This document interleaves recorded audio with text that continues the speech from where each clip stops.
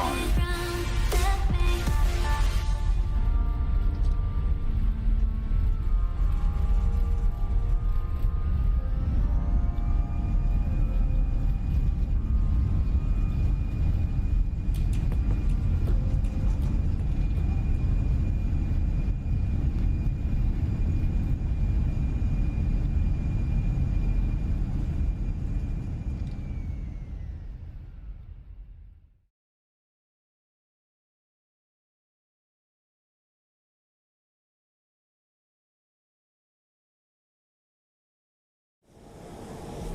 What is up, guys? What is up, guys? Cue the intro.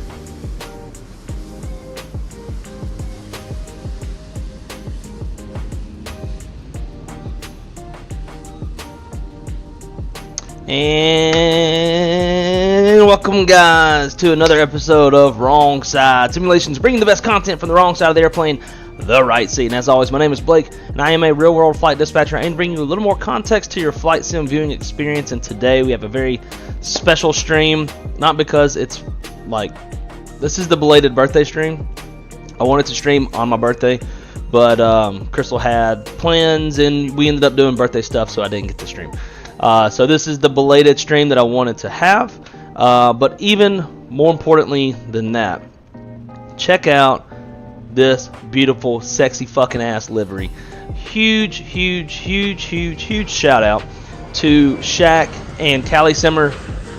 Those two made this happen.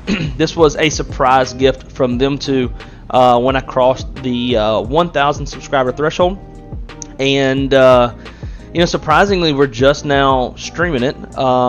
They presented it to me right whenever I was getting ready to go on all the trips and all that stuff in early November. So we're just now getting to it. It's been very busy since. But huge shout out to those two. Super thankful for their generosity and their friendship nonetheless. So I hope y'all find this airplane to be as sexy as I do. One other part that I have to show y'all, and I think it's my favorite part of the airplane, because obviously we've got the LSU Tiger Eye on the engines and on the tail. Shout out to Jaden Daniels that just won the Heisman. Woo woo, go Tigers. But what I want to show y'all, as y'all know, here on the channel we got the let's go mentality, and we got that on the belly. GEAUX, baby. Spam them let's goes in the chat, and I'll tell you what, I'm gonna kick it off for y'all. Oh yeah, let's go, baby. Love it, love it, love it. So Callie Simmer and Shaq, thank y'all so much for this awesome, amazing gift. I think it looks great. The channel has an official livery now, which is pretty dope. We've had the one on the 7.3, but you know that was like a Southwest wrong side livery. So I'm drinking a Alani, might be a little bit burpy. My apologies. Now, first and foremost, another shout out to all of our channel members: Pilot Porter, Dustin, D-Champ, Callie Simmer, Ford Contour, Hillbilly Gypsy, Anon, Zach, Bravo Charlie, Gavin, Marco, Zolt, scroll up, Skyfall, Wes, Jose, Andrew, Josh, AJJ, Brett Smith, and Captain Shaquille Oatmeal.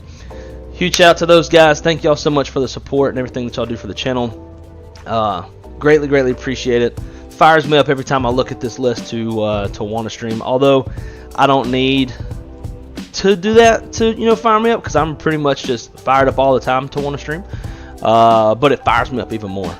So huge shout out to the members of the channel. Greatly appreciate y'all. The money definitely goes back into what we do. Like last night, whenever I put out the poll for everybody to vote, I was kind of waiting to see how things were going to play out, and depending on the results, I was going to have to go buy some airports. I was going to go buy Calgary, or I was going to have to go buy Clanzer, Susak, or whatever the hell that place is called, BGSF, in Greenland. Both those airports have always been on my list. I just haven't pulled the trigger on them because I didn't know how much I'd fly into them. So it's kind of where, like, the money for the channel from members, where it goes is in situations like that, where it's like, all right, I'm gonna let everybody talk and let their voices be heard, and if they choose a flight sequence for airports that I don't have, bam bam bam, we're gonna go by the airport, rock and roll. So shout out to the members. Thank you guys for the support. Now over to the chat. FO Pilot Depth, happy birthday, man. I appreciate it. Josh, thank you so much for the birthday wishes, guys. Callie Simmer, AJJ, Zach, D-Champ, Drew Stone, all the guys are in the house. Josh, Kristaps, thank you guys so much for coming and hanging out with me today. Thank y'all for the belated birthday wishes, and I do want to be clear about that. This is a belated stream. My birthday was on the 7th. It's now the 11th. It's been a hot minute already. As y'all know, I'm usually pretty busy with work, and then Crystal keeps me busy doing boyfriend shit. So thank you guys so much. Greatly appreciate the birthday wishes. I left the from what you can see anyways, I left the little birthday banner that Crystal put up. It was part of, like, when I came home, she had balloons, which are still up, but you can't really see them. Balloons, little birthday banner, birthday cookie cake, and a bunch of other stuff around it. So I was like, you know what, we're going to leave the birthday banner up until we do the stream. So might stay up a little bit longer because I'm lazy and don't feel like taking stuff down. I got a lot of shit to do actually around this house. So yeah, you might see it there for a little bit longer after this stream. I appreciate you guys so much. Oh, Hibbley's in the house. What is up, dude? So we're gonna kind of skedaddle. We got two relatively long flights to fly today. We got two 2-hour-long flights, so we'll have plenty of time to talk. I want to roll through everything so we can get going and not be too far behind. Alright, so we got the flight plan done already. We'll go through the flight planning process for the return flight whenever we get to that portion. But there's a strong possibility that we'll be looking at alternates for Minneapolis, because I believe Minneapolis may be marginal to IFR most of the day. But yeah, so we're going to be operating YipJet flight. I say YipJet now. I need to start the flight.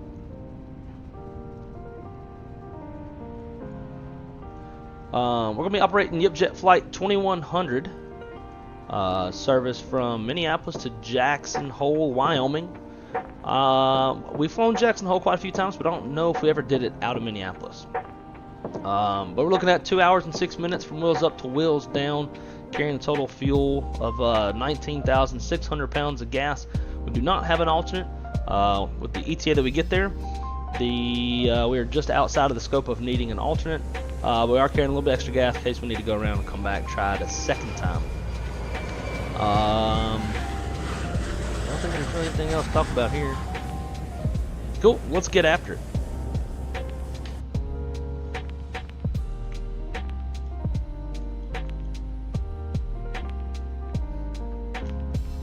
Oh, get out of here. And first things first, we got to get that we got to get our iPad mounted up.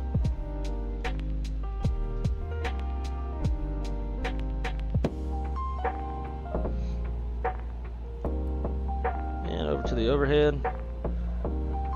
So power is on. So cruise supply, ground control, CBR test.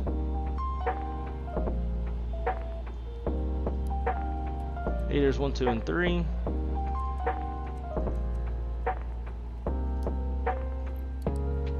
A little heat on. It'll be cold outside. It is below freezing outside.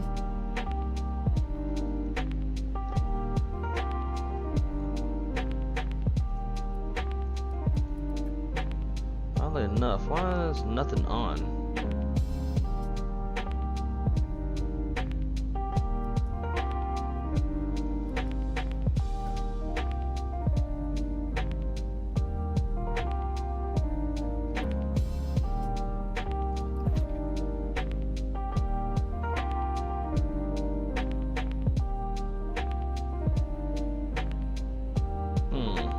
Something doesn't seem right. So all this stuff should be up.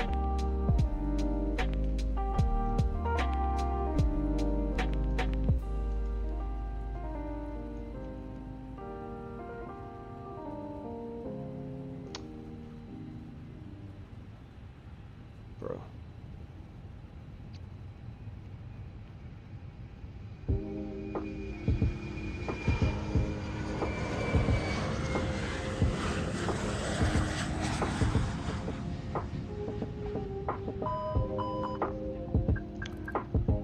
It's like stuff's firing up, but the screens aren't. So let's do this.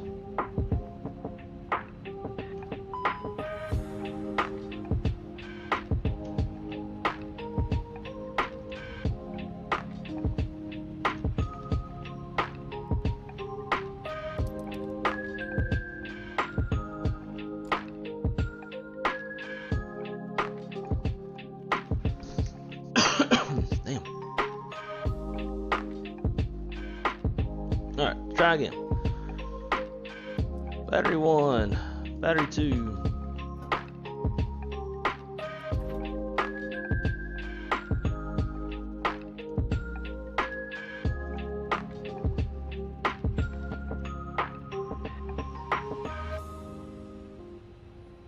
There we go. Now stuff's firing up. Alrighty, crew supply, ground control, CBR test. Heaters 1, 2, and 3. Nav lights. No smoking on the emergency lights.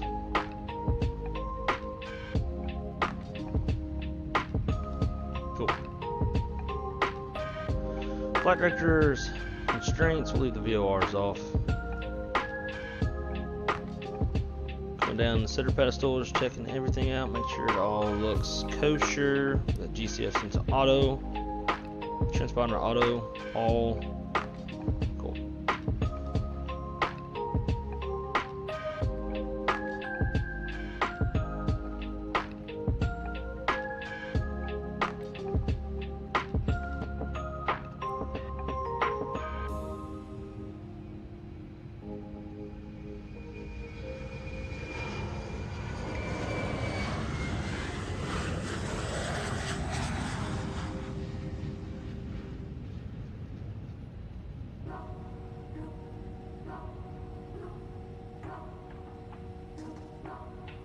1, 2, 3, 4, 5. Okie dokie. I think we're good now.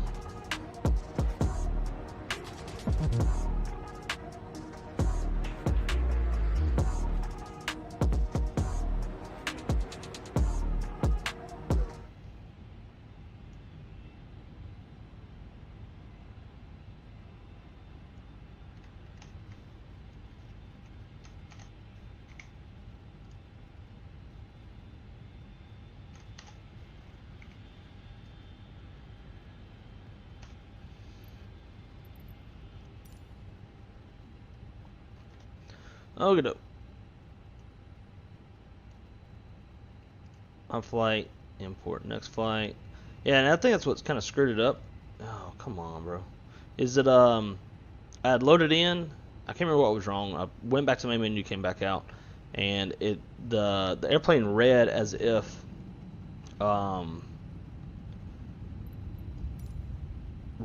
like we had landed.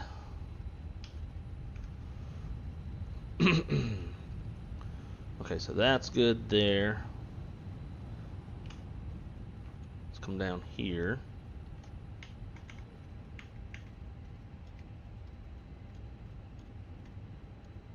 Give you all that closer view. Control Alt 5. Alright, we're going to be pushing it to get out of here on time. So we're going to move quick. Flight init. Init data request.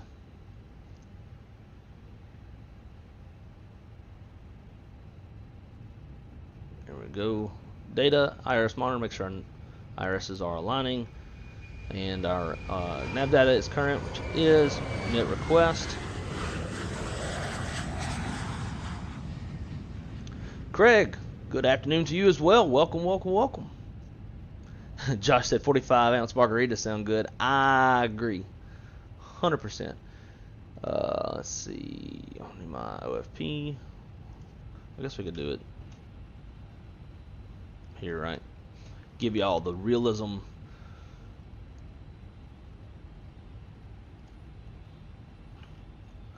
Alright, so we are Yip Jet Flight 2100.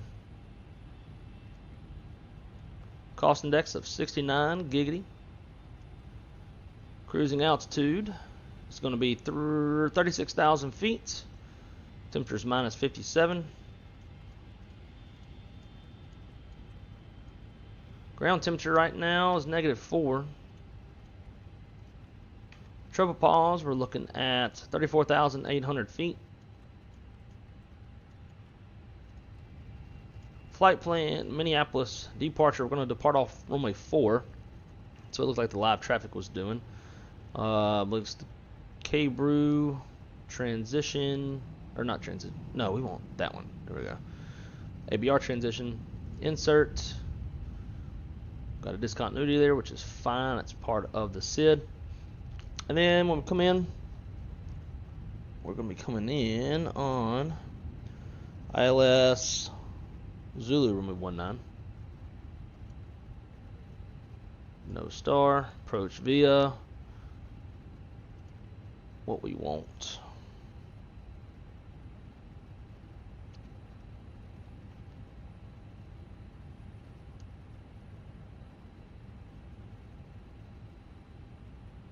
Why is it not giving me?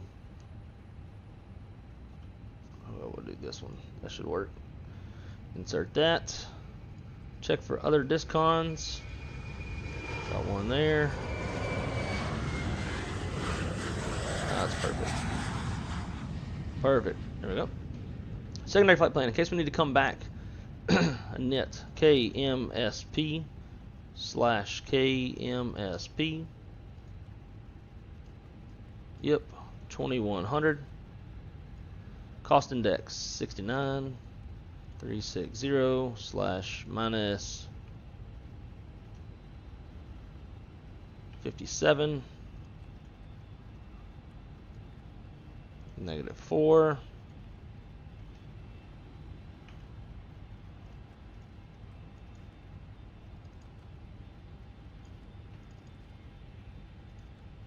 There we go. Alright, secondary flight plan. Secondary flight plan. Minneapolis departing off runway 4. Secondary flight plan. If we come back, we're going to come back to runway 4 as well.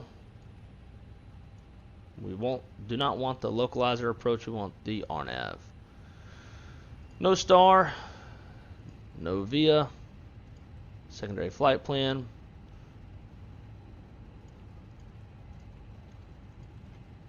Alright, current weather here in Minneapolis. Make sure we got the latest and greatest. 180 at 8. Oh, now it says -3. Timestamp on this 1841. Okay, that's pretty new. Hasn't caught up with the sim yet. -3, 30:05.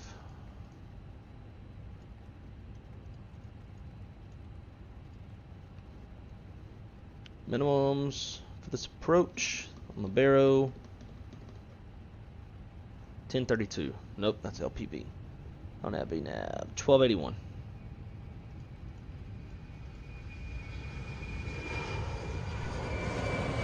Alright, there we go. So our secondary setup in case we have an engine failure. I believe there's a Minneapolis. Yep. Tabbing over. Before we do, let's get our wind data uplink. Request that. Okay, so we got a lot of taxi fuel. So when I initially planned this flight, it was snowing. So we got 1.5 on the taxi. Route reserve is 0. Alternate none, and reserve fuel, we'll see. Reserve 3.5. The planned 0 fuel weight of 133.7. And we'll give the standard CG of 30 until we get the actual. The block fuel of 19.6.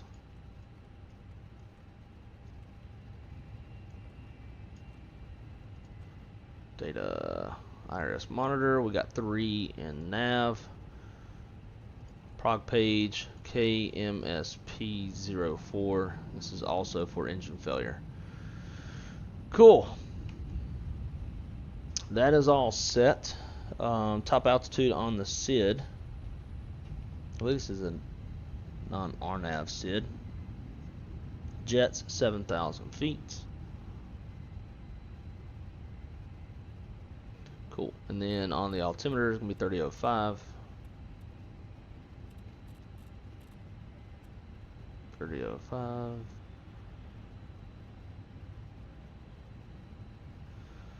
Cool. That's set. Alright, so PAX is ready. Question is, still waiting on a few passengers here. So once we get them, we'll run our performance numbers for, definitely gonna call it wet, flat config, optimal, force toga, no, any ice, engine, PAX can be on. Have that synced, so then once we get our numbers, all we'll need to do is just sync off that and then calculate. Actually, I guess I never did hit load, did I, on here? So we'll go load instant. Cool.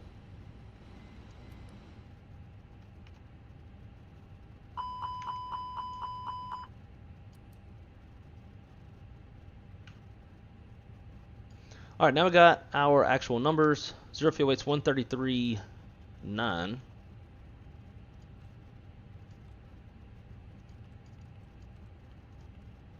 With a CG of 30.5. Now we can run numbers, do departure brief, and be ready to go. And again, guys, we got plenty of time to talk once we get airborne. So just trying to get ourselves out, and then we can chat all we want for the next hour and a half to 2 hours, and then do it again. Cool. So flaps is going to be 1 down 0.2. with a flex temp 50, and then 1840 across the board.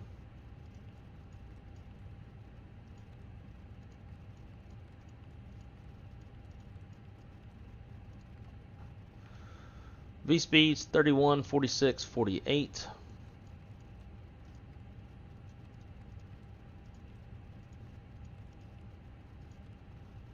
Cool. So there's that.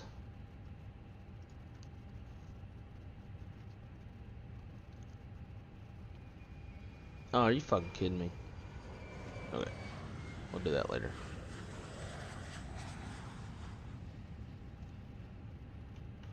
Company message. Atsu. AOC menu. Received messages. All load sheets.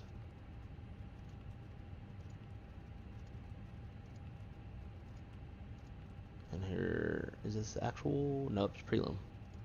So we'll still probably get one more. Alrighty.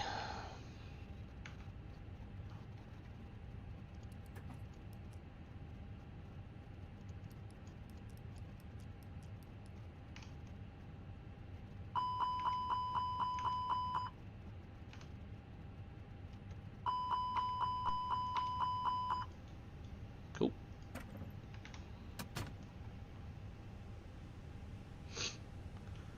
Alright. Let's do a quick little departure brief, then we'll go through checklist.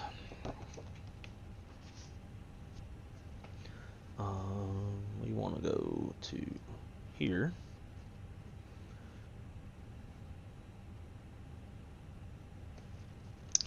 Alright, ladies and gentlemen, for today's flight, it's going to be a right seat takeoff. Aircraft type is a 320 for tail strike avoidance. We have no MELs, no CDLs. Taxi route will push out, and let's see, we're going to be going to runway 4. So we'll push out nose left. We'll go Bravo Charlie all the way down to Delta Kilo 3. No, Kilo. I'll tell you what, we could probably just go off of Sierra, right? Yeah, we got 11,000 foot long runway. We'll take Sierra.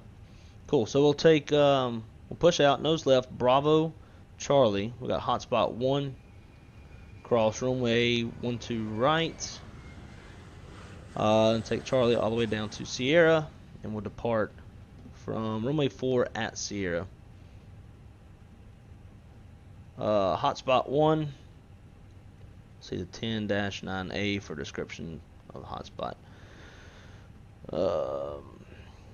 Well, we see it there. I think we need to go reading all the shit on that. So terrain is no factor. Weather is a factor. We got some marginal VFR, 5 statute miles, mist. It's below freezing, so we're going to be departing with engine anti-ice on. If we needed to come back, we'll come back to runway 4. I feel like I'm missing stuff. Emergency procedures before B1.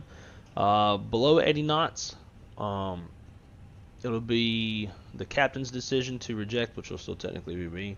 Come to a complete stop, set the parking brake. He'll call the flight attendants, call them to their stations, analyze the situation, call for any ECM actions, emergency pack voice checklist as required. Over on my side, I'll be on the radios and notify ATC what we're doing, if we're going to exit the runway, stay on the runway, and if we'll be evacuating the aircraft or not. After 80 knots in the high-speed regime, we're only going to abort for 4 reasons. Engine failure, engine fire, level wind shear, or anything that makes us feel like the aircraft's unsafe to fly. At B1, we're going flying. We'll speed up, clean up, engine out is 1840, and we'll sort out the issue, and then we'll come back over to runway 4. If all goes as planned, we're going to fly the Darwin 8 departure with a top altitude of 7,000 feet, and right now we're squawking 2,000 as we're in uncontrolled airspace. And I'm going to get connected to PATSIM. There we go. Okay. So that is our departure brief. Cockpit prep checklist. Maintenance log and tells, onboard and check gear pins, covers, or remove seatbelt signs. On. ADIRS, nav. What all just happened? I was hearing a whole bunch of stuff. Fuel. Min required is 17.1, and we've got 19.6 on board. Altimeter is 3005 set. EFB is checked. Copy prep's complete. See everything disconnected from the ground, and we'll be ready to go.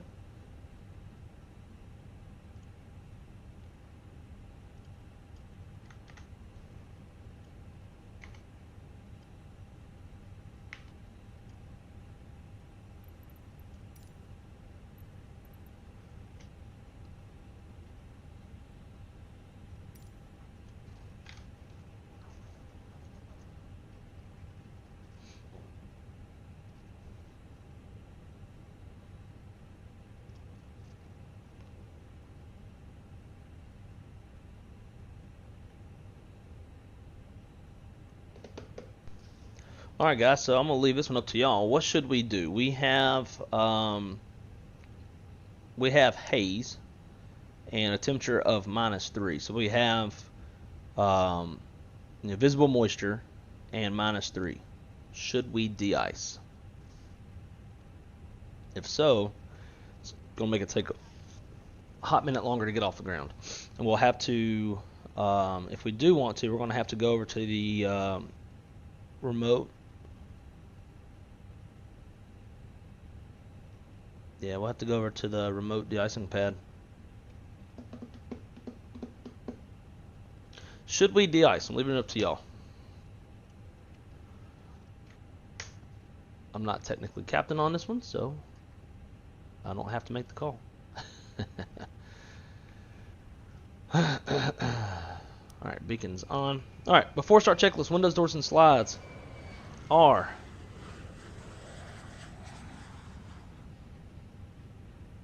closed and armed. Beacons on, thrust levers idle. Parking brake is on, and transponder is transponding. Nose left. Nah, a little frozen wings never hurt anyone. Well, maybe it has, but whatever. It definitely has. It's definitely caused a few airplanes to into the ground. Alright, brakes released, cleared, push, nose left.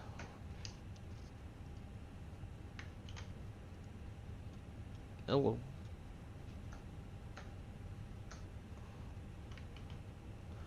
That might be why.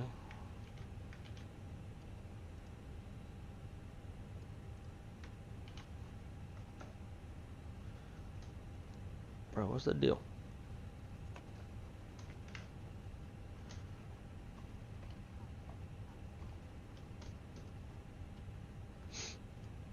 Alright, pushing 6 minutes late. Oh yeah, you should probably de-ice. Yeah. That's kind of what I was pointing at, right? Send it.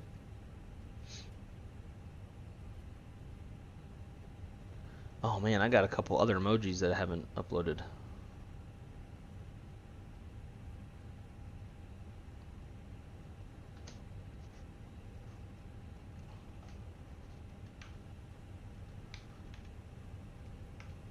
Alright, I think we're gonna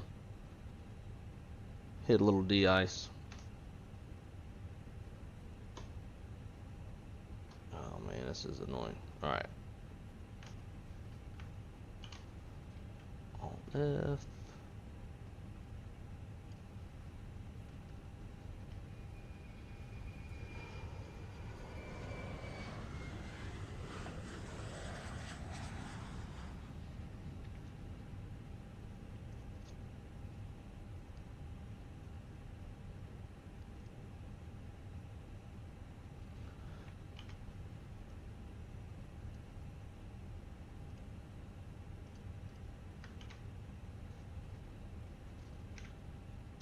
There we go. Alright, let's start one. I know they said not to, but I don't care.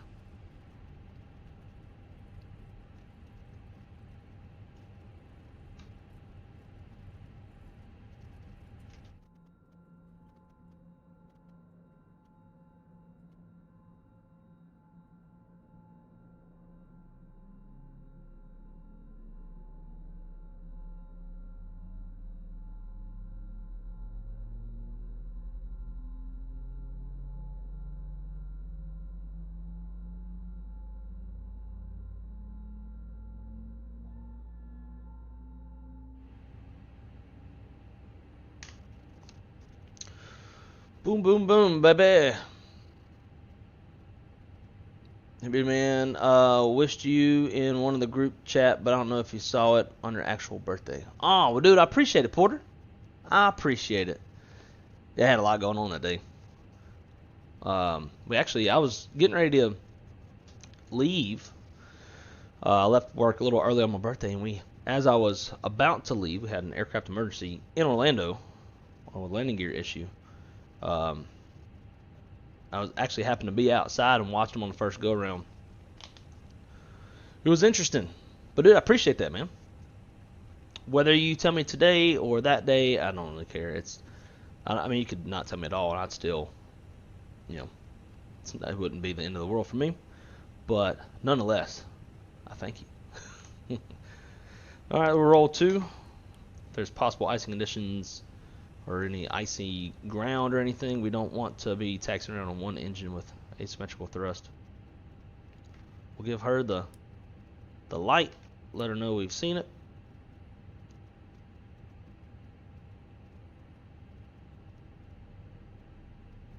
And when I first fired up the traffic injector, there was like a shit ton of airplanes taxiing.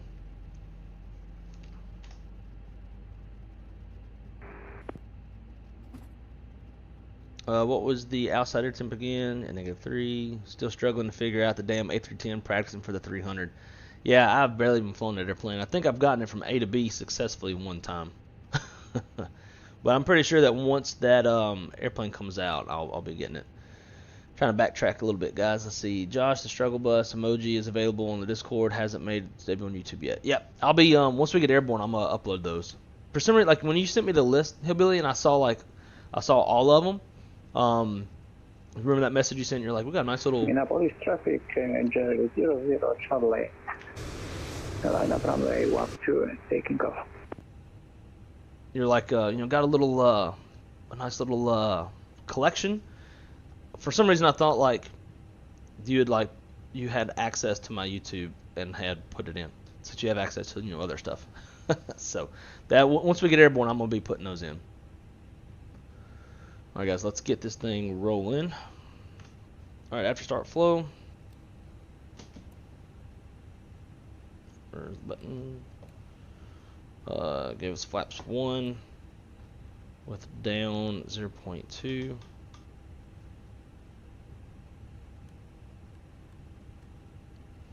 And turn the APU off.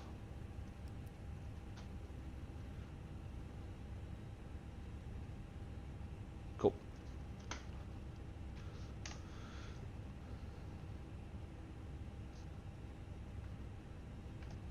What gates are we at? Foxtrot? Yeah.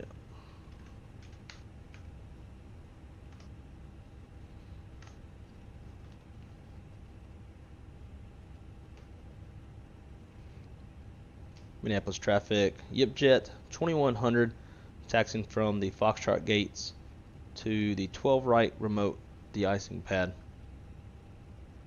And we'll call out when crossing runway 4, Minneapolis. Let's go.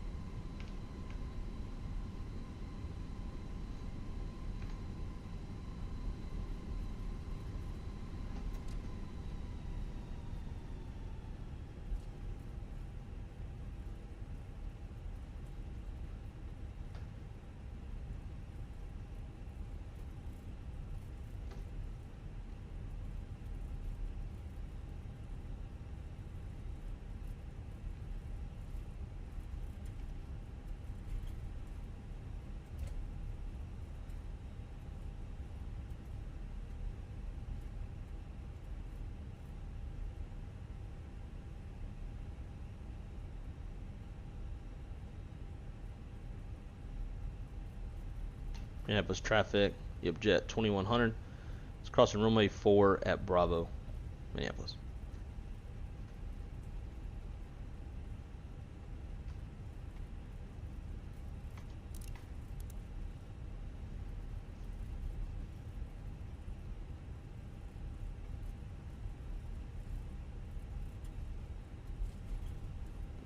looks like we're clear left and right.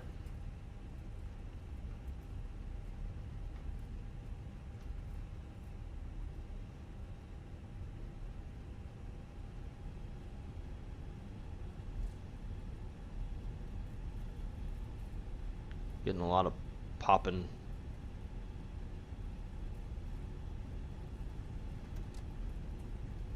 I wonder if I turn that off.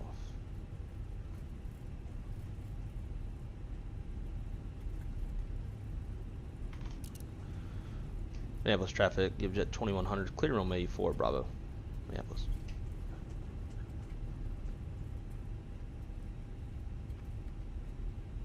Alright, we're going to take spot 8. We came in this sucker backwards. Oh well.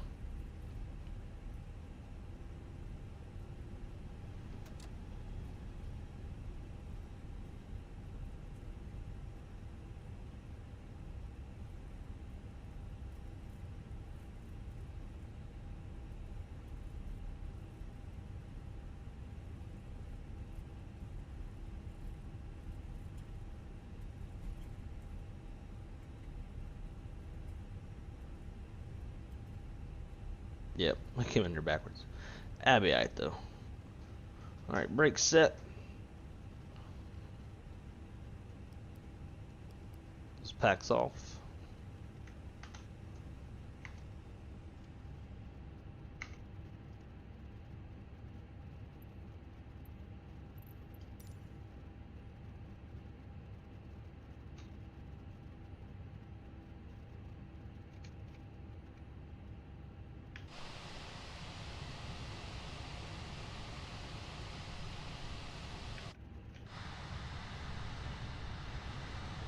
God.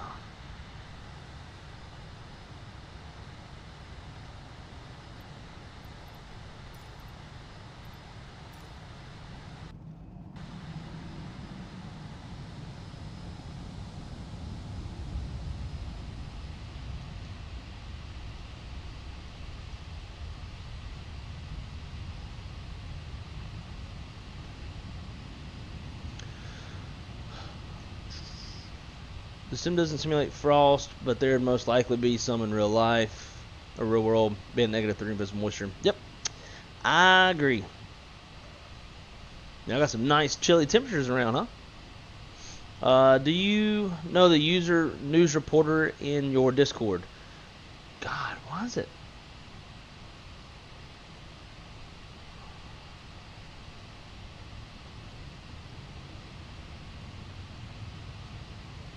I don't know if y'all are hearing it. There's a lot of popping and static on my end.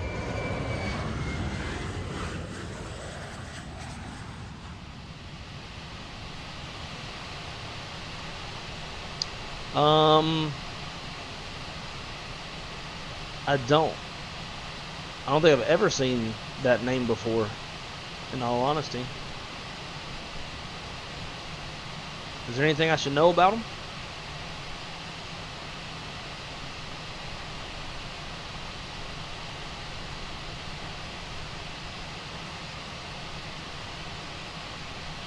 Okay, if y'all don't hear it, then that's good. It was me for a second there. It was like real bad on my end.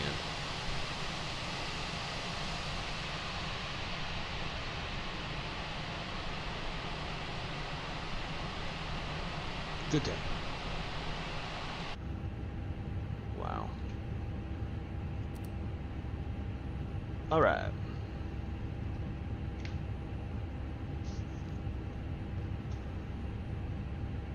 Those guys get out the way. We'll get the packs back on.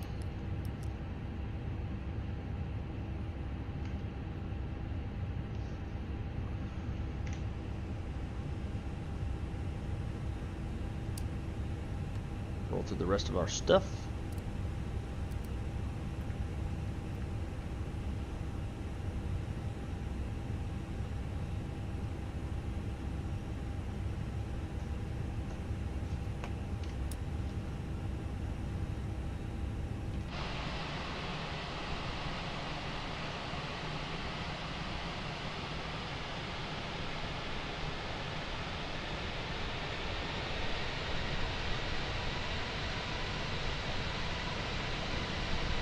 give you a little cinematic.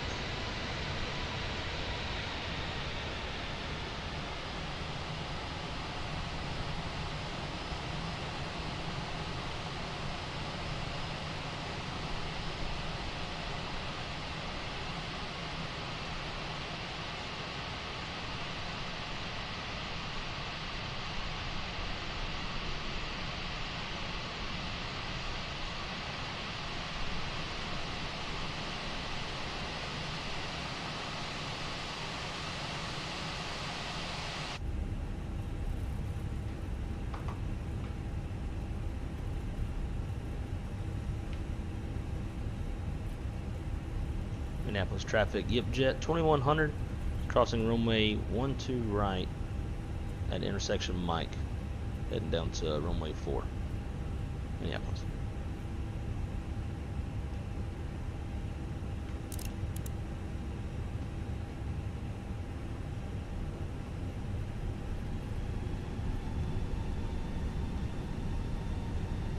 Alright, so we just obviously changed our taxi plans.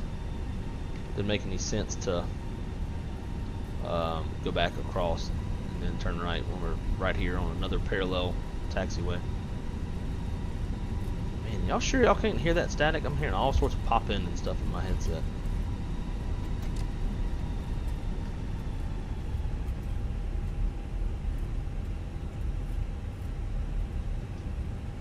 Okay, guys.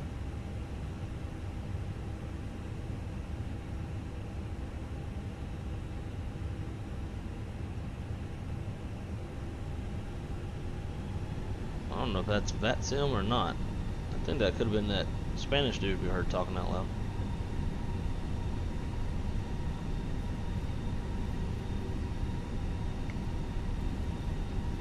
Minneapolis traffic, Jet 2100 is clear, runway 12 right at Mike, Minneapolis.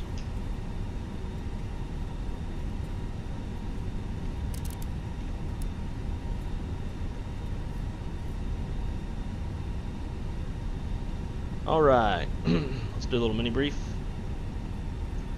Okay, so we're departing off runway 4, gross weight's 153.3, or correction, 153.0. Flap config is 1 plus F, fuel 19, call it 19.2. V1's 131, V2's 148, top altitude 7,000 feet, 7,000's blue, and our first fix is in noon once we get headed to it. Flight controls check. Full up. Full down. Neutral. Full left. Full right. Neutral. Rudder. Full left. Full right. Neutral. Flight controls checks complete. Alright, taxi checklist. Gross weight comparison complete. Pitch trim 29.4% CG set. V1, VR, V2 flex. Is 131, 146, 148, flex 50. Flaps 1 plus F. Flight controls checked. ECMO takeoff all green. ECM status is checked. Windshields on auto. TCAS code set TARA. Cabin crew is advised. And mini brief is complete. We'll call them advised now.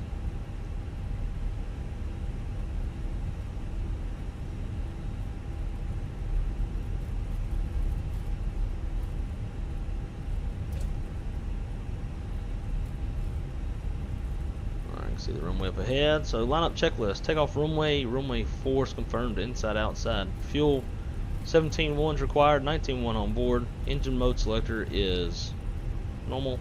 Bleed packs are set. Look at that. And that's on.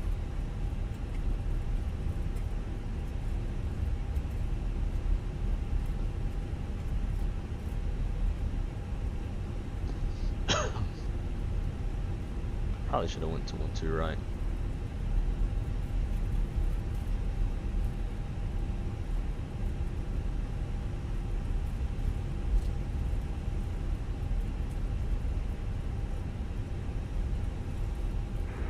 That's 1560 Minneapolis traffic. Taxiing from the G ramp over to runway 12 left.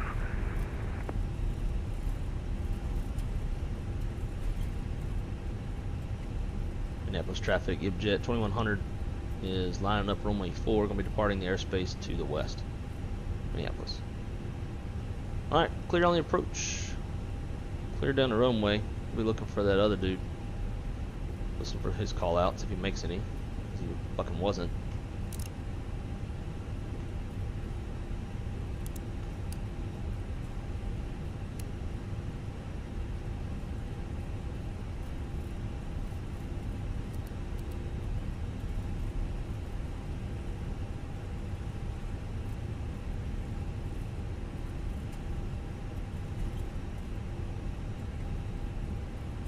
Alright guys, who's ready to go?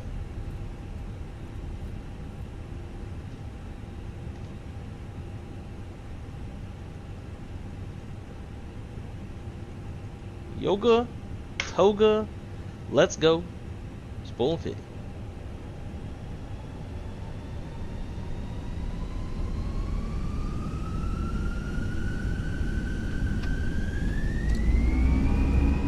Flex that stretch runway out there's blue.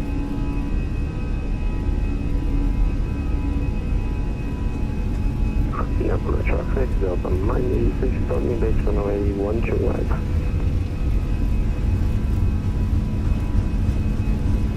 Set. 100.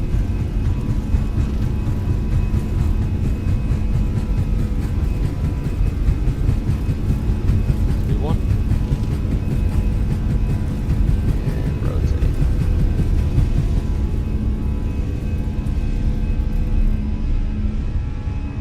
Positive. You're up. Minneapolis traffic. Jet 2100 is clear. Runway 4 exiting the airspace to the west. Jet. Minneapolis. Jet.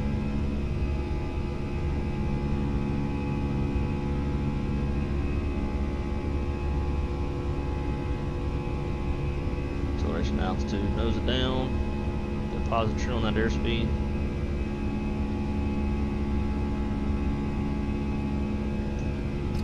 First climb.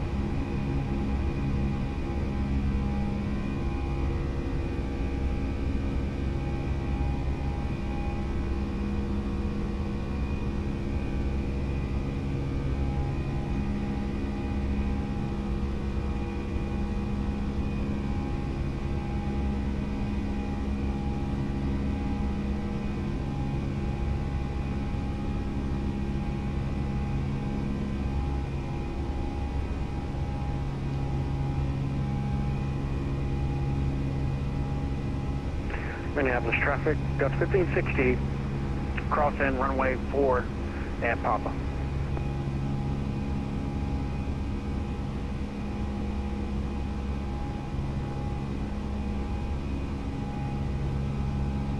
Alright, flap 0, speed checks, flap 0, after takeoff. Landing gear is up, flaps retracted. APU is off. Have to take off that complete.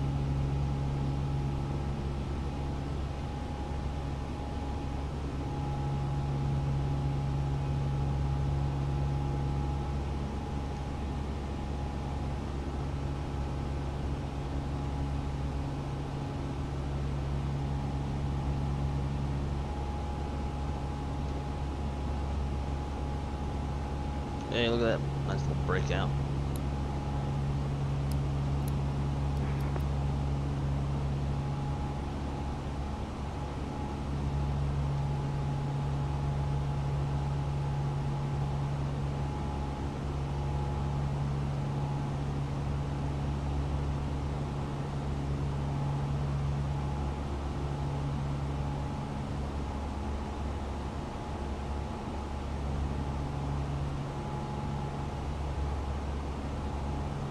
Six for 7. Let's keep it going up.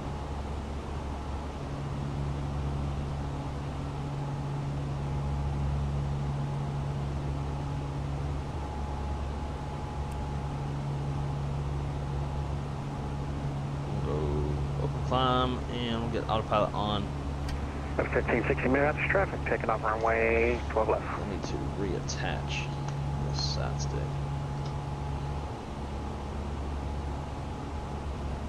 Got a lot of playing. Minneapolis traffic, Delta 90, sorry, Delta 96, establishing localized runway traffic.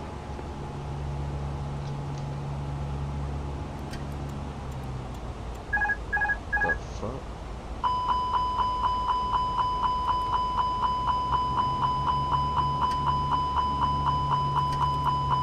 What the fuck is going on? Priority 1. Holy shit. That's not good.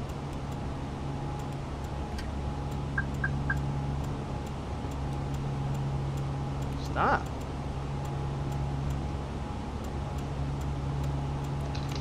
Well, I guess this being out wasn't good.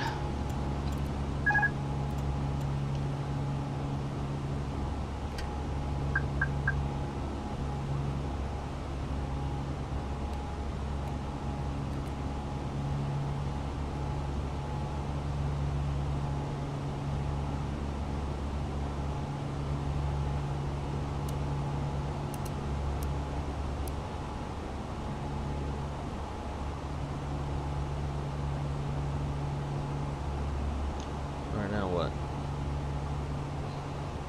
Minneapolis traffic, Delta 986 is 8.5 miles, flying runway 1 to right. Won't go nav. There's some flight records wrong. That was odd.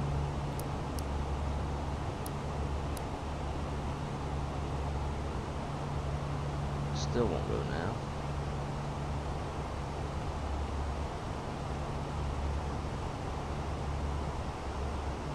There we go.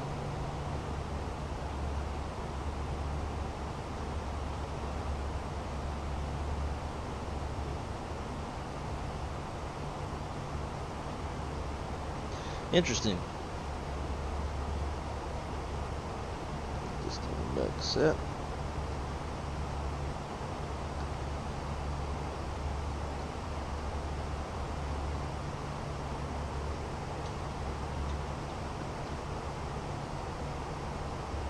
God, that's crazy to me that y'all can't hear that. It's like, it sounds like giant stutters. No, it's not visually stuttering. Alright, anyways, cool. Now we are at it. And now, finally talk. So,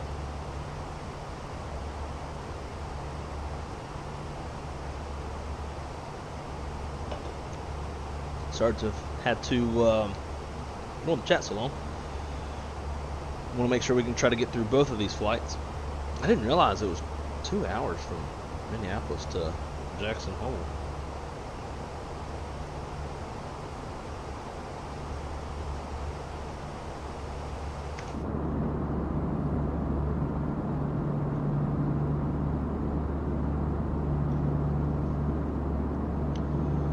Flight Force, what is up, dude? I was thinking about you earlier. When I was plugging all of my stuff in, and I thought about, I was like, should I plug in the McDo just to have the added lights and look pretty? Because I still haven't done anything to try to fix it. I did verify everything that we talked about in the Discord about WASM and all that stuff. All of that's on, everything. So don't not know. I'm gonna have to get with the dev regardless and try to get this thing working again. Hope you're doing good, man. Sean Rowe, just seeing your name in the chat. Welcome, my friend. Great to see you. Thanks for coming to hang out. Again, guys, sorry for ignoring the chat for so long. So I wonder what your alternate would be on the way back. I don't know. We'll figure that out when the time comes, but one little thing that I like to do, I like to use a function called, at least in the real world, it's called Airport Summary, But in charts, it's called something else. Let's see, show you what I'm talking about. It's kind of a good overview, quick and easy way of telling where, like, if you're looking at low IFR conditions, that type of stuff, and you're trying to find like what's not affected by that. A quick and easy way to tell is to do this. So we'll go to METAR. I have categories selected, and it's going to show based off METAR if it's flight category. So whether if it's if it's IFR, marginal VFR, low IFR, all that stuff.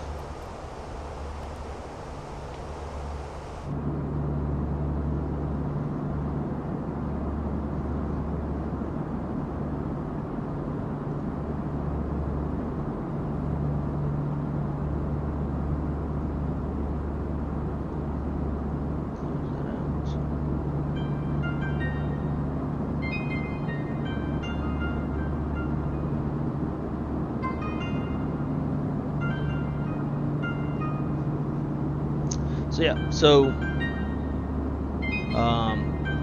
can't see what Minneapolis is because our route starts there. But elsewhere, we can see like this little airport is VFR. I don't know how.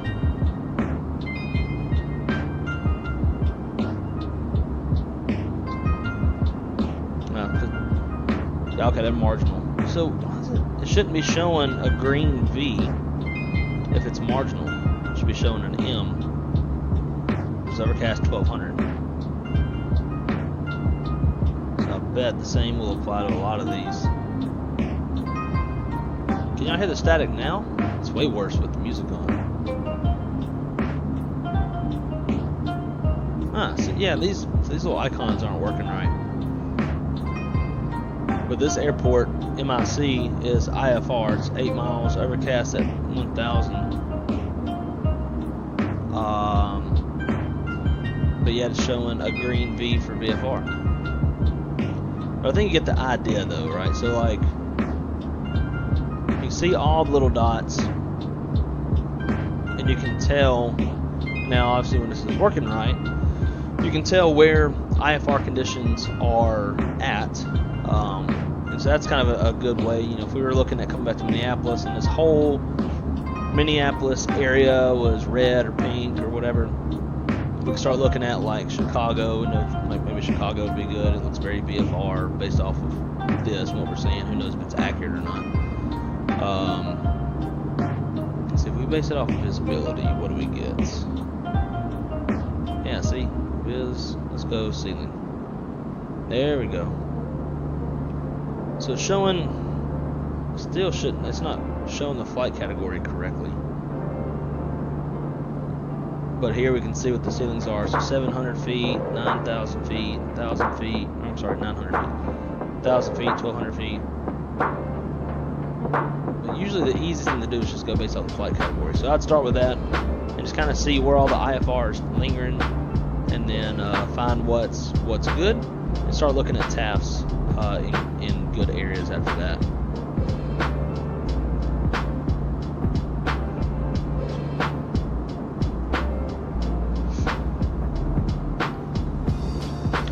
Morgas, what's going on, dude? Great to see you.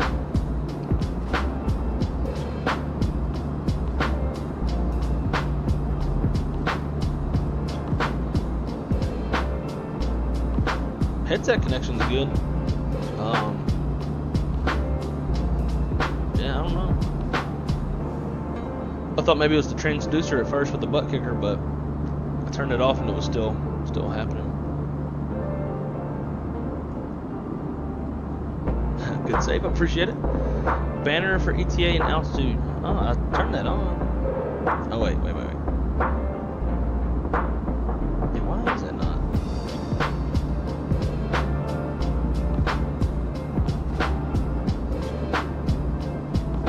That's why.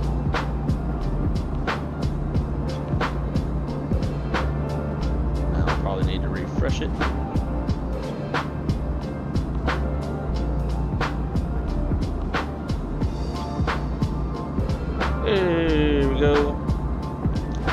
Callie.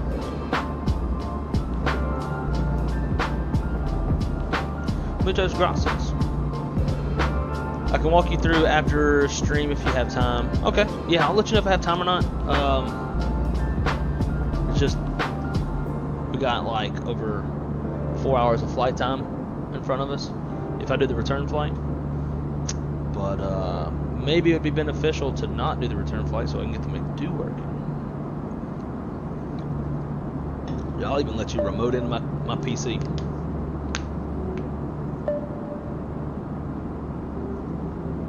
Whatever we need to do. It's like, so here's my FSUI PC. Got add-ons, WASM, it's on. All the things.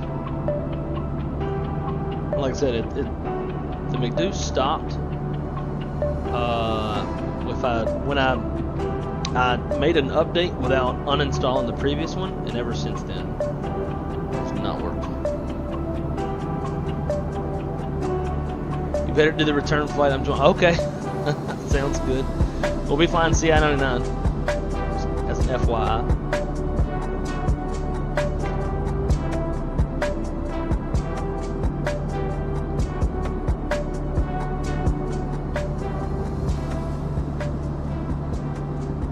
That music down a little bit.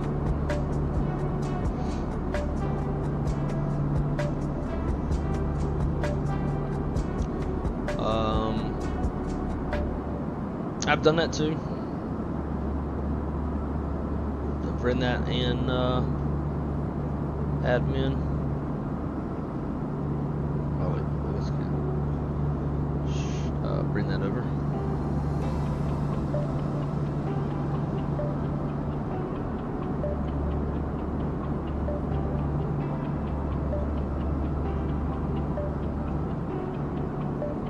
So here's JS Connect. I don't even think it's even already preset. Show me the location, damn it. This is just a shortcut.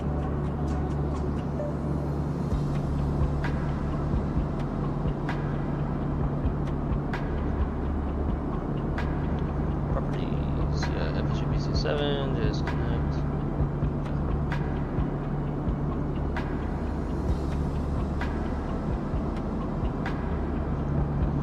It's like it'll say it's connected, and I'll even hear it like it'll change.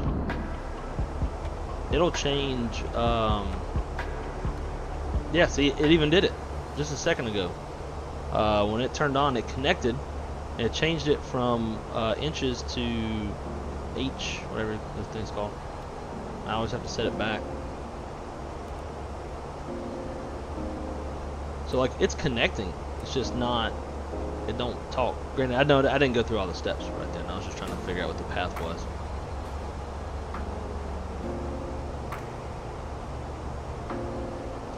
Seven.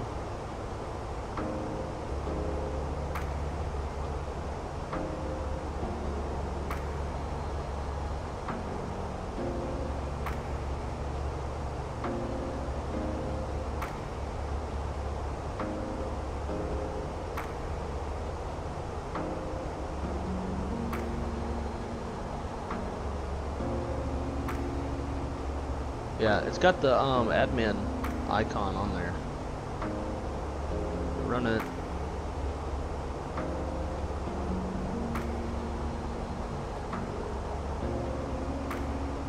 Oh well, shit, my thing's not even plugged in.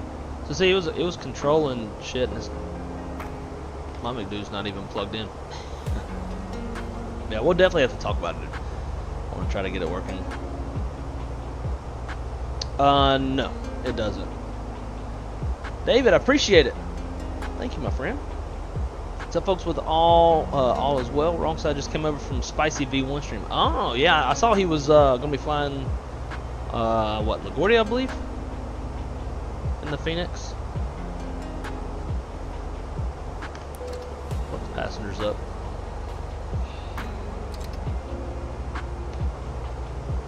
Something with that F4 button.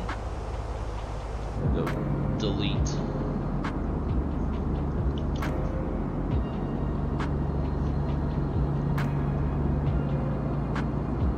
77 CI 69 should be able to keep up, or I can just change speed during cruise. We are CI 69 right now. Maybe we'll just do 69 on the way back. There won't be much of a difference between 99 and 69. You might like save a minute. But David, how was V1 stream? Obviously the best Airbus content in the land. Zach said dealing with a kid with RSV over here. What is RSV? Let's watch V1 as well. Fly with no speed tape. Oh really? How did that happen? Was it you have some sort of a failure? Everything, what's going on, dude? Welcome, welcome. Where do you get the taxi parking information for the destination? I don't ever care that much. I've just never been one to try to like be that specific, that real world. Unless I'm flying my company and I have the data in my flight FD Pro, which is you know, Jepson app through work. We have all that information in there, and I can look it up there. But in situations like this, like my company, we don't fly to Jackson Hole, so I do have a ramp GSX profile built for Jackson Hole at gate 1, so I'll always choose gate 1. Rather than that, like I'll just park at a random gate. I don't really give a shit to, you know, try to like go hunting for all that data. It's just doesn't really matter for me.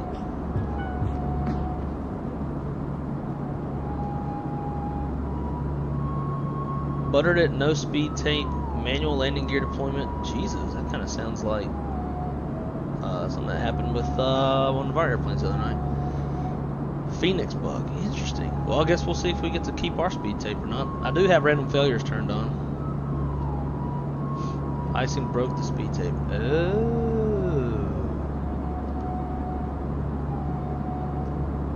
They do say to turn the icing effect off. FENIX says that. Respiratory, I can't even say that word. Regardless of however you say it, that sounds shitty.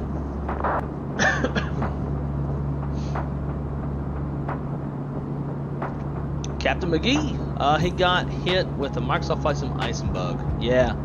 If FENIX says, maybe we go do that now. Actually, it's gonna be an assistance. It's got all of its own shit.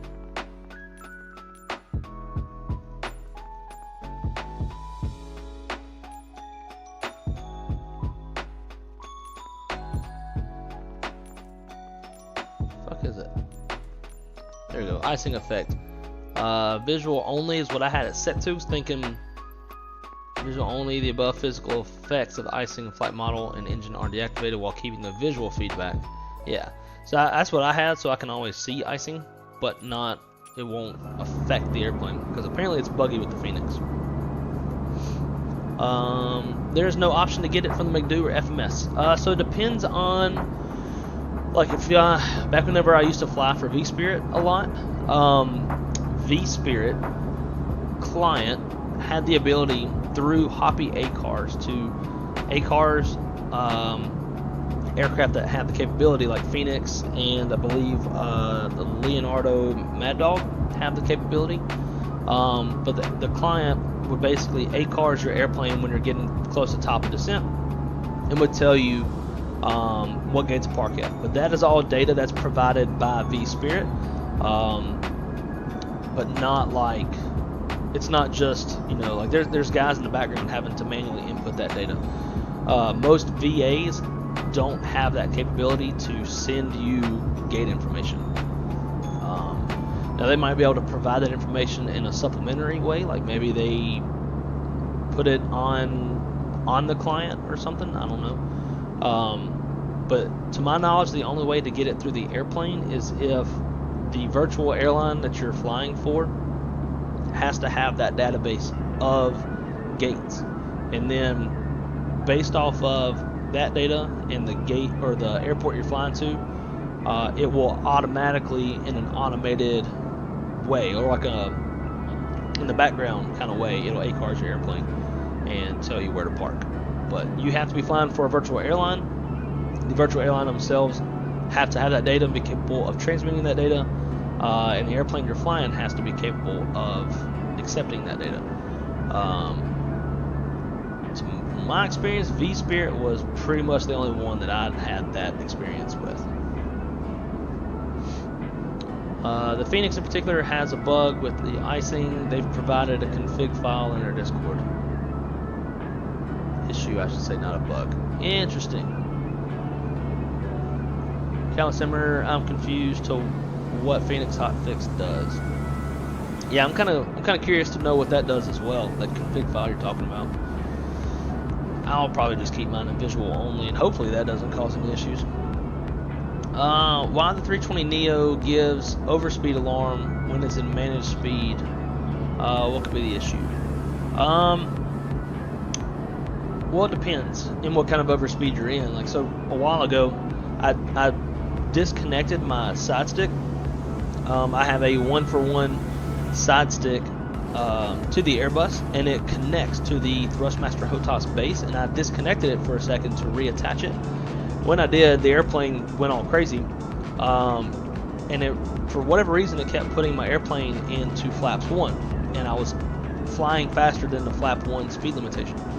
So I was getting an alarm for that.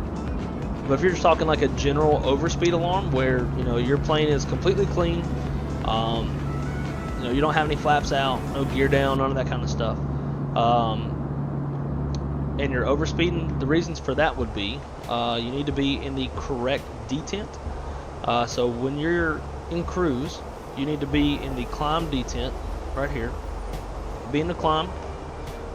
Your auto thrust needs to be engaged, and obviously you need to have everything programmed into the McDo as well correctly. That way it knows its weight, that way it can make all of its calculations and then fly the desired speed based off of your CI value that you have put in there. I think a lot of things for newer Airbus pilots who don't really know the Airbus yet, how the auto thrust works is a little different. With the Airbus, you set it into a detent, whereas like Boeing, you don't set. There are no detents. You just you arm auto throttle, and then you hit VNAV or select your speed. But with the Airbus, you have detents. The throttles don't move like the Boeing does. Once the auto thrust is on, you want to have it in climb, auto thrust engaged, and also make sure you have everything set to the McDo. So right now, like we were just talking about, we're in managed speed, so we're flying that managed speed based off of CI and our weight and the environmentals that we're flying through.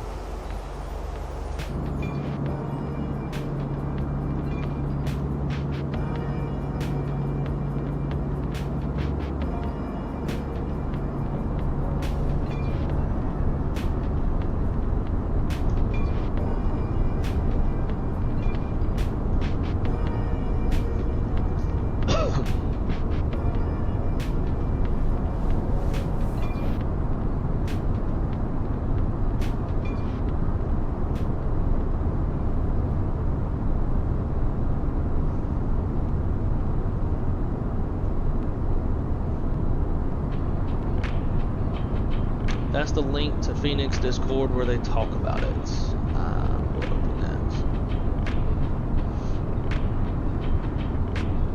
that. Which button to turn on first, second, and third? LS, localizer, or approach, and when? Depends on the approach itself. If you're flying an ILS, it doesn't matter when you turn on the ILS push buttons. Like we're going to be flying an ILS into Jackson Hole, so we can go ahead and turn them on now if we wanted to. But before you initiate your approach on an ILS, you want to make sure that you have both ILS push buttons turned on. Okay, so that's step one. It don't matter when you turn them on. You can turn them on right after you take off. You can probably turn them on during your takeoff. It doesn't really matter. Regardless, ILS push buttons need to be on before initiating your approach. Now, when you ask localizer or approach, the loc button is for localizer approaches. So if you are shooting a loc approach, you won't have any vertical guidance, so you just want to turn on the loc approach. If you're shooting an ILS where you have lateral and vertical guidance, you'd want to turn on approach. Okay, so that's the difference between those two buttons. I used to think that you needed to arm loc first, so you would capture the localizer and then arm approach, but you don't. If you're on an ILS, just approach. Okay, if you're on a localizer, just the loc button. Now, when to do this? I like to arm mine before, like probably on the, I don't know, let's say like before turning on the final approach course is usually when I do it. You do have to be cognizant of your altitude. You want to capture the glide slope, so you want the glide slope to come down to you. Now you have to capture the glide slope from above. So let's say, like, let's look at these charts now. Hopefully it'll make this make sense for you. Alright, so we're going to be shooting the ILS Zulu runway 19, okay? And we're going to come in from Dunwire over to Zibiv, and at Zibiv is where we'll be starting the approach, okay? I want to have my approach mode button armed before joining this final approach course. So like this, this straight line here, right, following it all the way up. But I also want to make sure that I come in below the glide slope. Okay, so let's say Wamru. Wamru's altitude is 8,700 feet. So I wanna make sure that I cross Wamru at 8,700 feet, and that should be setting me up nicely to come in below the glide slope. Then from there, I want to make sure that I cross Yusgu, whatever that is, however you say that. We'll cross that at 8,000 feet. And if I cross Yusgu at 8,000 feet, that should have me. I should be able to intercept the glide slope right at Yusgu, which is the importance of this fix. And as you can see here, this indicates with the little triangle-y thing and all that kind of stuff. You would capture the glide slope there. But even if I crossed Wamru at 8,000 feet, if I want to go ahead and get down to 8,000 to set myself up to be at 8,000 for Yusgu, that's okay too, as long as terrain allows. But that way, if I do that, if I cross Wamru at 8,000 and stay at 8,000 all the way to Yusgu, that'll keep me below the glide slope. That way the glide slope comes to me and then I ride it down. If you have to capture the glide slope from above, you're going to have a much harder time being stable by 1,000 feet, because that's going to mean a steeper descent rate to catch up with the glide slope, intercept the glide slope, and then bleed off any excess speed that you may have gained to be fully established and stable by 1,000 feet. So you always want to come in below the glide slope, capture it and ride it down, versus coming in above the glide slope, pitching way down to catch it, and then riding it down. Because you're possibly going to build up some extra airspeed and have a hard time getting rid of it. So hopefully that makes sense. So in short, just to recap, ILS push buttons, put those on whenever, doesn't matter. If you're shooting an ILS, arm the approach button before turning final approach course. Or, I mean, you can turn it on when you're on a final approach course. There's no harm in that. I just like to go ahead and have it on, because basically what it's going to do is it's going to arm the localizer and glide slope to capture. If you're shooting a localizer approach, loc button, and just make sure you come in below the glide slope, and you won't have any problems.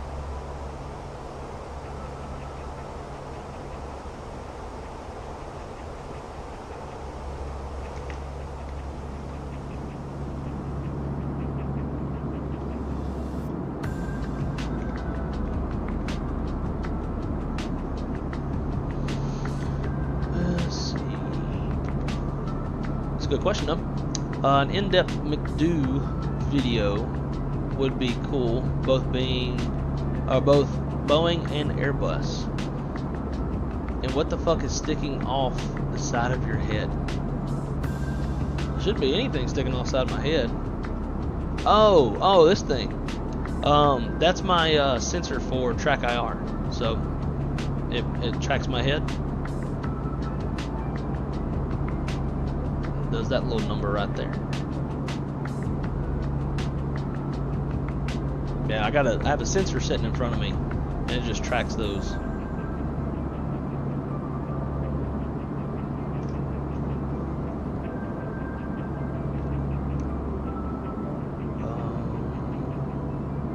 Check out.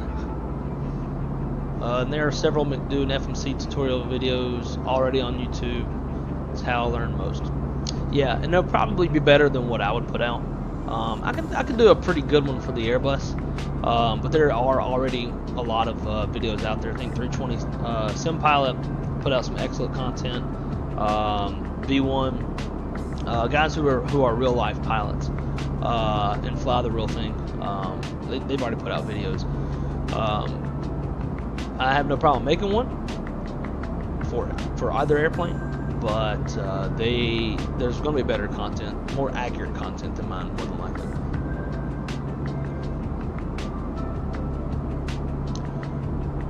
Just be a CFI now, dude, or be a type instructor at your company's schoolhouse. I've actually thought about that. They have programs that are similar to that in the sim. Like if you don't have your 1,500 hours, you could be hired as like a ground school instructor, or you do something over at the sim house, and I think you're like a sim instructor as well up until you get your 1,500 hours, and then you go join the line or something like that. I may not even do it anymore, but it was something we did at the beginning when I first started at my company. Over 20 watching and 12 likes. Can we please hit the like button, please and thank you. Please find it's guys, it's almost Christmas. Find the joy in your heart to smash that like button, but don't just smash it, punch the shit out of it.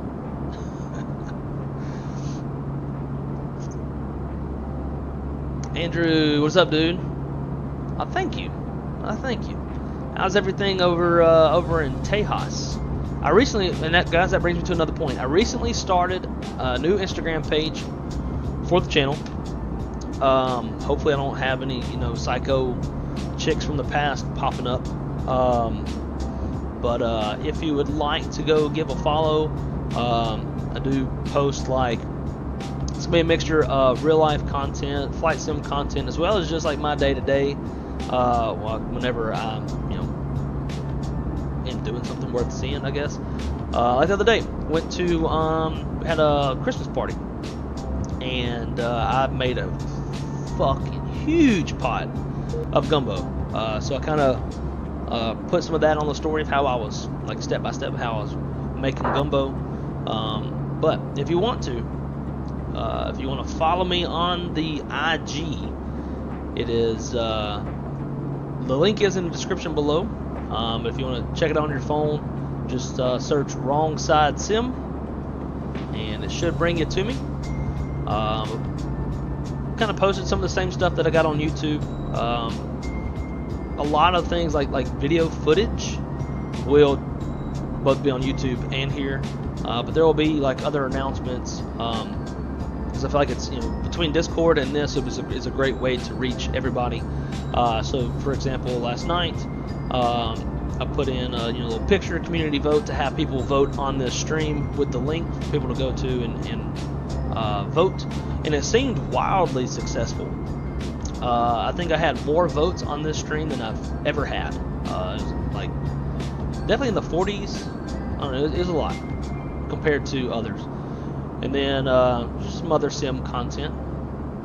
So if you want to give me a follow there, it's another way. I wanted to make another way for my members to be able to reach out to me instead of just Discord, to be able to utilize their perks. So got Instagram.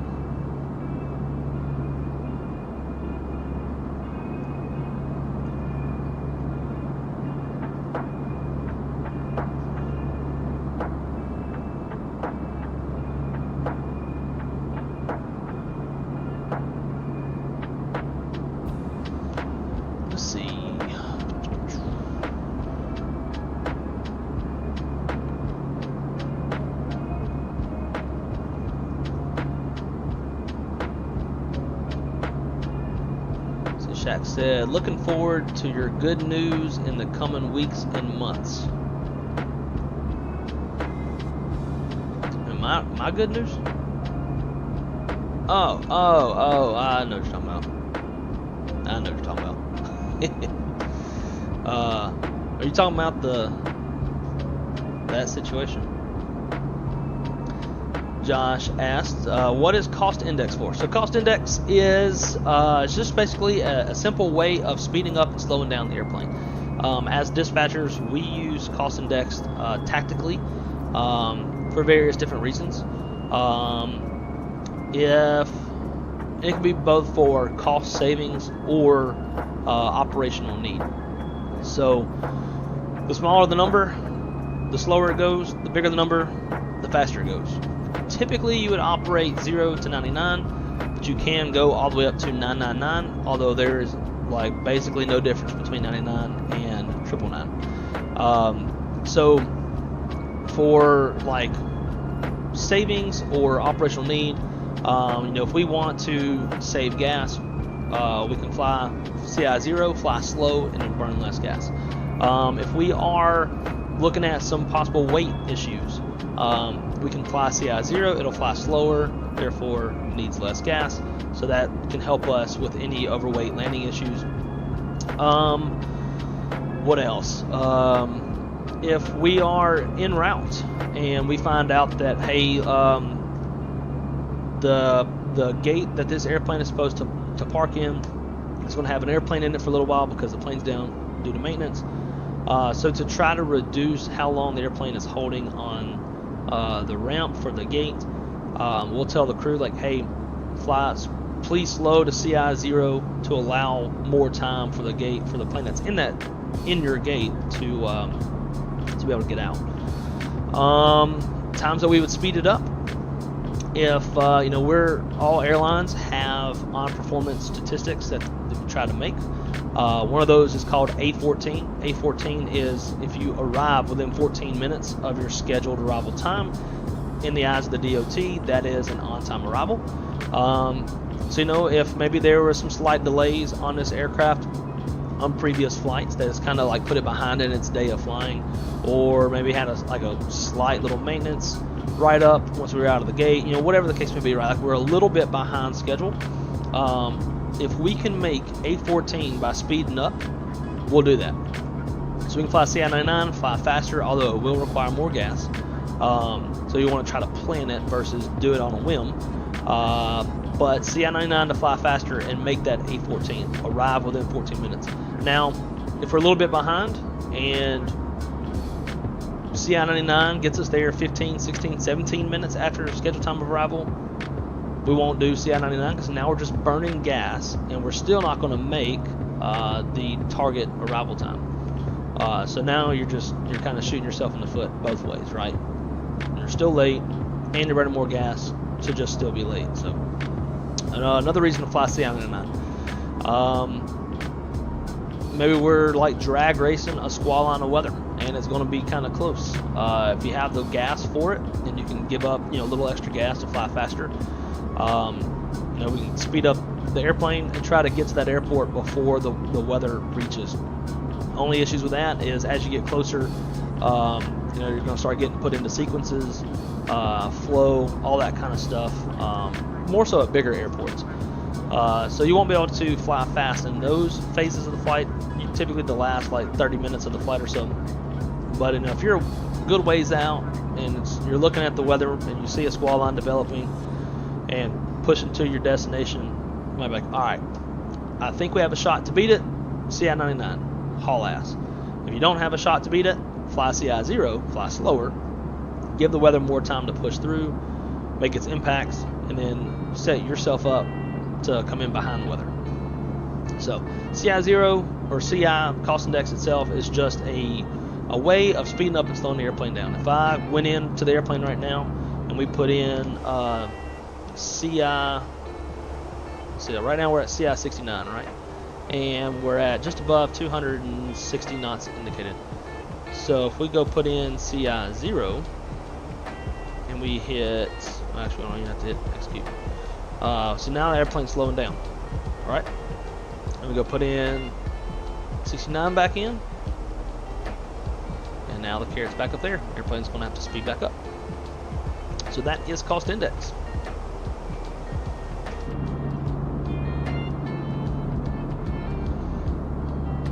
Remember you saying in my stream, good news is coming, and I'm excited to find out. I don't remember what this news is.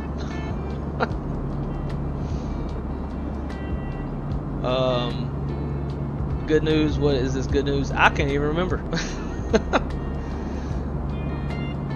I'm sure I'll maybe ding back into my brain at some point. Fuel burn, Josh, number faster. Yep. Josh said, so use 100. I tell you what, as a dispatcher, in fact, I had V1 texted me, I think it was last week, and was jokingly complaining that my dispatcher planned them like CI 19 or something on go home day. You know, go home day, everybody's trying to get home. They want to get home as fast as possible. And there's no way a dispatcher's going to know if it's a pilot's go home day or not. We don't know shit about the crews other than like we have their name on the release and we might talk to them, but like we don't know what their schedule is. That's crew scheduling stuff, right? So my dispatcher had no way of knowing. But V1 was making the joke. Like, your dispatcher planned me CI 19 on go home day. I need CI 99. And I'm like, yeah, you'll need a better reason than that, sir. You're gonna have to have a better reason than that. But whenever I was a dispatcher, if I had a buddy of mine that was captain, you know, if they reached out to me like, hey man, it's go home day, well, help me out where you can. I'd really do all I could to try to get the airplane, get him home as fast as possible, without like getting in trouble, doing anything wrong at work. See what's your hardware there. So all the links to it is in the description below. But for the Airbus setup, we are rocking. To start off with, I have my company EFB. We'll go into two cameras to show it. So I got my company EFB with Navigraph charts, but I do have like my company stuff on here as well. We've got a Cat 3 design, 1-for-1 Airbus tiller. We got the FS Projects 1-for-1 Airbus side stick, obviously FO side for me. But if you get one yourself, you can have Captain or FO, whichever side you like, but they are not interchangeable. Over here on the left side, we have the Java Simulator McDo, which is what I was talking about earlier. I'm having some software issues with it, so I don't have it working yet, but hopefully that will be remedied quick. And over on the left side, we've got, what's this guy's name? Dadgummit. Stand by. Can't remember the name of this thing, or like the developer. I'm getting hungry.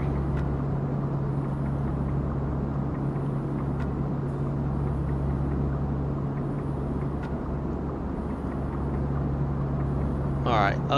It is Flight Sim PM is the maker. So the throttle, and so the upper portion is separate from the lower portion. They're two separate units, right? So like you could potentially just get just the throttle with the engine master switches and the engine mode selector, and you can also add on spoilers and flaps and park and brake and all that stuff too. So if you're curious about any of those, just go to the description below. It's at the very bottom, and all of those are in there.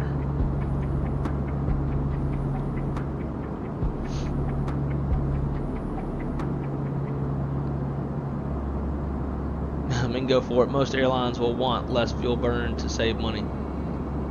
Very true. Very true. And so even like for us over at YipJet, when we're actually trying to, like when we care about money, like right now we're flying on YipJet, which is why our call sign is YipJet.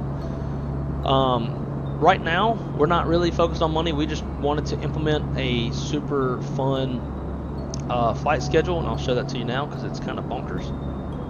But this is based off of United. We'll probably be implementing American's flight schedule here soon. But this is our route map, basically. So right now we don't care about money because we're losing money out of the asshole. We've even had some pilots crash some airplanes. Looking at you, Shaq.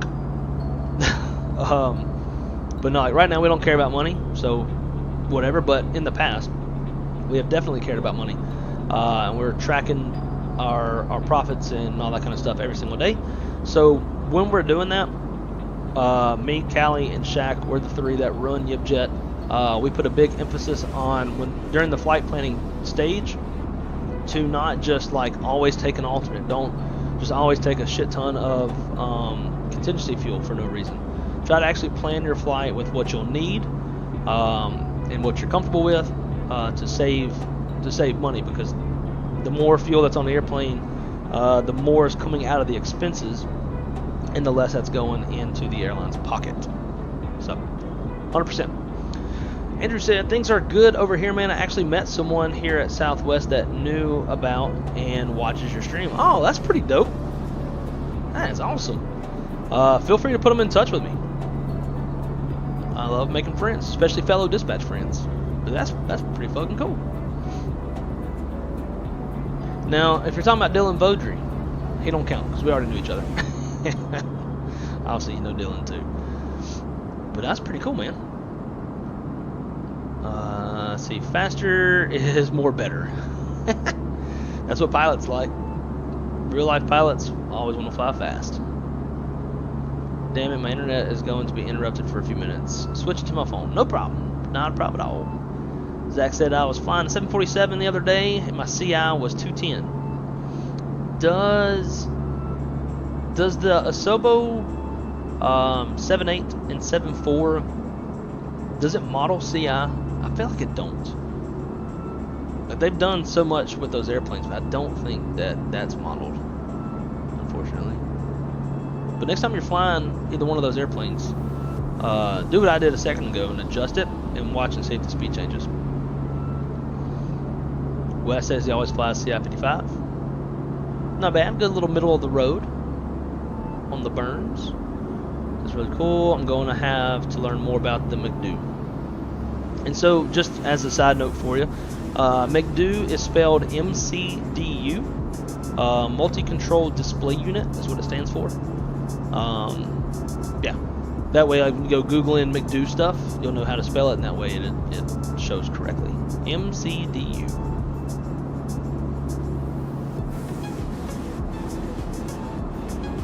Craig said, that's something to think about once I get my dispatch certificate. My least favorite captains will get... There you go. There you go. The only time you don't want to do that is if CI0 makes you late. Because then you'll start getting attention from the company, and you don't want that. But that's pretty good. I've had sometimes too pilots piss me off and be bitching about, we're flying like they're not getting there fast enough or some kind of shit. Like they clearly have like the get there-itis, and like, dude, I'll put you CI0. But here's the thing though, like as far as I know, when a pilot puts in a cost index, that's not recorded or seen anywhere, to my knowledge. Now there's a lot of stuff happening on the back end of the airplane that for sure like maintenance control can see. Like maintenance control can look at an airplane and see live faults, stuff like that. So, but to my knowledge, I don't think CI can be seen. So, but pilots think that it can. So they'll enter. I think I've even had this conversation with V1 once. But even if they enter, let's say like we plan on CI 21, they can put 21 in, but then go into managed speed and speed up and fly managed speed that way. And that's typically what they'll do to try to hide it. So you can plan it, but it doesn't mean they'll fly it. They ultimately will still have the control, unfortunately. Plain nuts, what is up, dude? I saw you flying some long haul shit on YipJet. Callie Summers, any planes? Zach said, did you get the mini FCU? I did not. I figured I'd kind of wait, see how that unfolds, if it's any good, what their mounting solutions. For me, the big issue is going to be the mounting solution.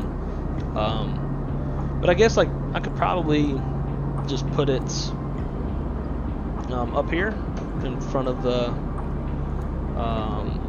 throttle. But Cali Simmer can speak better to it, because I know Cali Simmer's got it.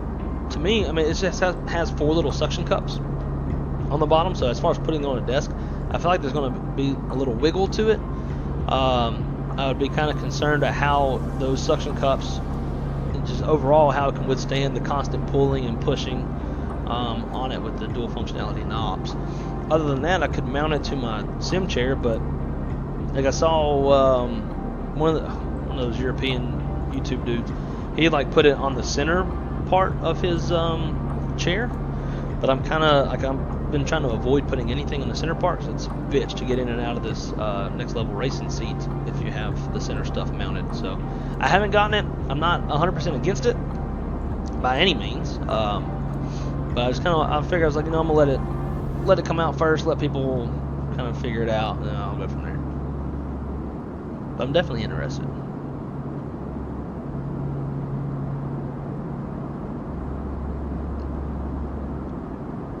Do you know where I could find UPS routes? Cali Simmer could tell you. Cali Simmer was the one that like bought the VA, or bought the routes for us, and then had to go into and modify a lot of stuff in Excel spreadsheet to put it into YipJet.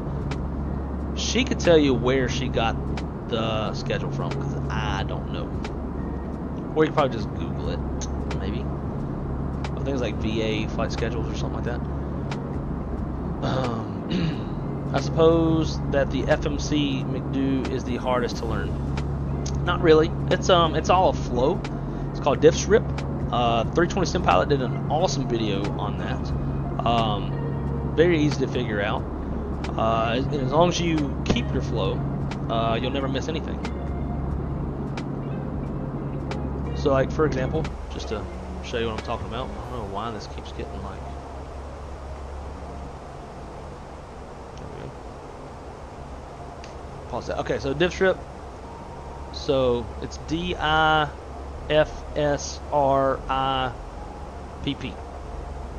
So you start with data, and once you're in data, you'll check your AC status, make sure your nav data is current, and your IRS monitor. Make sure your IRSs are either aligning or are aligned. So you'd want these 3 green. After that, the I is init. You'd fill out your init stuff here. Then you'd go to F. So you get a flight plan, enter your departure runway, your en route portion, as well as your arrival portion. Then you go to secondary, build in your engine fail procedure. Engine fail procedures can. The easiest thing to do is just to do like runway heading. Just do like whatever runway you're taking off of, what runway you're coming back to. There are special or complex engine fail procedures. Those you really can only get those if you have like real life airline charts in something like Flight Deck Pro. Like Vegas's, or the engine fail procedure in Vegas is fucking, it's ridiculous. Very, very, very, very complex. V1Sim did an engine fail episode, and it was phenomenal. We don't need the engine fail anymore, obviously, so we're going to delete that secondary. Anyway, so after S is going to be R. You can hard tune any nav aids that you need. Then you're going to go to init B. So far we've done D, I, F, S, R, I. When you come back to I, you just hit the next button over, because it's the init B page. That's where you put in your fuel, put in your fuel weight, all that kind of stuff. Then you go to P, do your takeoff performance. Then you go to prog page, put in the runway you're coming back to. Gives you your distance here for your situational awareness. So it's all just a flow, and as long as you stick with the flow, you'll never forget anything. I'll put in Jackson Hole now. 406 miles to go. Even the arrival information is all a flow. So if we're going to do that, let's go ahead and do that now. I like to do little prelim versions of it and then just kind of change it as the flight progresses. So flight plan. So again, we're going to do the top hat flow. Your arrival stuff is called the top hat flow. when you draw it out, it makes a little top hat. And I believe 320 Sim Pilot talks about it as well. So draws a little top hat. So first is flight plan. We're gonna put in the fix info. We're gonna do KJAC 19. I like a 5-mile range ring around it. And then I'm gonna draw. I'm gonna draw my extended center line based or off of the last fix on the approach, which is SOSU. And then I need the opposite runway heading so that it shoots the line in the direction I'll be coming from. And that heading is 007. And we'll put that in radial. And now, if we go to plan, and we tab through, we get to the airport, you can see there, we got our 5-mile range ring with our extended center line. From there, you can do rad nav. You can put in, like if Jacksonville had a VOR, I don't know if it does or not. I don't think it does. Yeah, it does. Jack. Just type in Jack. We can hard tune that here. And a lot of times you would hard tune VORs that are on like the missed approach procedure, stuff like that. Like for this one, climb right turn 14,000 outbound on the Jackson Hole VOR, radio 192 to Kickney, intercept DME 2616 Jackson VOR and hold. Yeah, so Jackson is part of the missed approach procedure, so you'd want that hard tuned, and then you'd have it on your VOR 1. Well, obviously we're not within range, so after R, we'll go to Prague, put this in. I've already done it. Perf is next, so far we've drawn half the hat, and we'll put in our environmentals based off of the METAR, but the METAR is going to update again before we get there, so we need to make sure we do it again. Wind 030 at 3 with a temperature of -1, 3016 on the altimeter.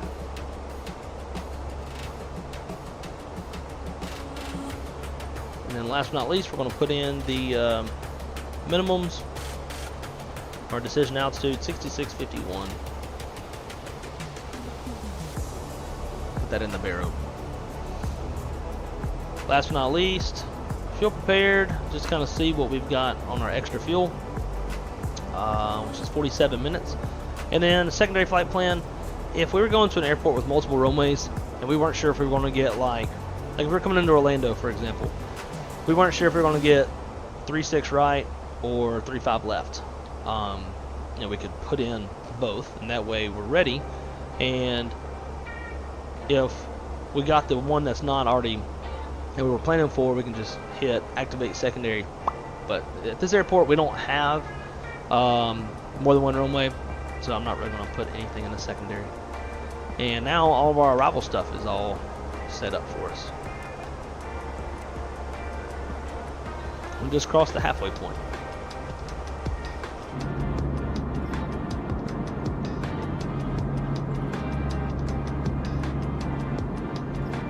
Go back to the back of the airplane.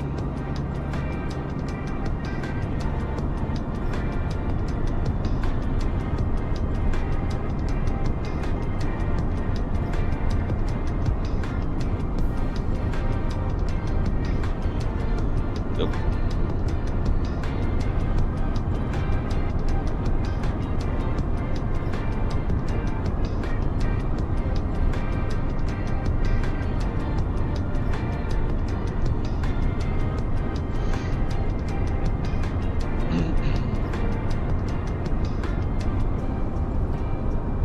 So it doesn't model the CI, unfortunately. I kind of figured. Not Shack. What? I just walked back in here, makes. Oh, well, damn it, dude! I'm hungry. I'm starving. Yeah, there you go. McDo. MCDU. Crashing everything. I really do. Yeah, Shack's like I saw the flight, and it looked like it was a long haul, and it got off the coast of like Ireland or some shit, and then it just like whoop, crash. So I'd imagine he had no idea what was even going on. Went out of the computer. It was the 310. So who knows what the fuck happened? The airplane's hard to figure out. Craig said, "Oh, and one of your old coworkers is my dispatch instructor currently. He put me onto your channel." Really? Who is it? Super interesting. And based off who it is, I could probably figure out where you're working. But tell him thank you for bringing it over here.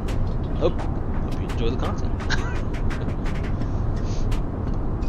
Let's see, Josh said, "I just learned that the green breakers are monitored by the ICAS." Oh, that's great. Oh, see, I didn't even know that. Didn't know that at all. First one, the 787 wouldn't lift off, and oh, you had more than one? Ooh, you just told on yourself. And I overran the runway. This one was the A310, and I stepped out to the store, came back, the plane was in the ocean. Yeah, you're not the only person that's ever happened to. Yeah, wrong side had a crash desktop, so that ended that. Oh, that sucks. Oh, that sucks. Yeah, huge pain to restart. No parking in the ocean. There you go. Virtual airline sketch. I knew it had something to do with virtual airline stuff. Same as all the schedules, and depending on the number of routes, pricing is priced accordingly. Yeah, learn that the hard way. Use the flow to stay in the know. There you go. I like that. I never heard that either.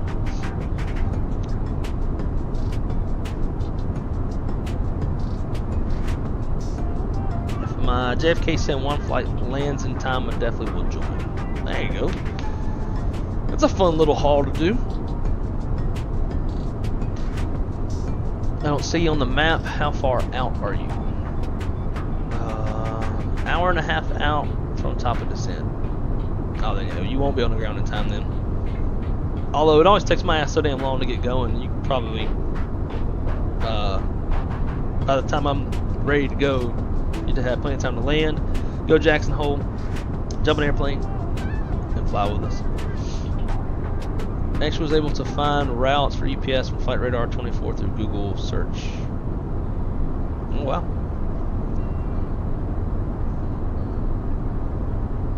Uh, 320 Sim Pilot has awesome stuff. Yes, 100%. Learned how to fly 320 from him. He's doing 787 tutorials now since that is what he flies in real life. Yeah, and so just to clarify too, 320 Sim Pilot was recently a 320 pilot. A320 pilot, and he recently transitioned to the 7.8. So you can trust everything he says when it comes to the 320 stuff. Is your dispatch course, in your dispatch course, what was it you struggled with the most? Oh, fuck. Oh, Ilya. Okay. Yeah, I know where you work. By the way, are y'all hiring? I've got a friend of mine that, I was going to try to get him on with us, but we got stuff going on at our company. And he lives in Orlando. So I'm kind of curious if y'all are hiring. But I struggled with, now when you say dispatch course, I'm thinking more like Happy Womb Eviction Day. That's hilarious. I am fucking using that. I am using that from now on. Next year, that's what I'm saying. But Shadow Dude, thank you so much, man. Greatly, greatly appreciate it. You and I we need to do some flying, bro. We need to do some flying. Things are like finally starting to slow down a little bit, I think. Although one of my colleagues just got let go, so shit might be speeding back up for me. But Womb Liberation Day. But for me, when I think dispatch course, I think like dispatch school, where you go get your dispatch license. And with that, I struggled with all the math stuff, like weight and balance, center of gravity, performance, both takeoff and landing. The math stuff kicked my ass. I set myself up to be able to be weak in the math stuff, but be strong in all the other memorization shit. You know, regulatory, weather theory, all the other stuff. So that's just kind of how I got through it. But so, you know, if your instructor is Ilya, are you like in a? Because last I heard, he was working at a cargo company. I won't say, you know, out of respect for privacy. So are you like on an internal dispatch program at that company, or are you at a dispatch school?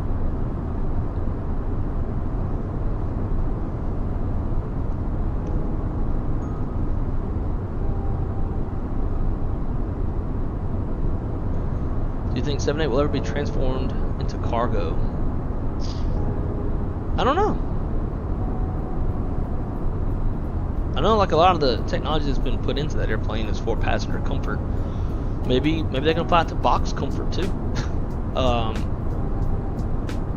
I feel like they should. I would love to see a 7.8 and 350 freighter variant. Bro, what about a, obviously not fuel efficient, it'll never happen because of it, but what about a 380 freighter? You can put some shit on that airplane.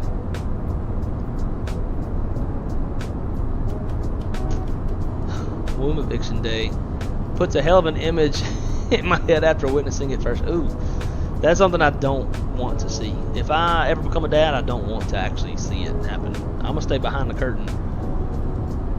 I ain't looking at that. I need to open Microsoft Flight Sim. Haven't since World Flight. Been doing DCS, but I'm down, man. What are you flying in DCS? I want to get into helicopter shit. I want to get some Virtual helicopter flight controls and hammer down on some Apache and then some other Microsoft Helos. I find helicopters to be a lot of fun. I downloaded this shit off FlightSim.2 last night. That's like very high resolution textures of Zion National Park and Bryce Canyon. I flew a little bit in Zion in the H-145, bro. It was pretty fun. I think we'll have to do some group flight stuff there. Yeah, Shadow. We're so our next flight, we're just gonna come back. We're flying Jackson Hole to Minneapolis. So if you're bored and wanna fly the virtual skies, you are more than welcome to join. Watch me overrun the runway in Jackson Hole. Coming to Eugene maybe this weekend. Oh, okay. I've always wanted to go to Eugene. I want to go to Spokane too.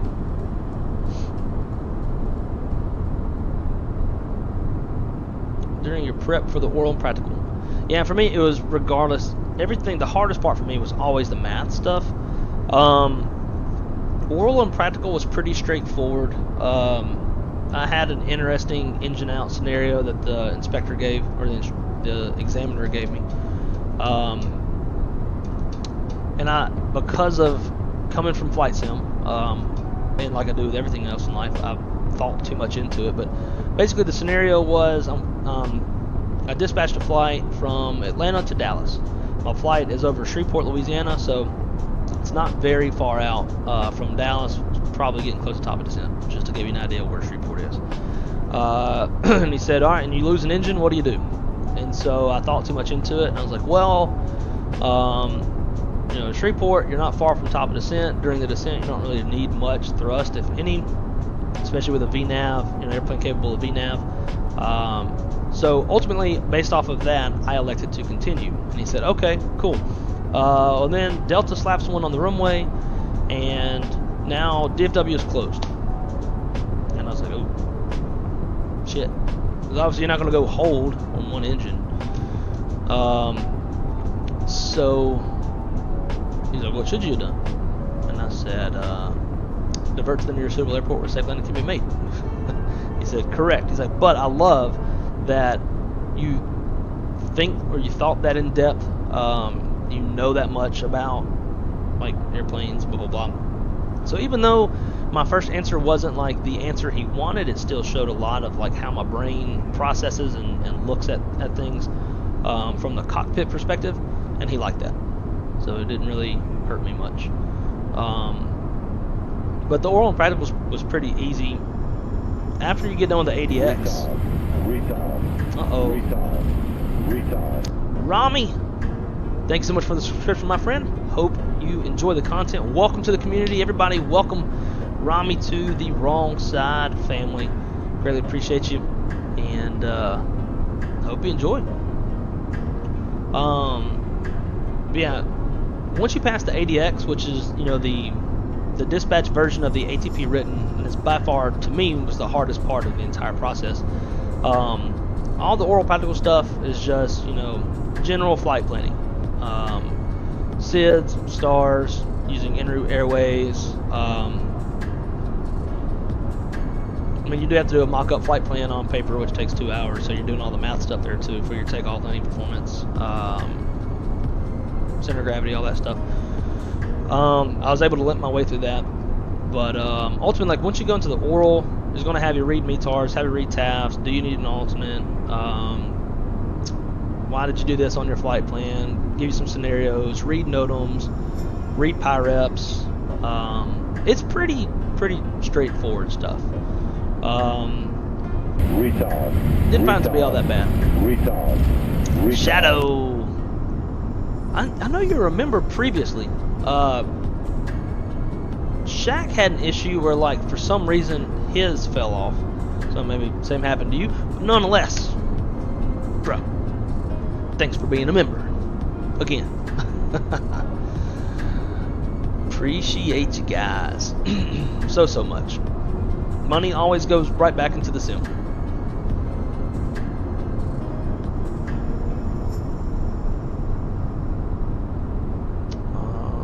Ooh, working right, meow.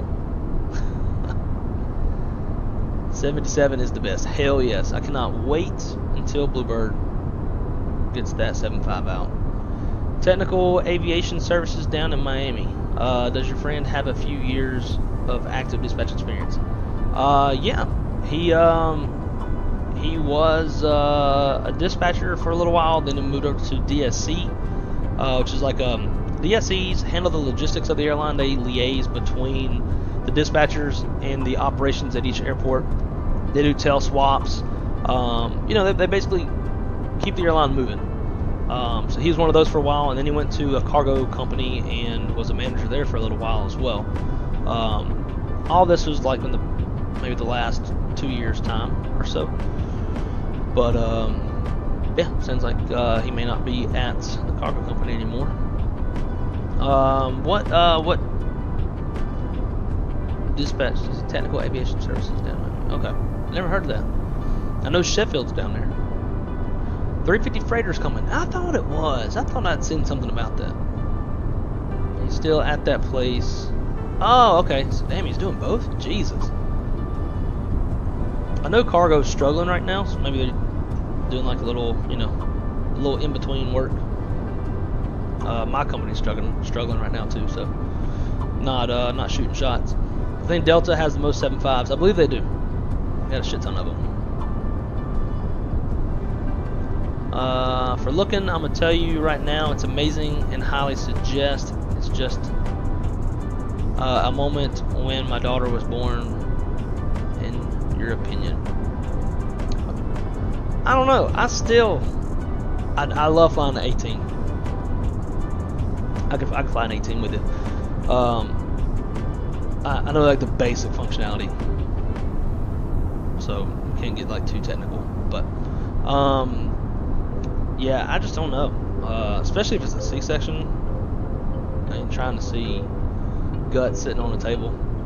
I don't know. I'm sure it's beautiful in the moment. I'm just not, you know, I'm not in that moment right now.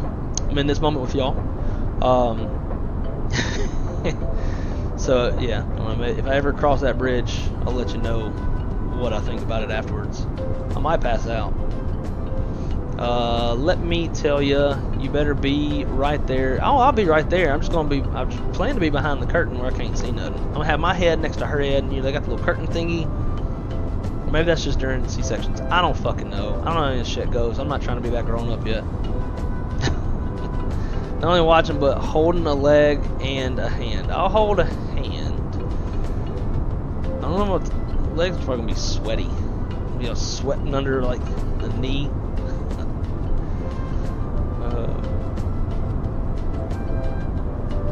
But the server has everything from helos to fighters. The helos like the Apache tear stuff up. And then we have a Huey for transport supplies, troops. Nice. I've got the Huey and the Apache. The freighter market is having a hard downturn. Yeah. Yeah, FedEx is like real bad. Real bad.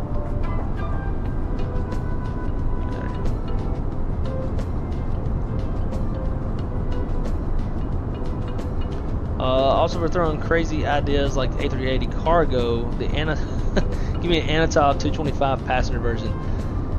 Yeah, we should make that like a troop transport for the military.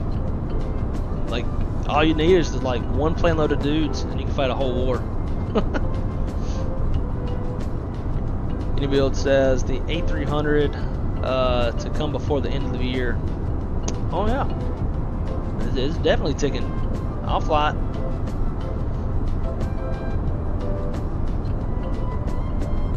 Welcome, pull up a chair and grab a beer. I need to finish this. I've been babying this Alani forever. I drink this and hammer some IPAs. Card was declined. Yes, that's what Shaq said too. Wasn't sure what happened. See, I want one also, but that's probably because the 75 was one of the first airliners ever flew on. It was Northwest, flight from Minneapolis to Phoenix. Nice. My first flight was also Northwest, and it was a CRJ 200 from Jackson, Mississippi to Memphis, and then I don't even know what we flew from Memphis to. I think we flew to Newark. Yeah, we flew to Newark. I was like a senior in high school. I don't remember jack shit about most of it, but I loved it though. That like the first time that you're ever in an airplane and they hit toga power and you get pushed in your seat. Ugh, that was my favorite. C-section, they won't let you in. Oh, for real? Okay, good to know. Won't have to look at that. It's the best experience ever watched. Plane nuts, they will let you in. Oh, well, now I guess Zach knows. They let the dad stay for the C-section. But I'm telling you, I will pass the fuck out. Like, I can look at some fucked up shit. I have seen plenty of videos of like combat and people blown up and all sorts of shit. I've seen a lot of stuff through my dad's work as a homicide detective in his like academy book, and I mean, I've seen some fucked up shit, just some gruesome, evil fucking shit. But I don't want to watch that. Good. I'll be like holding her hand and looking at her with my back to that area, and then they can take the kid out and wipe him off, clean him up and stuff, and then we'll go from there.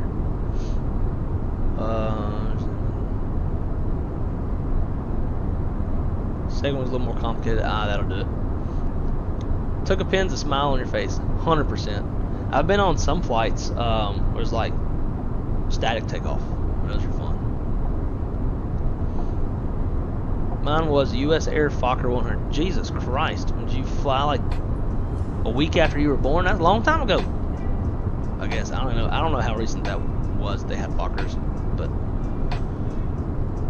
are we flying or having C-sections? I'm about to pass out. See, it's not like they are going to be like, please hold this part of the body or stomach since the table is full. I don't even want to see it. I don't want to smell it. I'm sure it's got a smell. It smells like some innards. Like, I could go shoot a deer right now and skin it and gut it and like no problem. It's just like, you know, an alive human being, innards, and they're still functioning. And I guess I don't even know what it looks like. I don't know how they do it. I've just been told they basically take your guts out and sit it on the table. That's what I'm going off of. 6 weeks old. Yeah, I was close. Damn. brave of your parents to fly with a six-week-old kid. Like, you'd think with the pressure changing and like clogging ears and leads to kids screaming and crying and stuff, like, I don't think I would take my kid on an airplane with me. If I have a way to not take my kid with me, I'll let the grandparents take the kid, and I ain't fine with that little fucker until they're like 8. Because I ain't about to fucking sit here and like be like my kid be that kid that's like disrupting and bothering everybody on the airplane.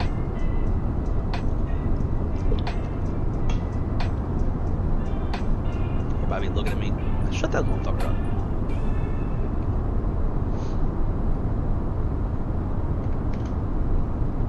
Flying over some interesting stuff right now. Some sort of like rock quarries or something. I don't know what it is.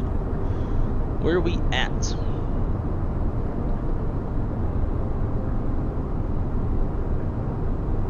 Yeah, it looks like some rock quarries.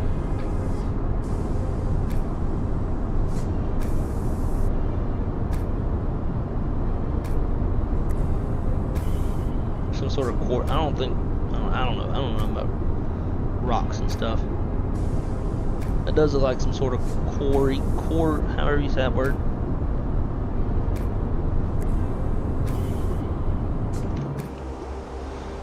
See how we're looking up here.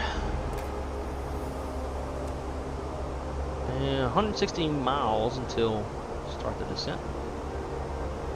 Then we got a delay report to do.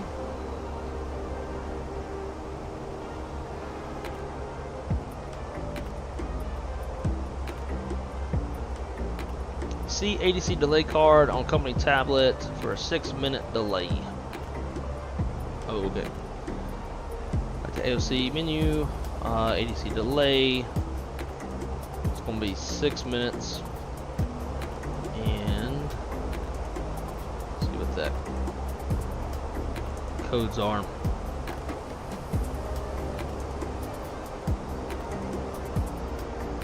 They don't have any pilot delays on here. This would definitely be a pilot delay. Actually, we had to restart the aircraft. Let's go ESR.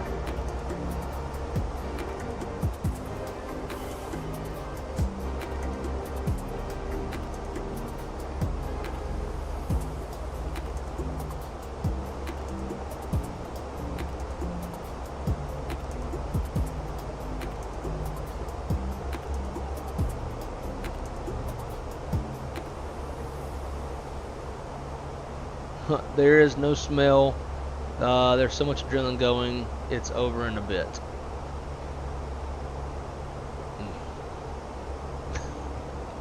Still not whatever you call it, A320.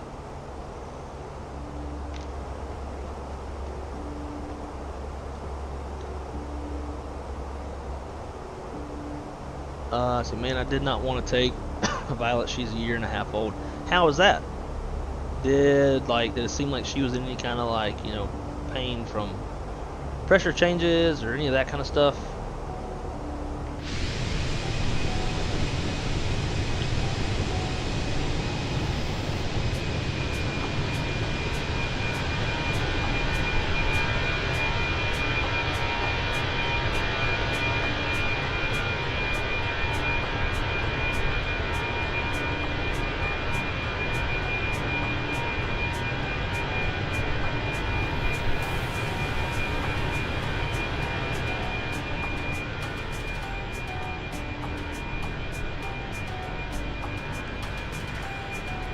My first flight was at 6 weeks old.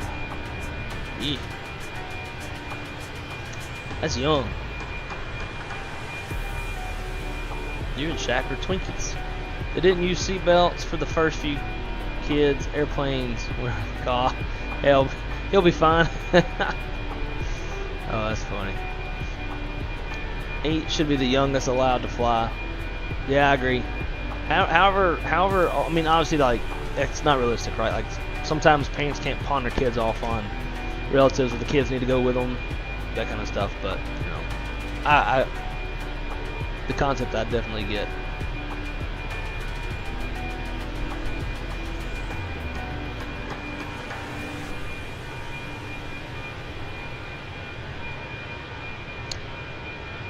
That is a thought. So, Shadow, I'm reading what you're asking Shaq.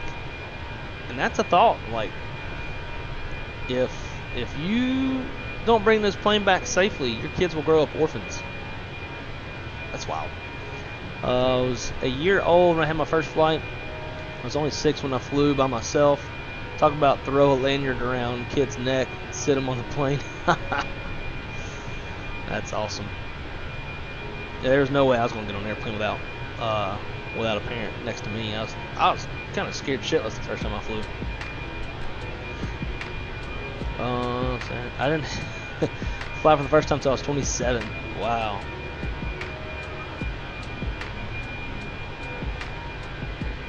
Hell no, I don't think about them. We make a deal. We're not talking kids when we finally get away from them.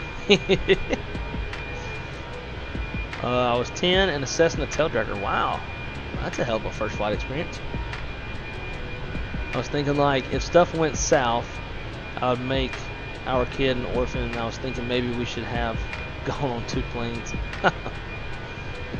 Awful dad here, but that's for sure the truth. Wow.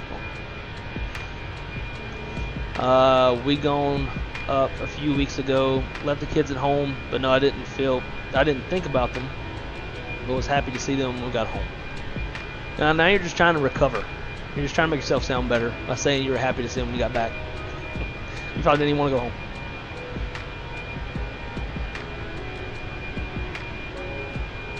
Looked it up. They are mining trana, aka sodium carbonate. Wyoming has the world's largest deposit of trana. Interesting. Thanks for doing that. Never know what the fuck we're looking at. I fly alone all the time. Taking a friend or parents, it doesn't affect me, but taking the waifu, yeah, that brought me to reality. Wow. Sorry, but the receiving end, when babies arrive, is horrible. Watch my daughter born. She's 20 years old now. When my boys were all born, I stayed up by mommy's head. Yeah, that's where I plan on being. Nice and comfortable, holding her sweaty hand by her head. Get PTSD from that. I could imagine. I feel like I wouldn't be able to look at my woman's vagina the same after. Clearly, I don't know, but I just feel like if I saw a head come out of that, there's gonna be another head that I won't be seeing going into it. I don't think.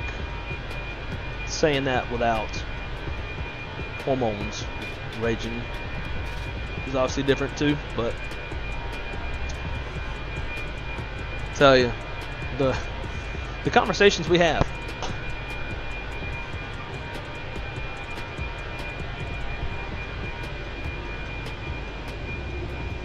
How about that Jaden Daniels, though, winning the Heisman Trophy? LSU. Obviously, if Florida State's quarterback hadn't snapped his fucking ankle in half, he wouldn't be Heisman. Because Florida State's quarterback would have definitely been Heisman. And they'd be going to the playoffs. But, you know, I guess we'll take it.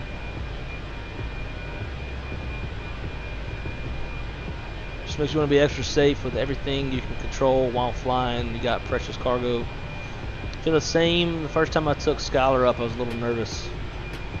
And I feel like that in itself can be dangerous, where like you're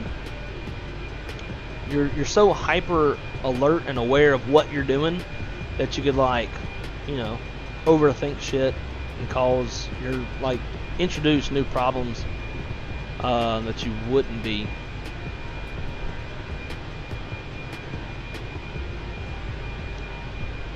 First time hubby and I traveled without the kids, it was actually out of the country. I cried all the way to the airport, but once on the plane, I was good. I was really happy once I was back. That's how I feel whenever I leave my dogs behind. Really, my dog. I love Crystal's dogs, but you know, they're my dog. When we go on trips and I have to drive her to Crystal's parents' house, man. So I can't imagine what it's like with kids. But for me, it's just my dog's getting old, and I feel like I'm, you know, running thin on time with her. So I kind of feel feel bad whenever we go out of town. I'm just like missing out on valuable time with my doggo. That's why my next oldest is 8. Retard. Something tells me that the birth vision of the kitty cat will go right out the window when it's time to practice for another one. Long. Oh, I mean, I guess that's why there's multiple kids and families. Oh, Lord.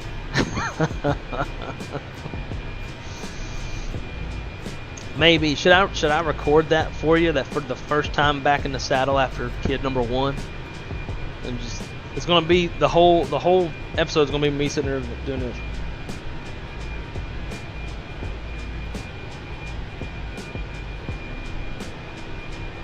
But does it still work? But are you sure?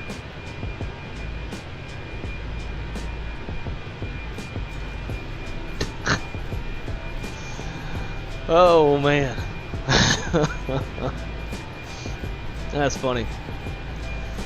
Oh, well, Callie, thank you for being a member for the entirety of the first month that we've had members active. And thank you for all your kindness and your support and your friendship. And thank you for that thought. Oh God, I love it.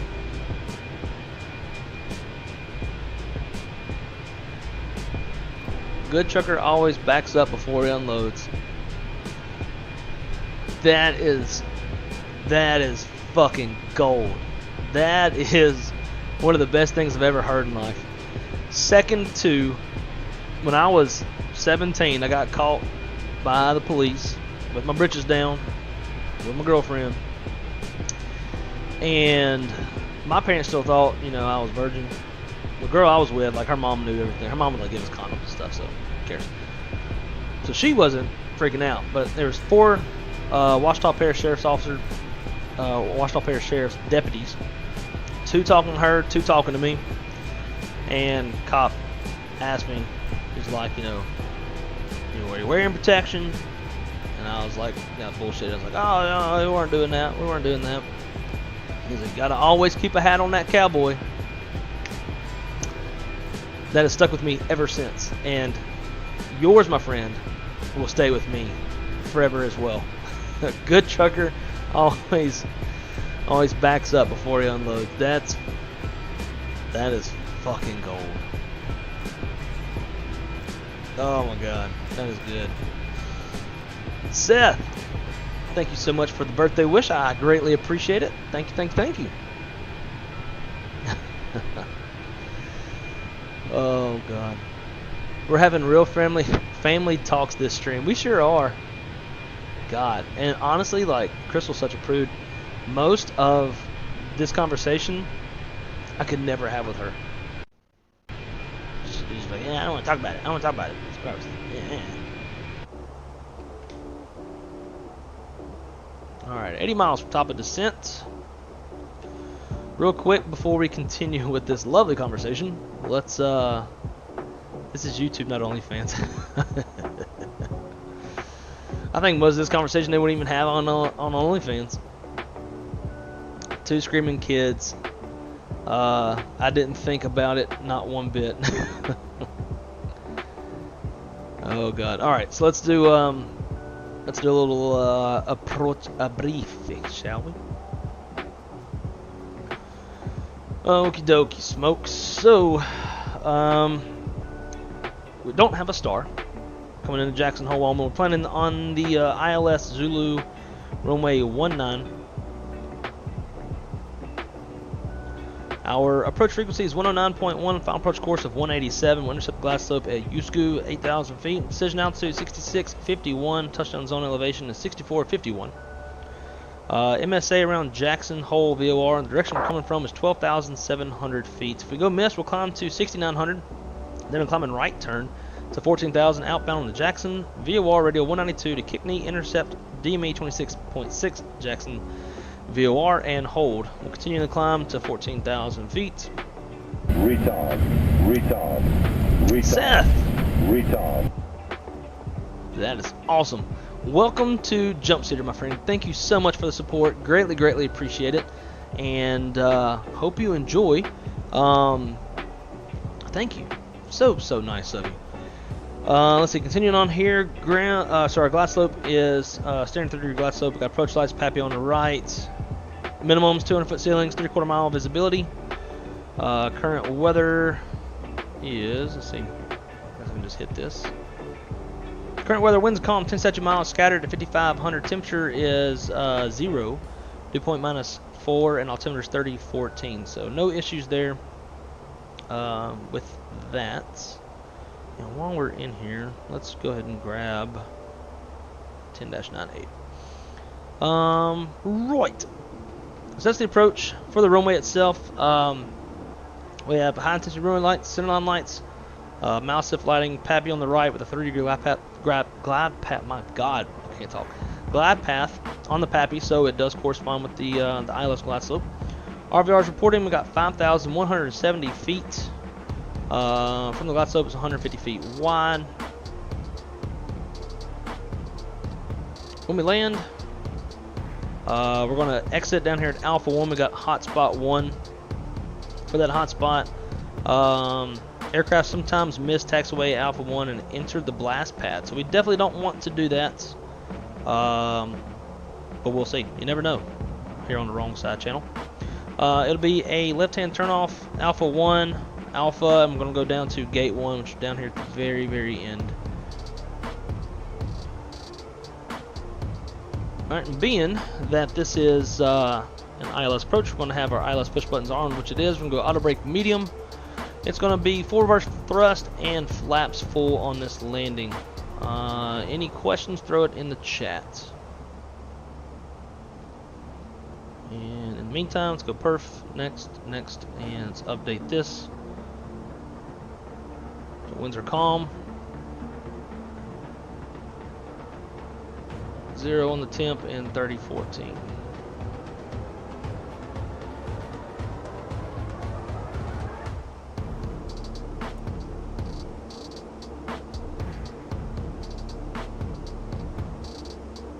Is nice. Got some really pretty mountains up ahead. Really pretty.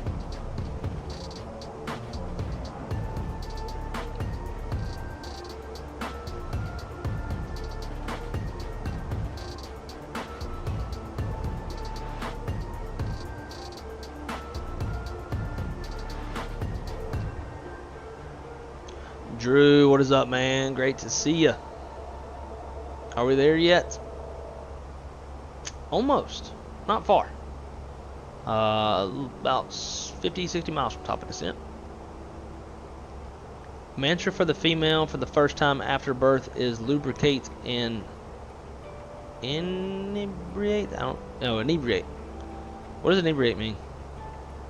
Googling it.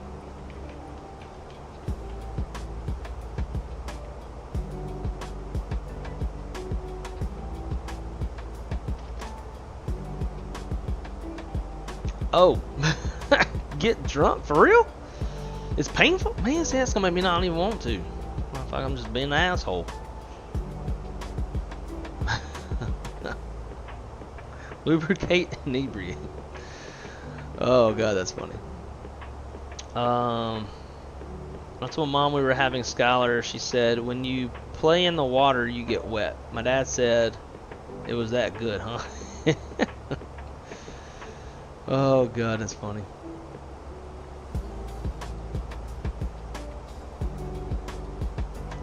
I was always told that I had to be careful because hair will grow on my hand. I don't get that. I'm sure I'm missing something. What do you mean hair will grow on your hand? Can't wait for next year, and it's early December. So what are you ready for next year? I mean, I could think of a few things, but nothing that makes me want to rush through December, because December is my favorite month of the year, especially when it's chilly out, like it's going to be tonight. I need to go assemble my brand new fire pit that I got for my birthday, so I can have beer by the fire tonight. I think I'm down to one last beer though. So I drank one last night too. Whoop. I'm gonna go make a store run. Got a friend of mine that I've known since he was born. He's like 27 now, and I just got snipped like a month ago. He said it's cheaper than diapers. I thought about getting snipped as early as like 24. I'm just not. Having kids is not a priority for me. My parents, it is. They want to be grandparents and they want to carry the name. I'm like, nah, don't care. When I'm dead, like, won't know that my last name's not around anymore. It won't really matter. Gonna load up about 5 minutes. See ya on the ground. Sounds good. What time are we getting on the ground? I don't know if we're gonna have enough time for the second flight.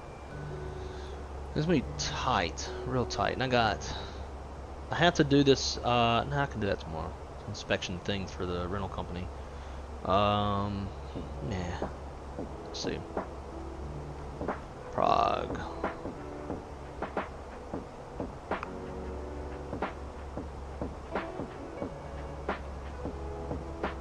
So we'll be there at 21:27. It's 21. Okay. We're looking pretty quick. Alright, we're gonna try to turn this bitch as fast as we can.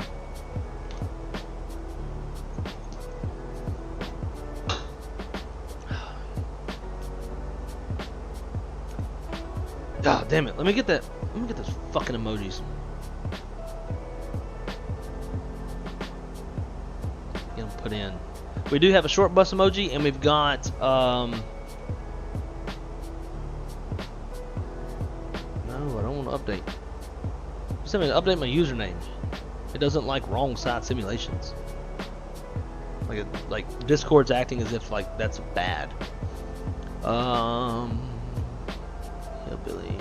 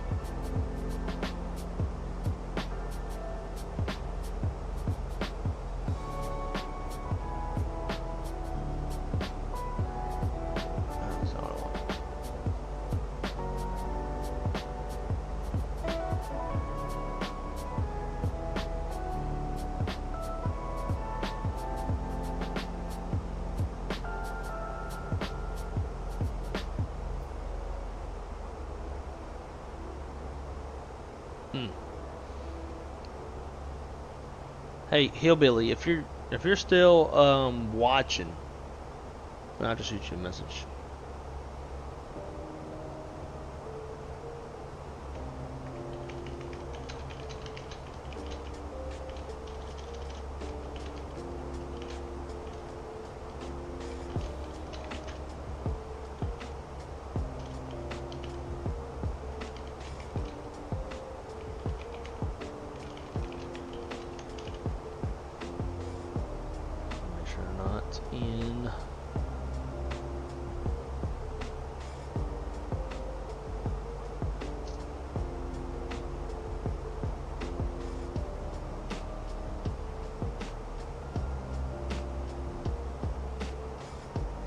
Where the damn wrong side shit at?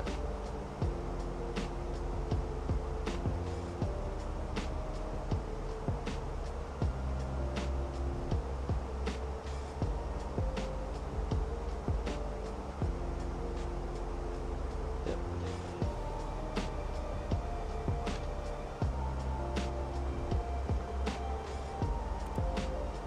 All right, come on down.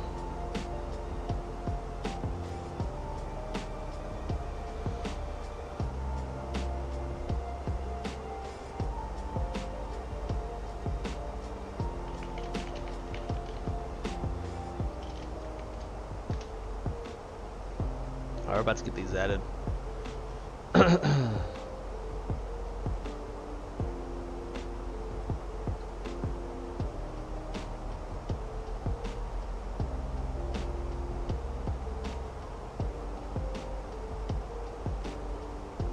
How did the opera thing go? Shut my way. No worries. Don't keep up with good streams. One of the few streamers I enjoy. It seems down to earth. Oh, dude, I appreciate that. Yeah, we definitely we keep it, you know, fun on the wrong side channel. Like, we're gonna cuss and cut up and have a good ass time. We're all gonna be friends. Not gonna be like, you know, crusty and boring and all that shit. I'm just not, you know, I got a good head on my shoulders, but I'm rough around the edges. And that's how we're going to keep it on this channel. So dude, thank you so much, man. I greatly appreciate that. That means a lot. That's what I shoot for as far as like the vibes or whatever on here. But thank you. Mucho gracias, mi amigo.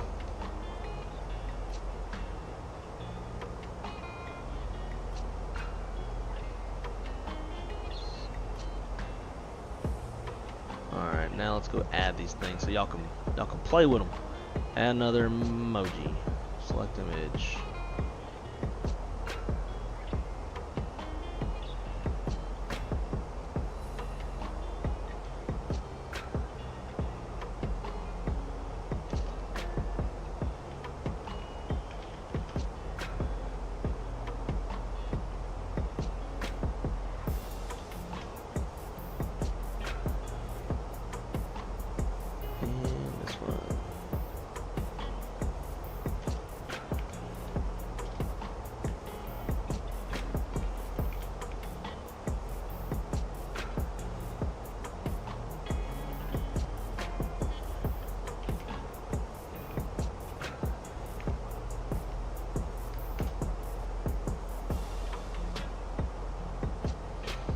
Alright guys, if y'all refresh, you should see 2 new emojis.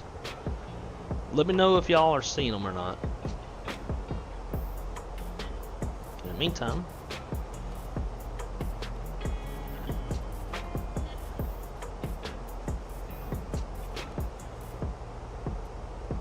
go back.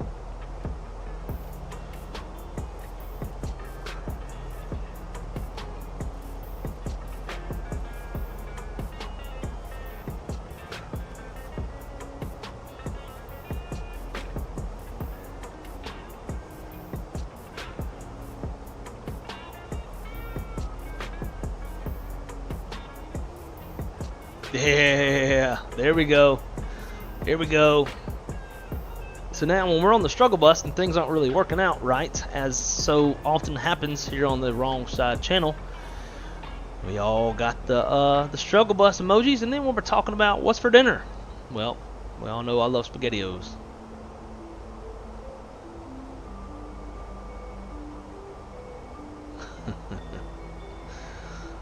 Yes, sir. What the? SpaghettiOs.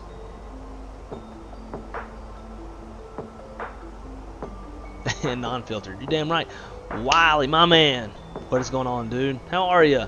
And thank you for the belated birthday wish. Greatly, greatly appreciate it. AJJ. I'm off to the bar. Birthday wishes from Texas, my friend.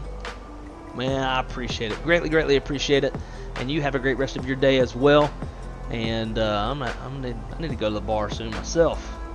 I think this next leg we're gonna drink I got some IPAs in the fridge, 9.5 APV. Oh yeah. I'm gonna be flying with one eye open on approaching to Minneapolis. He's showing off his OnlyFans videos. Oh yeah. I wouldn't do OnlyFans, but I would do Happy Feet. I'd send feet pics. I don't give a shit.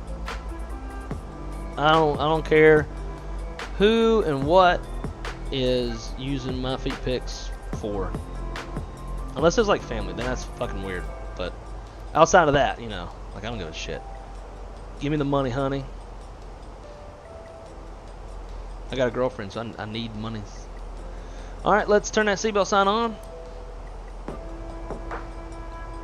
Make sure that actually applied in. How did this lose connection?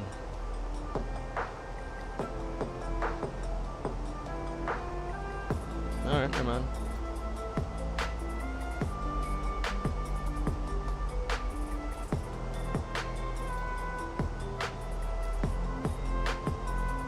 Yeah, that's fucked. I think it lost connection because I had restarted FSJPC.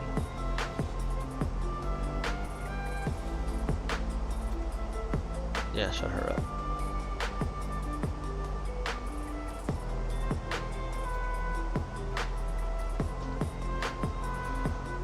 Alright, let's go.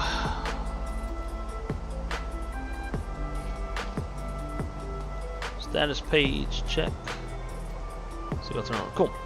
Alrighty. Approach checklist. Briefing is complete. Approach stable by 1,000 feet. AGL. ECM status is checked. Seatbelt signs are on. Minimums 66, 51 baro both sides. And altimeter's 3014. Approach checklist is complete.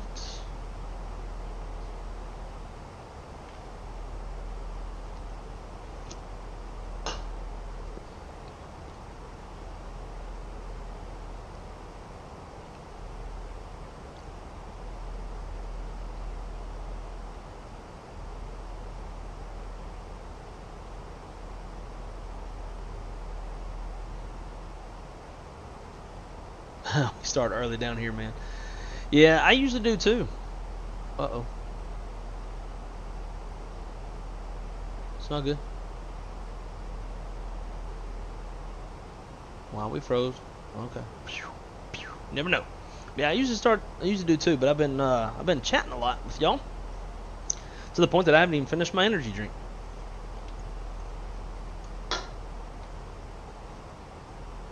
Yeah, I guess I forgot, guys, that some of these custom emojis, it's for like members or whatever. So apologies for that if I got y'all spun up over some emojis that you can't use if you're not a member.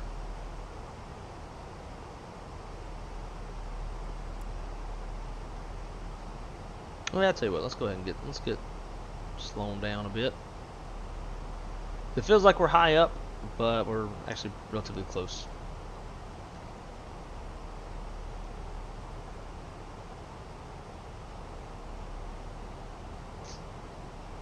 Watch as Cowboy flies, goes hard with no shoes or socks, and is on the TPR rotors. That's how I fly. For sure. 2 cameras.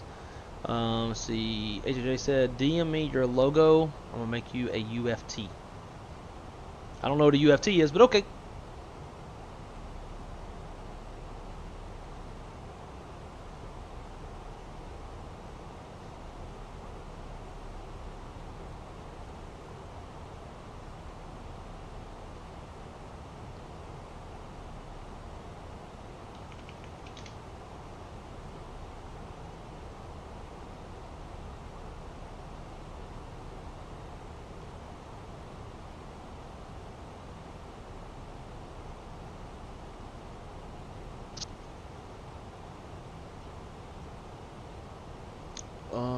Pictures.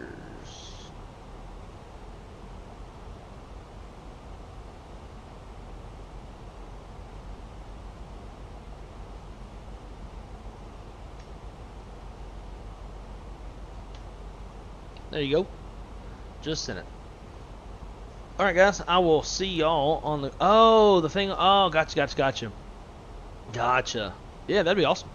I'd made some earlier. I put, like, all my members on it as well, so like, it's another way of recognizing members. But every time it updates, it goes away, I think.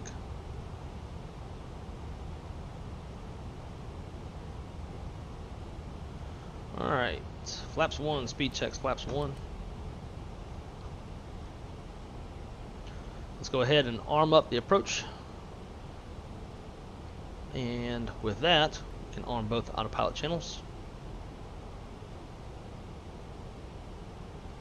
Slow it down to 180.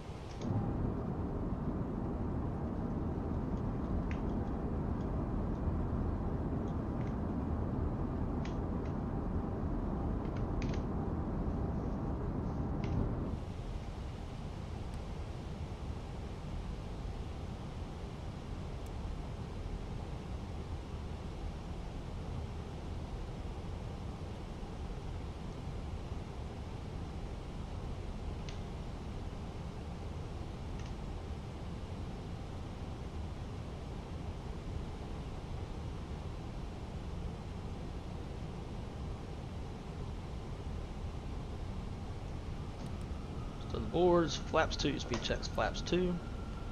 And let's dial it down to 170. Cloud slope star, Loc star. Airport's in sight. Cloud slope.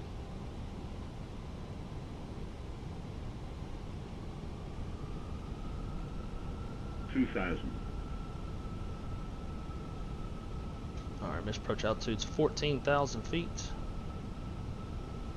Look at this beautiful country. This is a bucket list approach for me. I would kill to fly in front of a Delta 75 into this airport. Alright, here comes 5 miles. So let's go gear down. Arm spoilers. Nope, not Mach. Come on, there we go. Man to speed.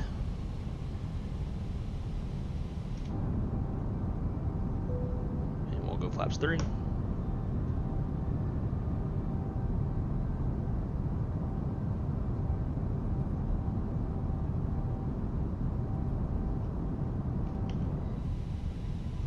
And flaps full.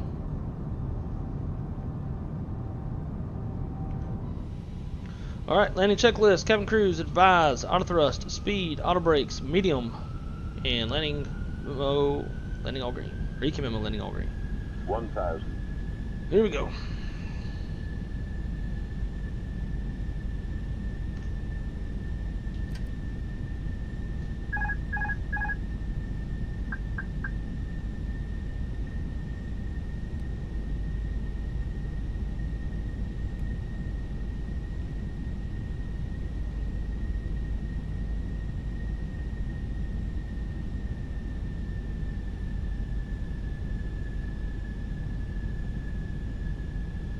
Jackson Hole traffic.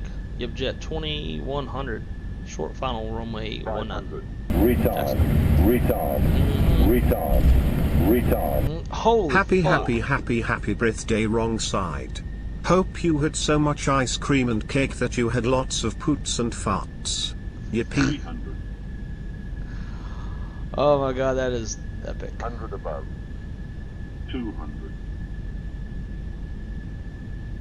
Minimum. Continue. Flight slow. Flight slow. Flight slow. 40. 30.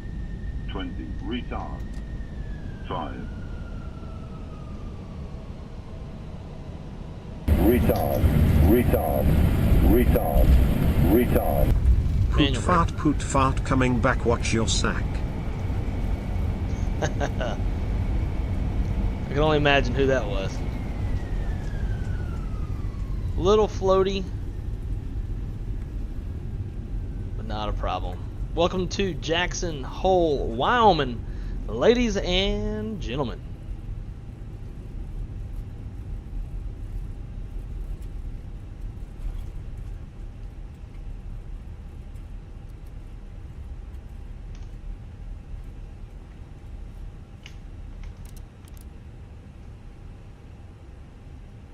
Jackson Hole traffic. Yep, Jet 2100 clear. Runway 19. Jackson Hole. Alrighty. We'll take our time. We need a 3-minute cooldown. While we're doing that, so let's get lined up on the taxiway line so I can use my other hand.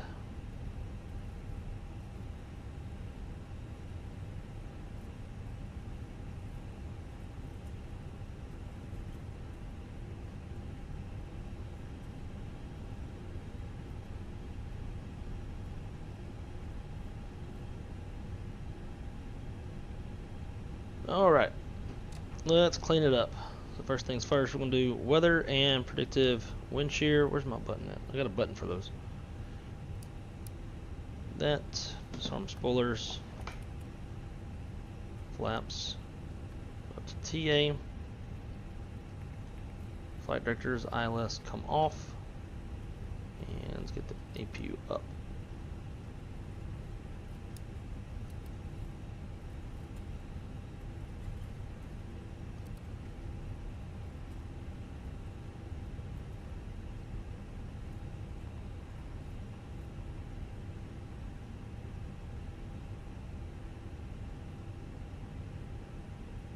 I think there's an airplane in our gate. Wonder who that could be.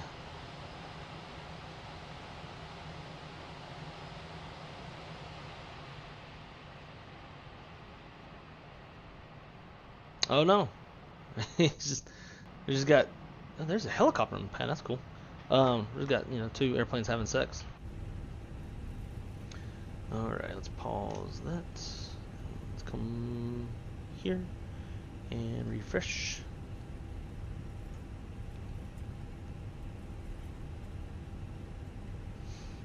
Callie, what a fucking epic dono. Thank you so much. Hurts me in the heart. Like, I just don't feel like I'm worthy of that big of a donation. But thank you so much. That's so fucking kind. Takes my breath away. Then we got Shaq in here.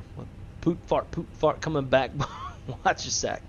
I didn't know if it was you or if that was Shadow. I figured it was one of the two. I knew it was definitely a World Flight pilot, because that's what we were trained to say.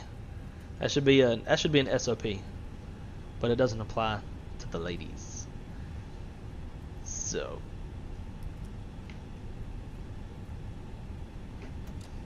Anyways, after landing checklist, exterior lights are set, flaps retracted, TCAS to standby, or transponder.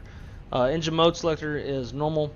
Ground spoilers are disarmed, radar predictive wind shear is off. We got our 3-minute cooldown, we're good to park. We're gonna go gates, Uno. And, guess we'll do JetBlue.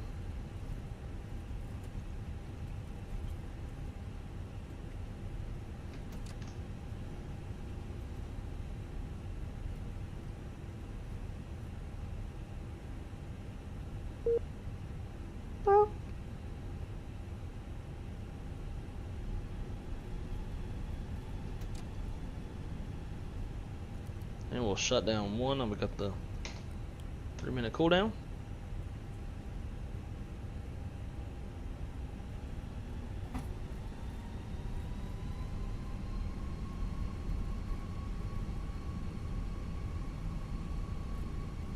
I don't know if I have models for 7.5s, so it may not show as a 7.5,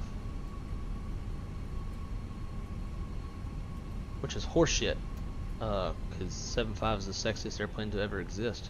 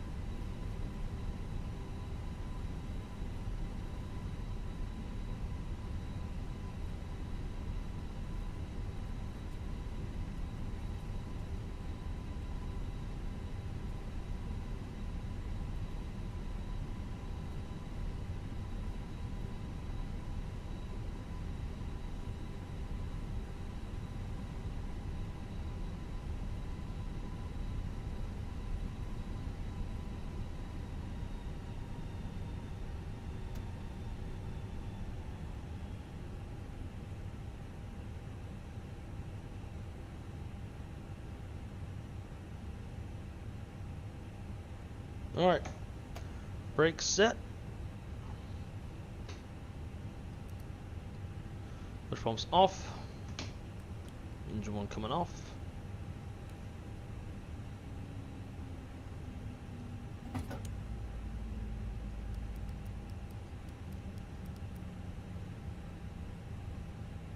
Little heat on.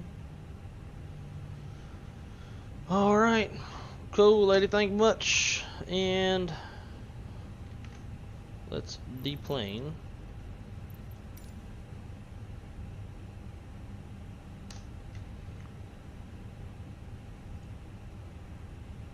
Let's see what Valenta gave for landing rate. Negative 135. Cool. Probably shouldn't have strived for a smooth landing, but you know. Now let's close out this one. Let's close out Jet.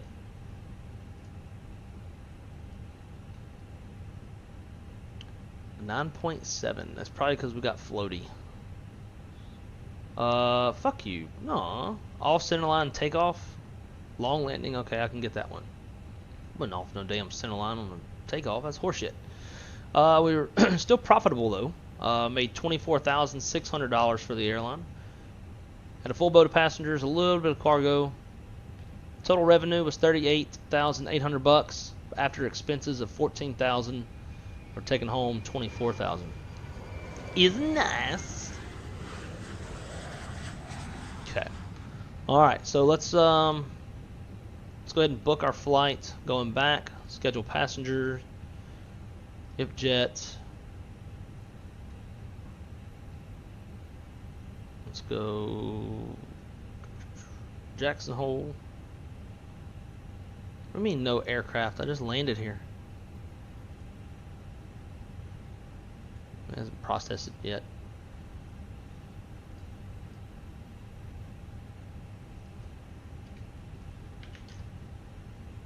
There we go. Or not. Son of a bitch. Close. Reopen.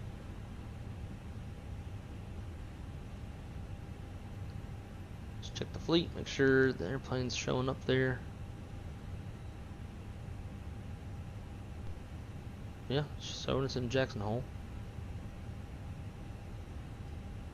Wonder if somebody else booked it maybe? Jets. Booked my airplane. Coming out. No, so that's not a big deal. There we go. Jackson Hole. There we go. Alright. Bam. Aircraft. This. Departing is right now it's 21:38. So we can get out of here. 22:10. Book flight. Now let's plan this thing together, shall we? I'm going to generate, let it do its initial pass.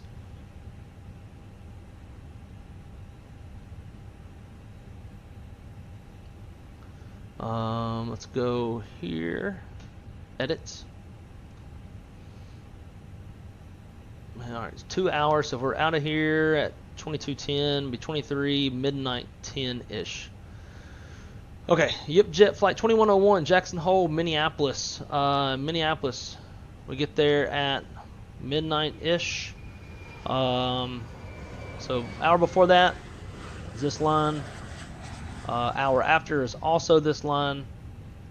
We do not require an alternate. Winds 220 at 10, greater than 6 miles, and few at 1500. If this was a ceiling, like not a sky condition, which is going to be either broken or overcast, then we would require an alternate. But we could also apply exemption 18504, where it further lowers that criteria when you require an alternate. But being that it's just a sky condition, it's few at 1500, we do not require an alternate. So, with that said, we're going to get rid of this alternate. We're going to fly CI 69, sexy, registration, we are 203 Charlie Sierra, Cali Simmer, IFR, blah blah blah, departing off from a 1, that would be preferred, less terrain, landing on runway 12 right, perfect. Let's make sure that's what they're actually doing in real life. Arrival info, visual 12 right, perfect. Cool, so we got that. Passengers, so let's think I need to reduce this a little bit. It's already preset. I don't know if we can get off the ground with a full boat of passengers, in all honesty. Let's do this. Let's go 45-minute reserve, taxi fuel. Let's call it 350. Arrival fuel.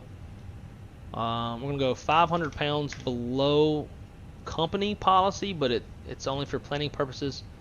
But it can be adjusted if both pilot and dispatcher agree it's safe. Got 10 minutes. Call sign, yep, Jets. Take that. Alright. And we'll probably take a little shortcut once we get airborne. Hopefully we get off the ground. I've seen it be rather close before. Alright, a little bit shorter of a flight on this one. Hour 41 minutes as opposed to 2 hours and 6 minutes since we got a nice tailwind. So cool, we'll fetch the modified flight plan. And now we've got it here. We'll start the flight. Start that. Minimize. Let me get everything else set back up in Volanta and whatnot. In the flight. Start new flight. Add flight plan here. Thank you. That should refresh everything. Yep. So that overlay is good. Is there anything else that we need to update? This can go away. Okay, I think everything is good here.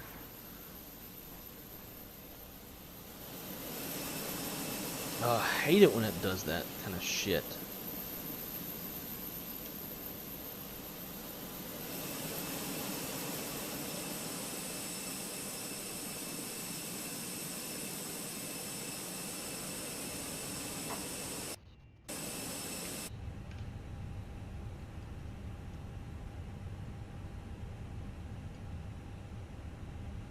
Get that aft door open.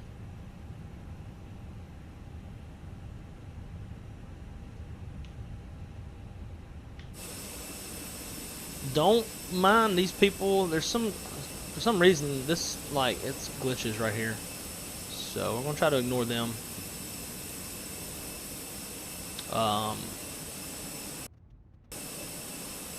Alright, I'm gonna go take a quick lav break. And then we're going to hammer down on flight number 2. I thought someone was freezing.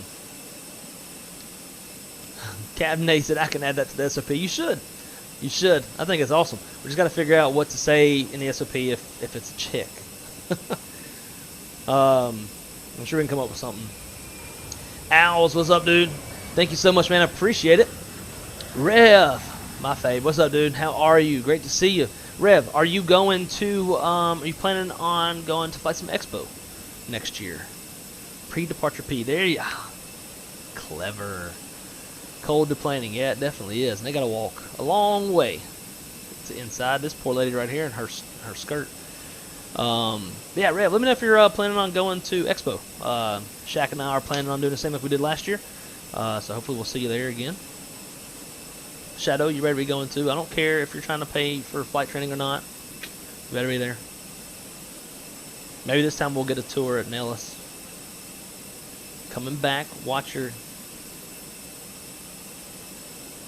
Shaq had a good one for a clit. I can't remember what it was. Radio check, radio check. Catch loud, clear, 5x5. Alright, helps if I turn my speakers on. I'm ready to push, just let me know whenever you're ready, sir.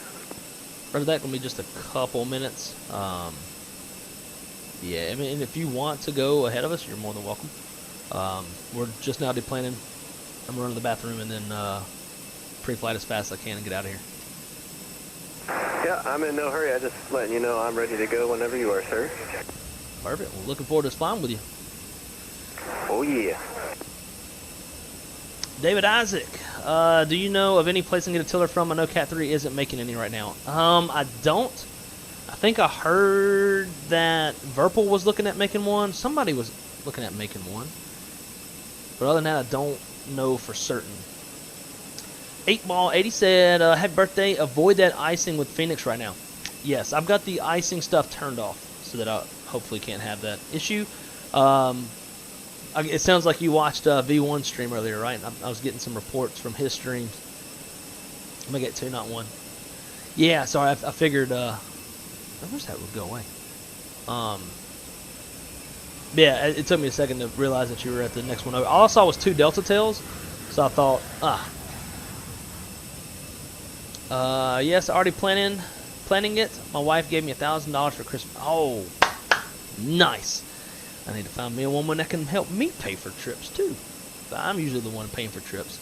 All right, guys, give me 1 sec. I'm going to be right back, and we're going to hammer down on this second flight.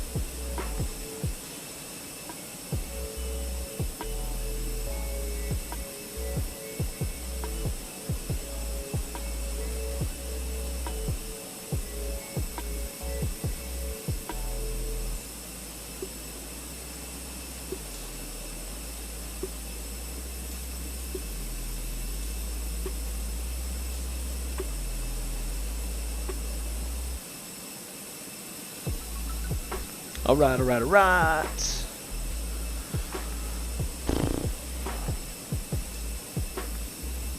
Let's pre-fight this hoe.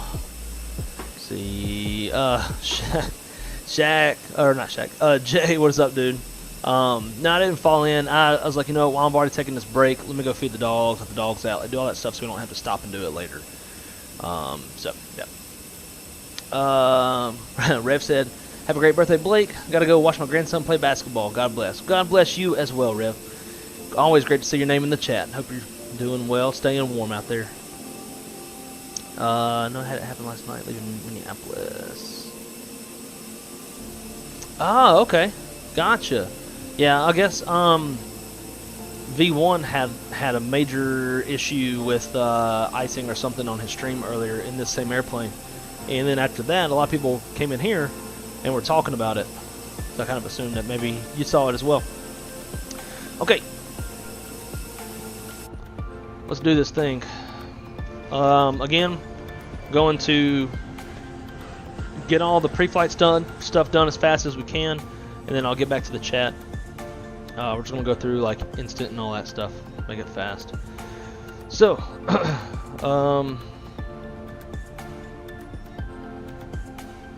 the chart's going.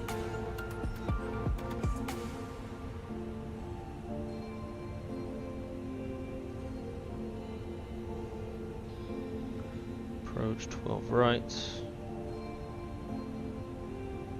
Cool.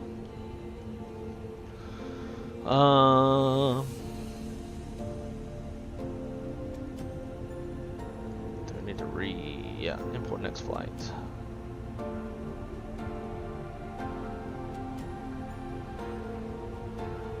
I need to pre-file.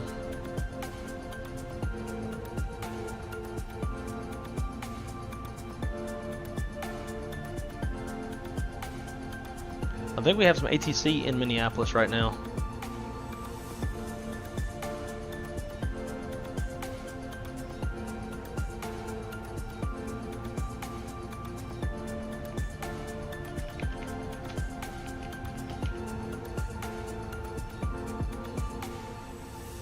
Okay, so that's good there.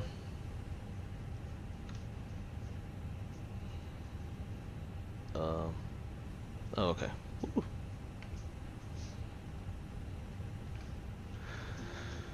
I guess my sensor had gotten messed up.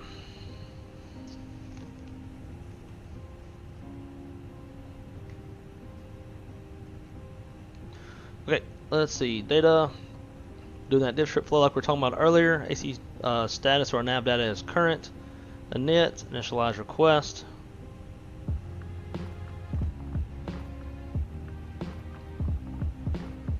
I'm gonna go Jackson Hole, Minneapolis. Yep, jet 2101. Cost index, we're gonna go 99. Actually, we can't. I gotta go see a 99 or 69 rather, because I'm already landing with too little fuel against company policy. Cruise. Let's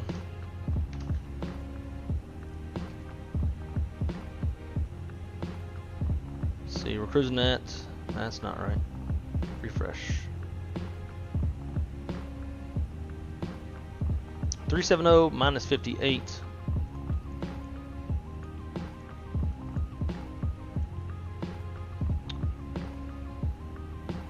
Ground temp 0. Tropopause we're looking at 36 even. Flight plan Jackson Hole, departure off runway 1 on that one.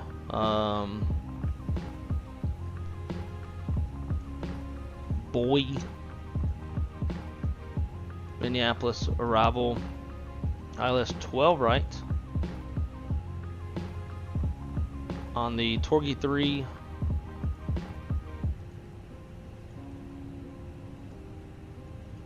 that damn click spot. Swan, insert, look for discons. Looks good. Secondary, I'm not gonna worry about engine. I guess I need to because we're random shit. Random failures. So KJAC to KJAC, but if we come back, we'll come back to 19.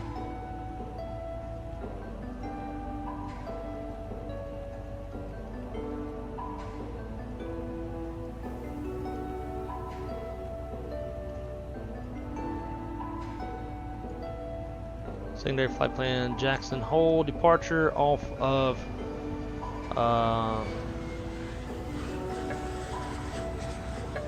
Depart 1 with no SID.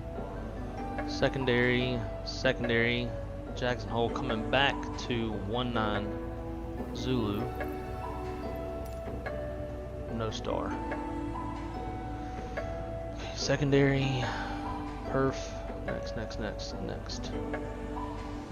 Calm 0 314.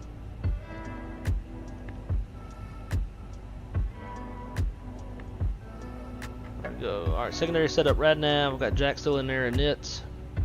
Wind data uplink. Tab over. 0 fuel weight, 128.0.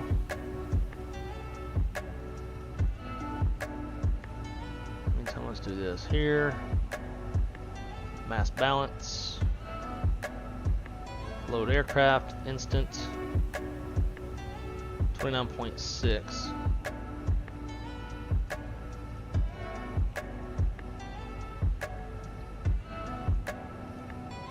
A block fuel of 14.4.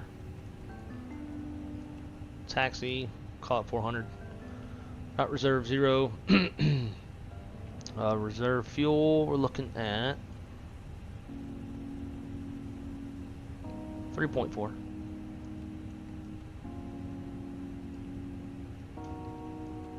Perf.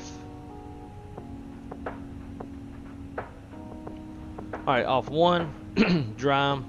Optimum toga, yes. Any ice, off. Packs, off. Sync that, calculate.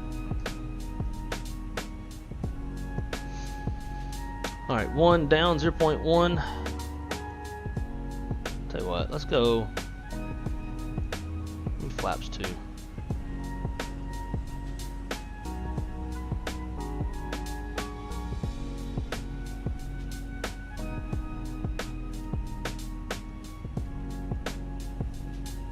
Down 0.1.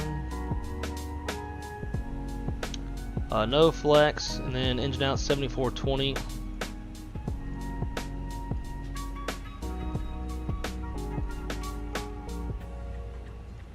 V speeds 22, 35, 35.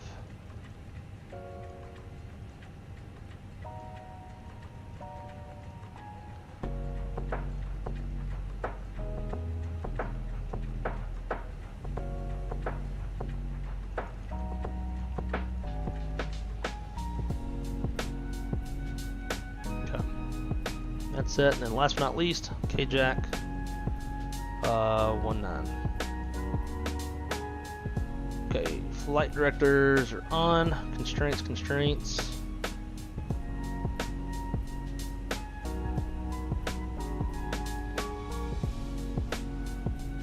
Ground services, we'll get that pulled. Make sure we're still on APU power. We are. Pull that. Signed by ATC for the top altitude, so we'll call it 13,000. And I reckon we're pretty much ready to go.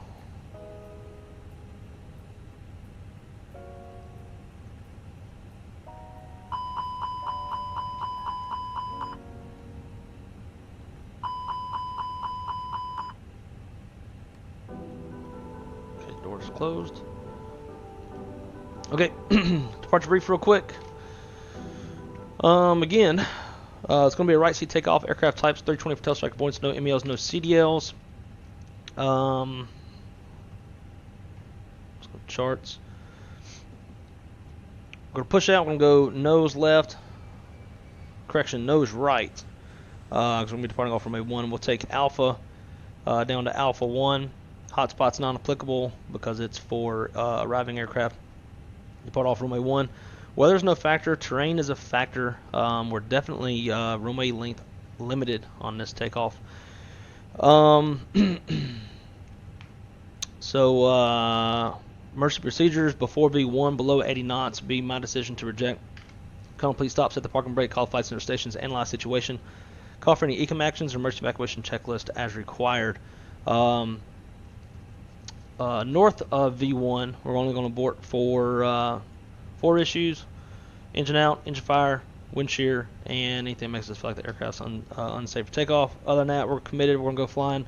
We'll speed up, clean up at what was it, 7420.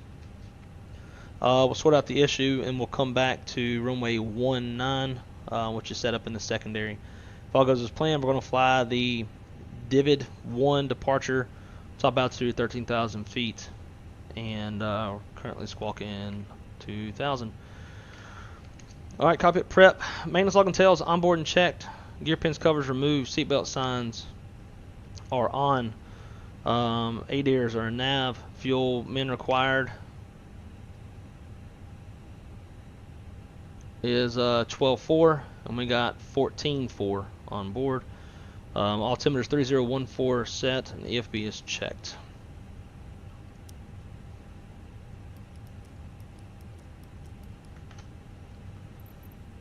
Prepare for departure.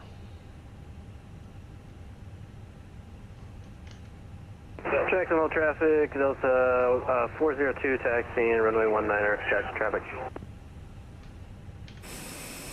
Oh, he's going 19.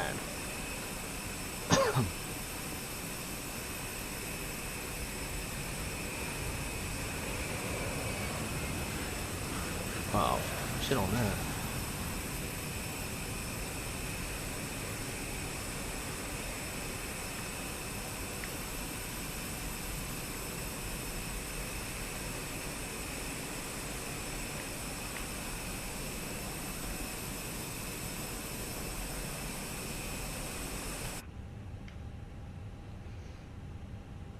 Here we go. Prepare for pushback.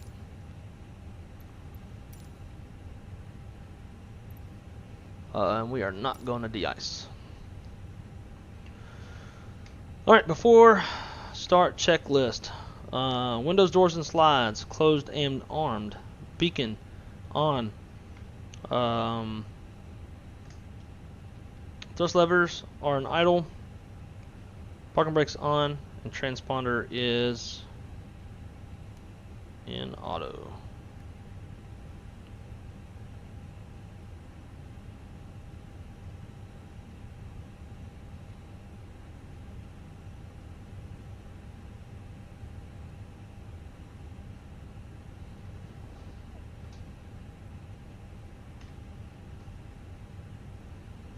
That daggone message.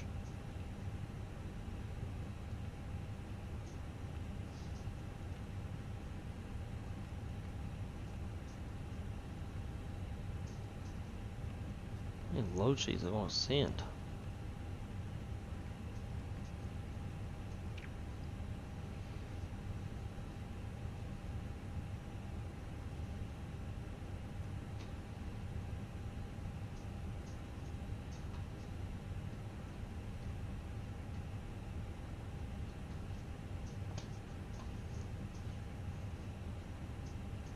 I do have us a beer, so once we get airborne, we're going to crack the top, crack it open, and get it going. Get the drinking.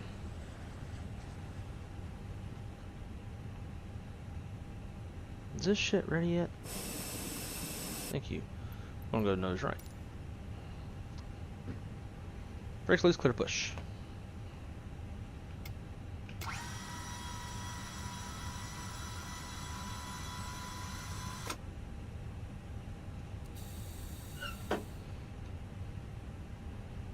Alright, now we're going to go ahead and start.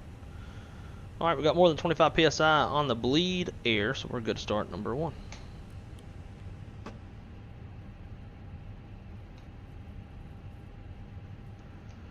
Jackson Hole traffic. Yep, Jet 2101 pushing back gate 1. And we're going to be departing off runway 1 here shortly. Jackson Hole. We should line up at the same time. Bro, I will definitely play. What's that they used to do back in the olden days? Oh, like dueling. Let's just duel it out on the runway. Jousting. Yeah, I'm down. Let's do it. Heck yeah, even older. Do that movie that they had? I can't remember the guy's name that played Joker and died. The one he was in. That movie was dope. That jousting movie.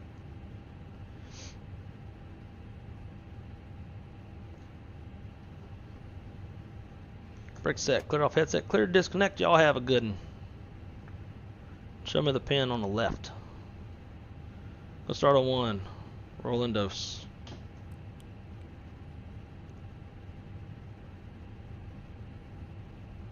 Jackson Hole traffic, Delta 402757. We're lining up runway 19er. Jackson traffic.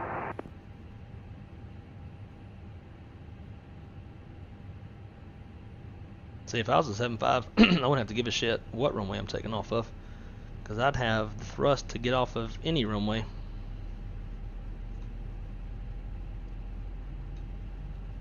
Fires! Appreciate you, my friend. Thank you for the birthday wish. For the life of me, I can't remember where the terrain button is on the 7.5. Are you running the all glass or not? So I know the all glass, like the EFA stuff's down by your right leg. If you're in the left seat, as most people probably are.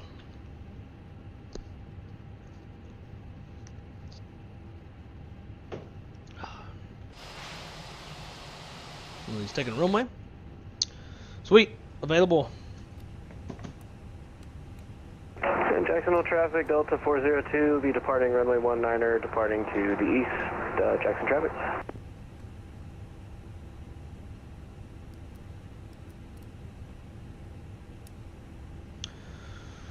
Alright, thank you for the pin. Jackson traffic, yep, Jet 2101, taxiing runway 1 via Alpha. Jackson Hole.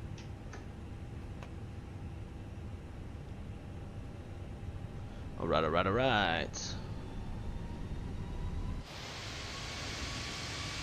Brake check.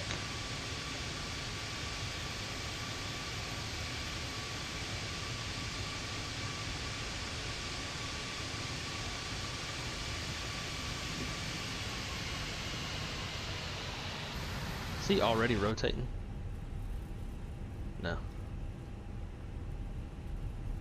Oh, that 7.5, and it was still close. That looked close. Thank you, sir. All right. Pressure 0. Mini brief. Departing off runway 01. Gross weight's 142.2. Flaps config 2. Fuel on board 14.2. There's a lot of 2s. V1 is 122. V2 is 135. Top altitude 13,000 feet. 13,000 is blue. And our first fix is Geyer. Flight controls check. Full up. Full down. Neutral. Full left. Full right.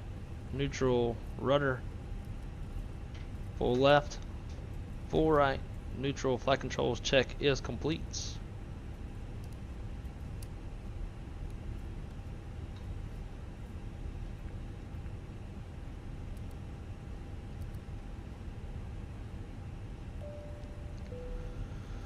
Cool. Tax checklist. Gross weight comparison is complete. Pitch trim 29.1% CG set. V1 VRV2 flex 22 35 35. No flex. Flaps config 2. Flight controls checked. EQ memo. Takeoff all green. Once the flight attendant's ready, there they go. They're ready. ECOM status is checked. Bridge winch is on auto. TCAS code set TRA. Cabin crews advised. Mini brief is complete. Taxi checklist is complete. Got the runway in sight over here, so we'll go line up checklist. Line up checklist. Take off runway. Runway 1 is confirmed inside and outside. Fuel. Can't remember what it was. But yeah, it was like 1,000 pounds. So we're good. And engine mode selector is normal. Bleed packs are set.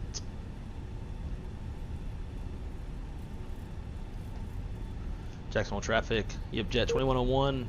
Lining up runway 1. Departing the airspace to the east. Jacksonville.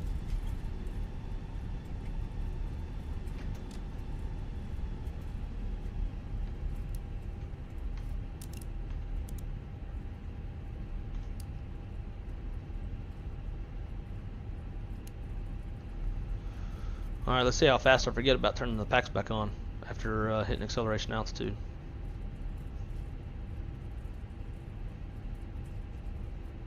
I'm going to do a full send on this one, guys. Heath Ledger, that's his name, yep. Smash that toga button. We're about to rocket out this bitch, and we're going to try to.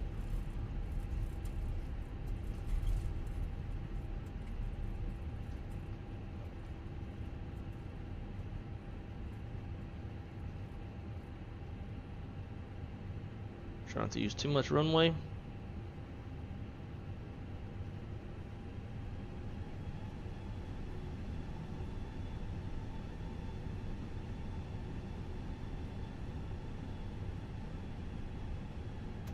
There we go. Alright, spoil on 50.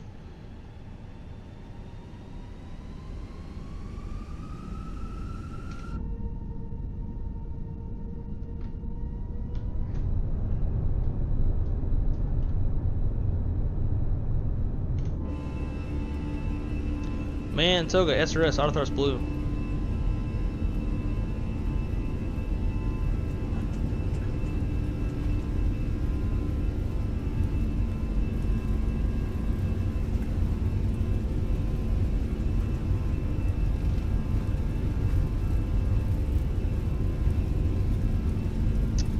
It's gonna be close.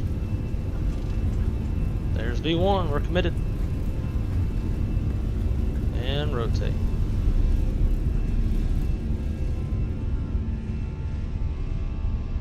Positive, gear up.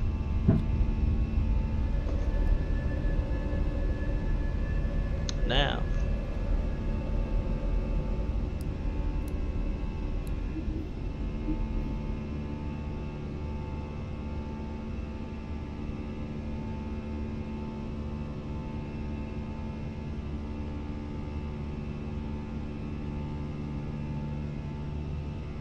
Alright, acceleration altitude. Let's go pack 1 on. Nose down. Positive trim and airspeed. Thrust climb. Climb. Jacksonville traffic. Yep, Jet 2101 is clear of runway 1, exiting the airspace to the east. Jacksonville. And we'll go ahead and hit that second pack.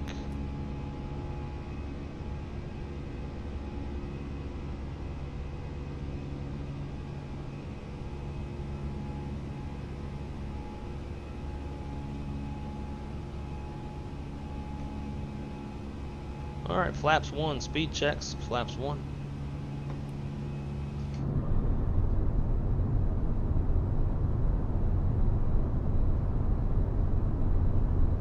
I wish I could feel a butt kicker. And flap 0, speed checks, flap 0, after takeoff checklist. Landing gears up, flaps retracted. And APU is off, after takeoff checklist is complete.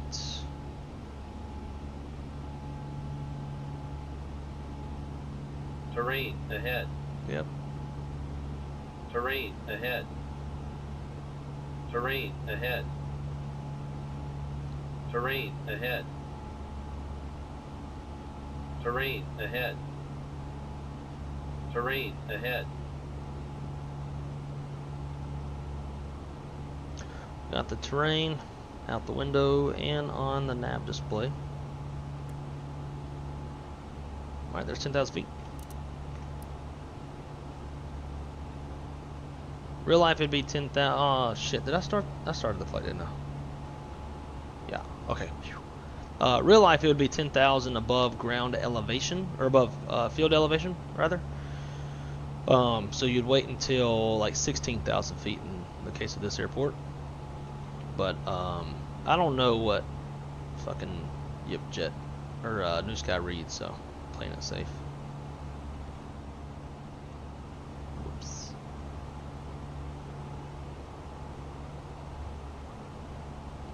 Take it up to our final 37.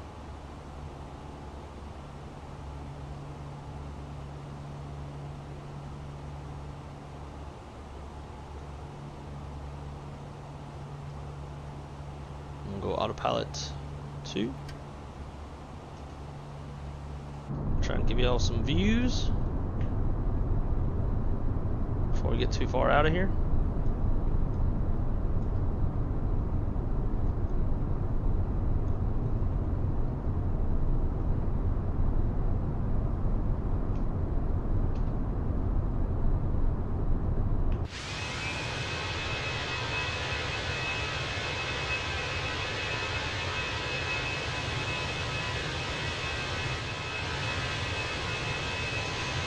Bam!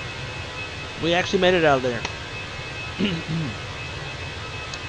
Why not? Winds calm, let's do a scenic departure. Yeah, you have that option when you're flying a fucking 7.5.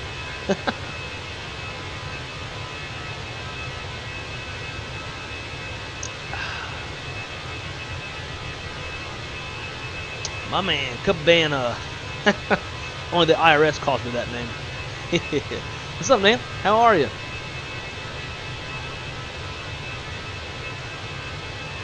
How's life up there in Georgia?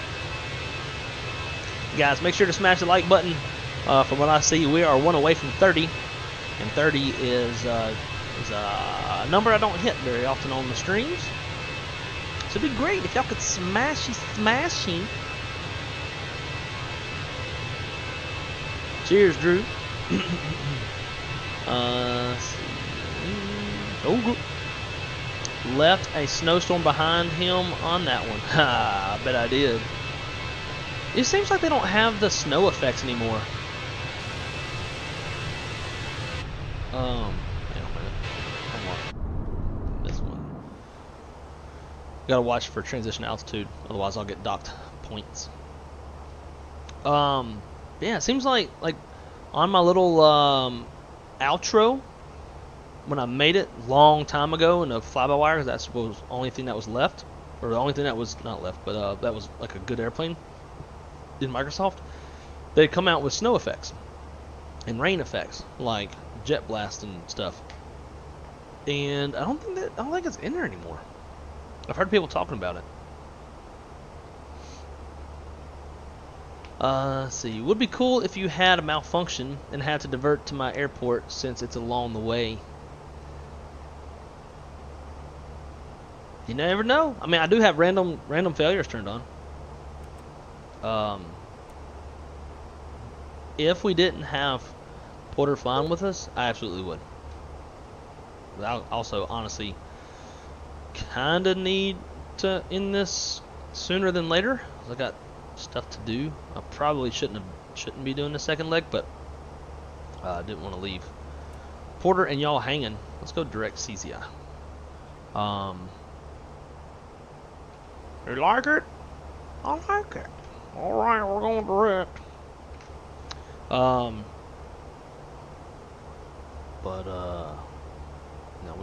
we doing full send.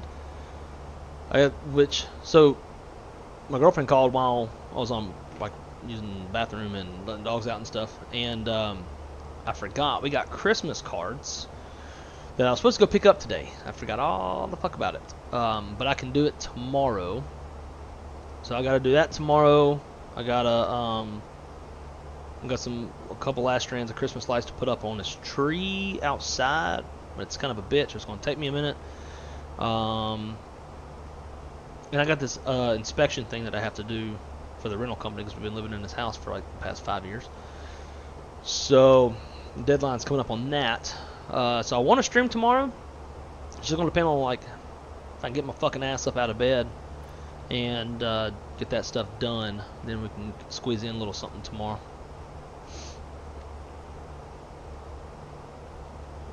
Porter said had himself a nice departure. I bet you did. If I had me a 7.5 in Microsoft, well, I have one in X-Plane. I just don't fly X-Plane much anymore. Terrain ahead. Pull up, dumbass. Pull up. Smashy, smashy, the likey, likey. Damn right. I see 32 now. Cha-ching. It's awesome. They have payware mods for snow and rain effects. I know there's the one for... So I know there's like the visual effects for the 7.4 that V1's been showcasing. But are there mods that apply to everything?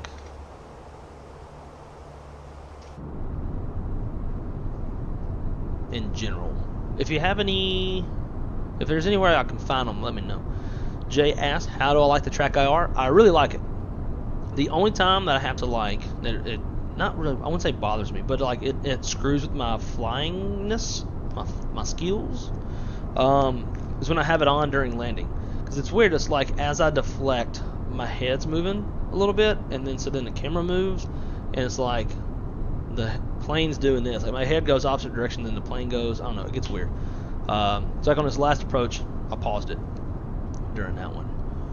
But I like it. I like it a lot. It definitely helps too. Like when you have like your charts pulled up on here and you're taxiing, and especially like if you have it like following you and stuff, may just be taxiing and you're like, all right, where we at? All right, cool, we're right there. All right, cool, we're right there. I try to do that in real life with my EFB next to me, but then obviously the problem is if I'm taxiing and I got this on, and I turn my head, look at my EFB, now you're looking there.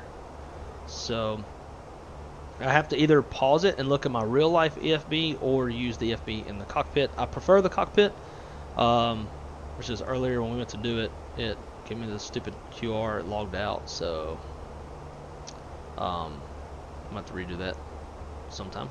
But I love it. I think it's great. And it helps me show y'all more of like stuff that I can do without having to use the mouse. I can show it to you while hitting the buttons. So like one of the things I've been doing on this stream, what's a button I can, let's go taxi. So like if I want to, I don't really want to take my hands off too much, or have to move the mouse, I can just look my head up, hit F6, which is my binding for taxi light, bam. And I can do that, you know, in crossing runways and stuff like that where we're toggling on and off a lot. And I can just look up, hit the buttons real quick, and show y'all that I turned them on, and kind of add a little extra level of immersion without having to take my hand off the tiller and use the mouse and all that kind of stuff. So I really like it. It just helps me show y'all a lot more in an easier way. So shout out to Track IR. for giving this as a prize during World Flight, and shout out to World Flight and World Flight team and everything that went down during World Flight, because I wouldn't have it without that, without having won it. Because I think I was too skeptical at first. I was like, I have to be like, you know, turning my head and keeping my eyes still, and it's gonna be uncomfortable and blah blah blah. So I never got one for that reason. But now, super glad that I did get one. So, shout out. It's fucking awesome. I like it. And then, like, if you want to get real sexy with it, you can probably do this during a shared. You know what we ought to do one day? Tell me what y'all think of this. What if we did a stream, and like I'll be right seat, somebody will be left seat, and then y'all can join. I don't know if there's like only a certain number of people that can join in an airplane on your controls, but people can join as observers, and then y'all can like sit in the back of the airplane and I fly y'all somewhere. How fucking cool would that be? Definitely something we could do for the members. All you gotta do is have the airplane and whichever airplane we want to fly. PMDG would probably be the more realistic airplanes. Better frame rates. It's got a cabin. And then, you know, myself and somebody else, you know, from the World Flight team, we can fly the airplane. And then y'all can sit in the back, and we will literally virtually fly y'all. Like, you'll be at your sim at your house in our airplane as we fly you somewhere.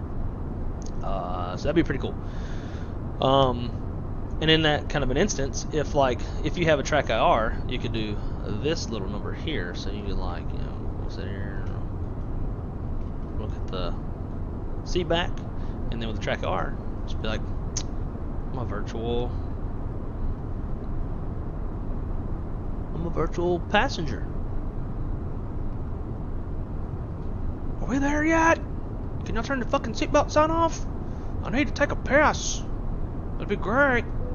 Oh, okay. There we go. Thanks. Thank you guys. I don't have to pee anymore, but thank you for turning the seatbelt sign off. That's great. Thanks. Okay.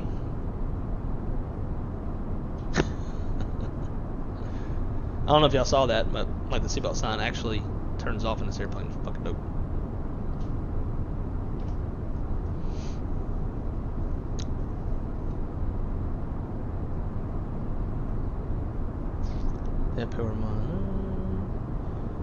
And wing vape.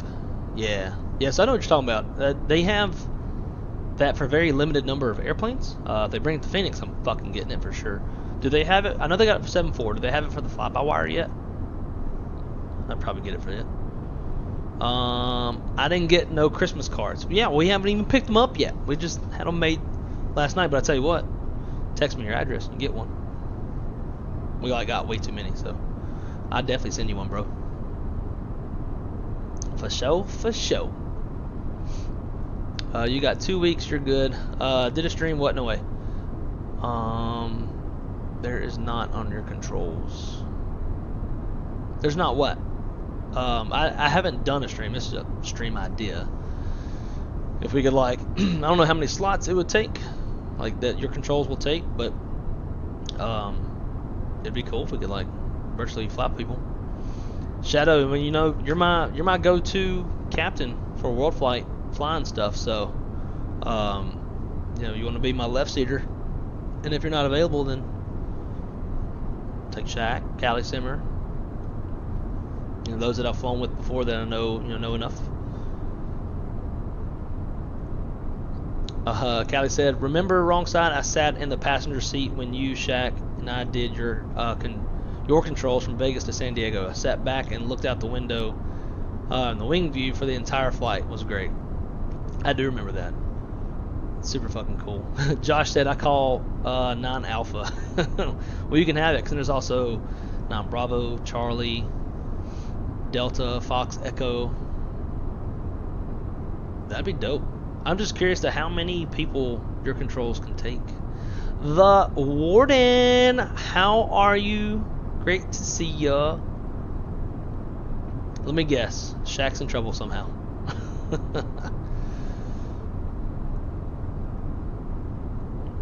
I'm so down. Let's plan a date. Fuck yeah, absolutely. That's one of those kind of things. We'll make we'll make the like those who get to sit in the back of the airplane will be members, and then we'll stream it at the same time. And then everybody that's in the back watching can talk in the comments about how fucking cool it is. Make everybody jealous. Oh, let me reset my. There we go. Dadgummit. I don't want to hit the button.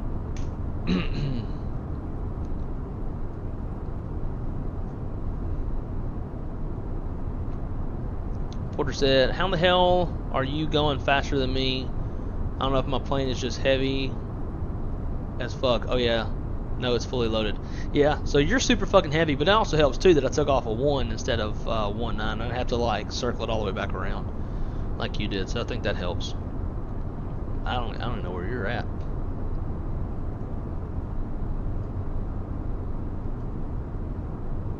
I see you. We're parallel. You'll end up fucking passing me though. Oh yeah. Also, sorry, I took a shortcut. I skipped Boy, going to CZI. I need to do this one as fast as possible, so we actually have time to finish the flight.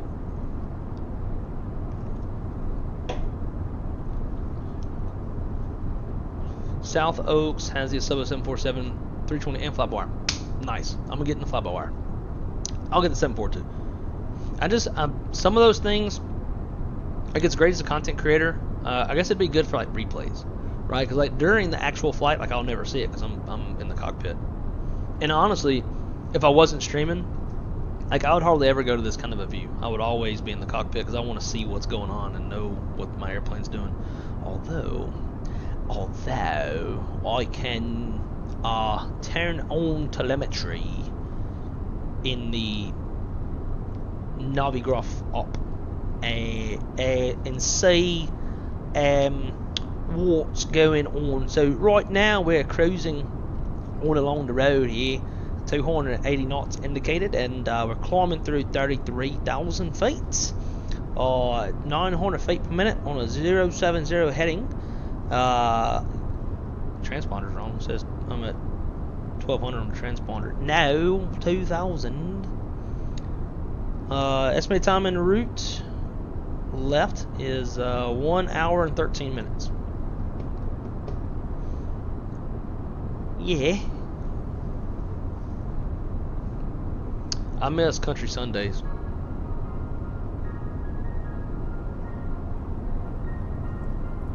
Shadow, at some point we're gonna have to go fly around in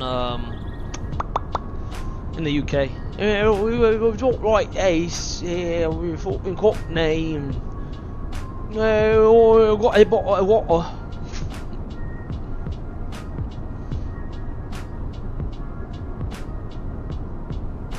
Holy shit, I missed a lot of chat happened in a very short amount of time.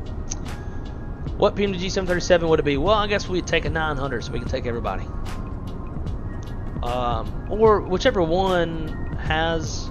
We could do a little poll and find out who has what, and take the one that's most common. I'd imagine most people probably have the 700 and 800, but I'm take whichever one. I did it for some of the people when doing training flights. It's so relaxing. Agreed. Warden, thank you so much. Birthday stream, damn right. And no, at the moment, that won't last long. Addy sent. Appreciate it, dude. Definitely gonna send you a card. We were trying to make some like fancy ass cards. It's gonna be fucking expensive. It was gonna be like well over $100. And it was like for 30 of them. But we're just like, you know what? Fuck it. We're just gonna do Walgreens. You get 40 of them, and it was like it was $70, but Crystal had a coupon and made it $40. So that's what we're doing. Warden's here. Oh shit. At the moment, keyword. I need to get a ride when you do Country Sunday again. No, Callie, you need to join in on Country Sunday. That's what you need to do. Jump in your no fuss bus and then put on your best country accent. I can't say he hasn't been in trouble at all today. Wow. You can't go a full day without getting in trouble. Yeah, but we all stream our views. That'd be fucking dope. I don't know how many people can stream at a time on Discord, but we could definitely do something like that too. Bring the Discord in, show everybody else's views. Be pretty cool.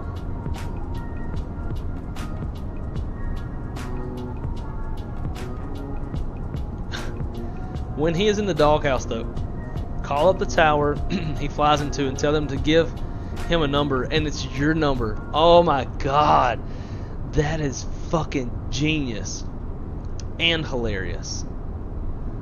Yeah, just leveled off. I'm going direct Grand Rapids, not Grand Rapids, Rapid City. Rapid City. Welcome to Australia. Did mine sound more Australian? I was trying to do British.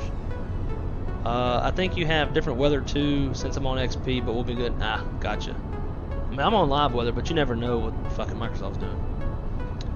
Porter, do you use that, oh shit, what's it called? Oh man, Active Sky. Do you use Active Sky? Active Sky has always been very, very good. It's messed up but funny as hell. It's super fucking funny. And we'll get wrong side to join. Between you two cowboys, I won't be able to stop laughing. Yeah, it would be a hell of a good time. Giving me Nigel views. That's how I knew I had a problem with the long haul today. Looked at Navi and it wasn't showing anything. Oh, that's... Were you even at home when that happened? 'Cause that's the worst too. I've had that happen to me. I was at a Mexican restaurant eating, and I checked, and it was frozen. I was like, oh fuck. Turned out it just Sim Connect or whatever had like died, so my airplane was still trucking along. Address sent not gonna make now gonna make me make Christmas cards, dude. Man, last year and this year we were late. Like I don't know. We should probably have them sent by December 1st or maybe shortly prior. Here we are, like almost mid-month, and we just now made them last night. But I feel you, dude. It's like you start getting some and then you feel obligated, and then like you make them and you're like, I should have been doing this anyway. Because I think that's how we started it last year. It was like some people sent us some, like, you know what, we should do something. Zach said, where's my Christmas going? Send the fucking address, man. I'll send them. 100%. You should be able to see me from that side, by the way. Yeah, probably so. At a minimum, see a Contra. Wonder if my...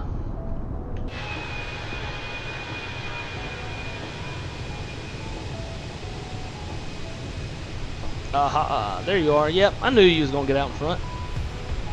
There you is. Should be you. Yeah, that's definitely you. Yep, already sucking me up.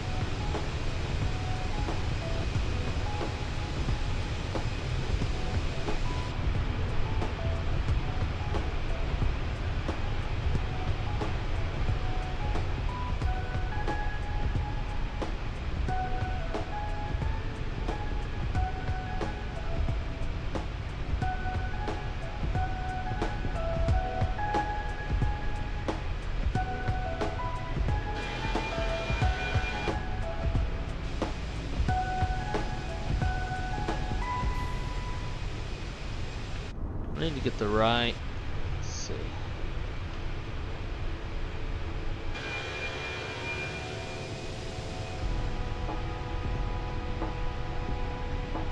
There we go. Now we can see us and Porter.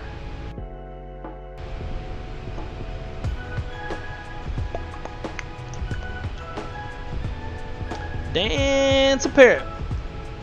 What's going on, dude? How are you? Great to see ya. One of us may have to step up or down. I'm looking at you through the left window. No.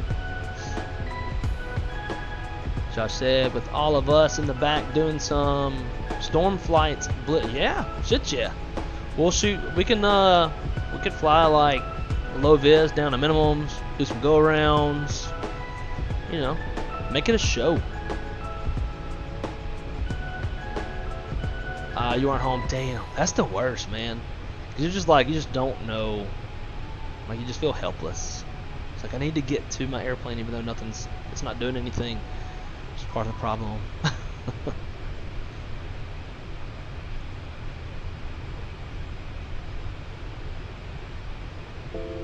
Shaq said, can we get 40 likes, please?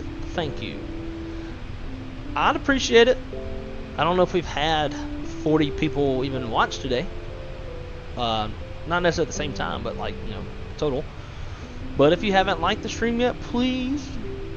It's Christmas. You know, we got the lights around here. If I can, we got the lights back there. I got lights all over the place. We got lights up well on the garland. You know, it's Christmas. Smash the fucking like button.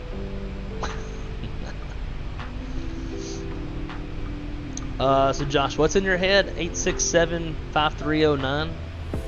That sounds familiar. What is that? I thought I had $1 million bill.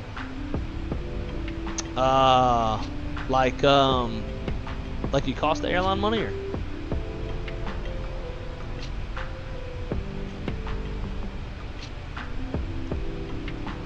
Yo, once that A380 comes out, we're gonna be flying that bitch on YipJet and making fuck tons of money. Fuck tons. So, alright guys, now for the $1 million question. And after I ask the question, I need to go shut the back porch door for the dogs. It's a song, come on. If it ain't country, I ain't gonna know it. But so for the $1 million question. Oh man, where does it go? Stand by. I need to refresh.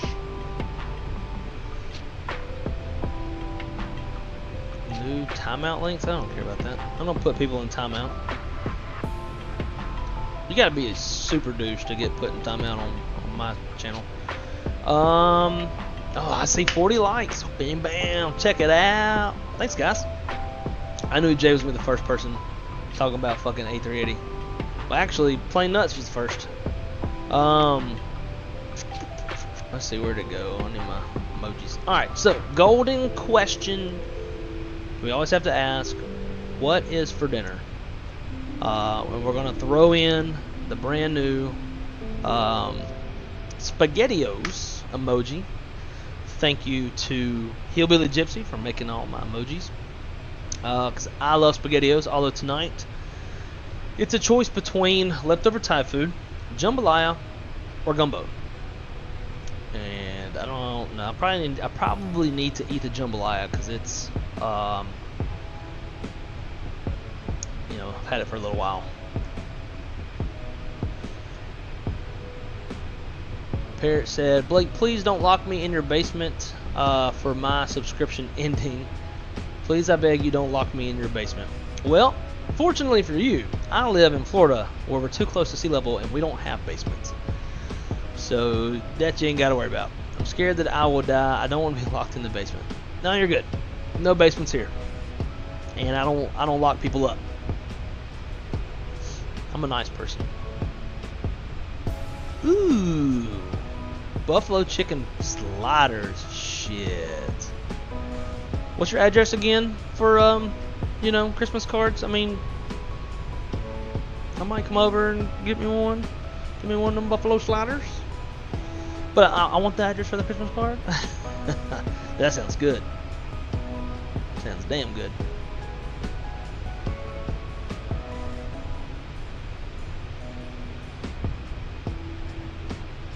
SpaghettiOs. Josh, you really gonna eat spaghetti? Dude, if you eat SpaghettiOs, you take a picture and put that shit in my Discord. I don't even know. You definitely get brownie points. Honestly, I think I have a giant fucking can of SpaghettiOs in the kitchen, unless I've already eaten it. Leftover from hurricane season. Poll time. What should we poll, Zach? Oh, I get it. What should I eat out of those three? Okay, I'm tracking now. Engage with your audience. Start a poll. What should I eat tonight? I guess it's not Thai food. I guess it's ramen. But it's almost like Thai. It's like curry ramen.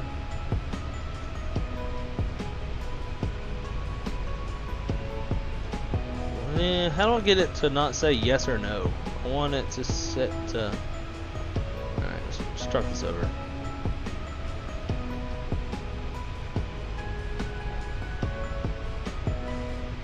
No, I'm doing that either.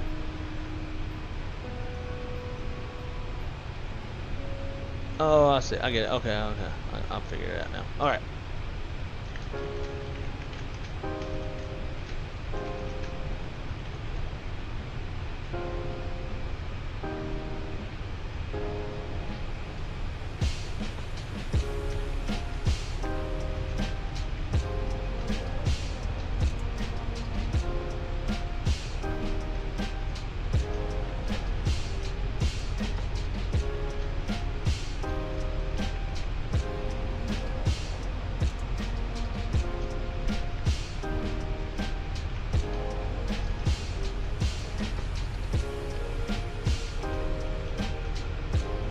Alright, starting the poll.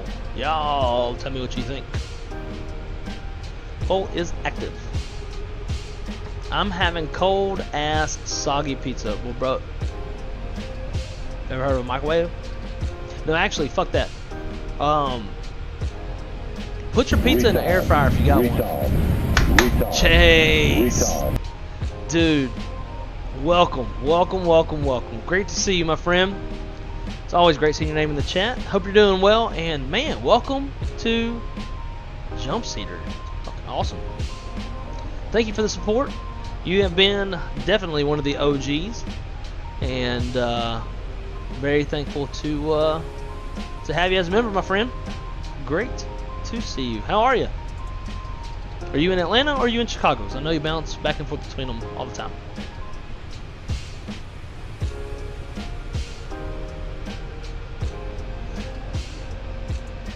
And Chase said, hello guys, happy birthday Blake. How's your day so far? Well, I appreciate it.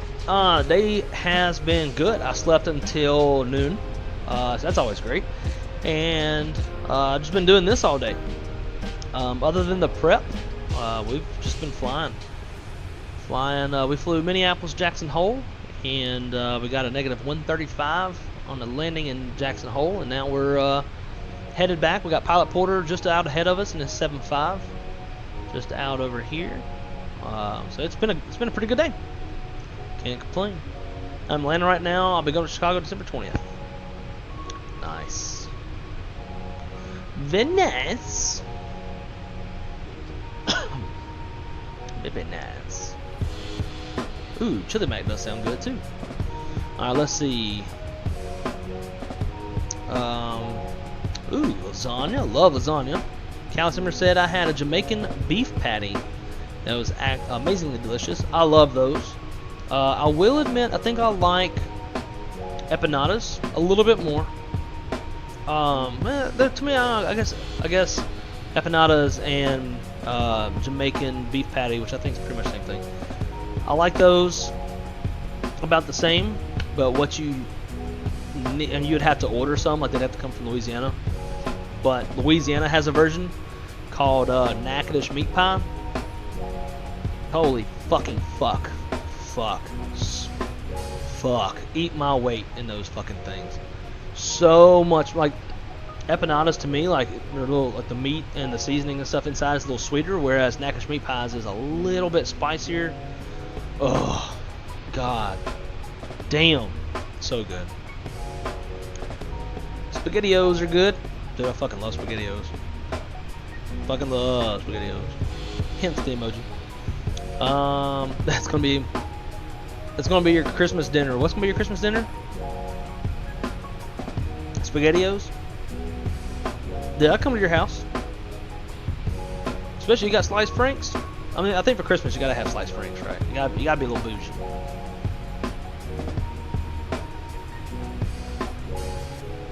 Let's see. Put SpaghettiOs on it. Ramen. Ooh. Okay, now that's gross. That's gross. Which I'm weird though. I don't like my food touching. Like nothing pisses me off more if I go to Cracker Barrel and get a country fried steak and green beans. The green bean juice is like making my country fried steak soggy. Like I don't want soggy bread, damn it. But yeah, no, I'm good on that one. Chili Mac sounds amazing. Dan Barrett said, "Well, gosh, bro, I've never ate those foods before, but it sounds good." So, jambalaya and gumbo are very much similar, although like jambalaya is kind of a non-soupy version, whereas gumbo is like a soupy version. Gumbo is rice, seafood, meat, and then typically you have the Holy Trinity as well, which is gonna be onions or like green onions. Oh shit, what's else in that? Celery, something else.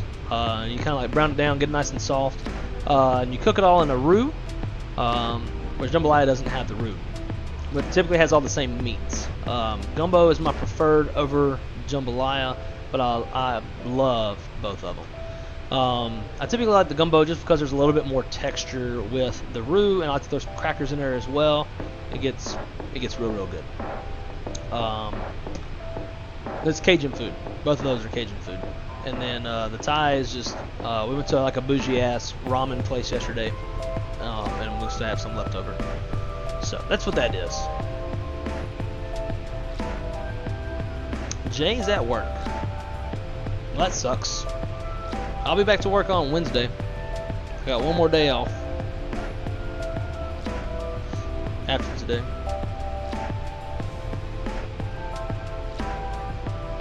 I'm waiting for wife to get dinner.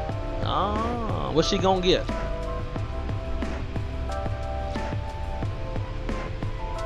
I can eat SpaghettiOs all freaking day long. Gotta have the meatballs though. Dude, I'm with you. Gives me heartburn like a bitch, but I don't give a shit. It gives me acid reflux too. Don't give a fuck.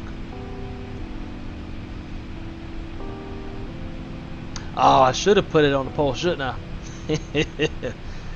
I just don't know if I got a can of it or not. I think I do, but I just don't know.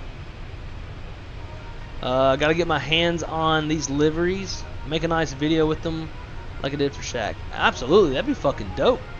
I can get it to you. I can definitely get it to you.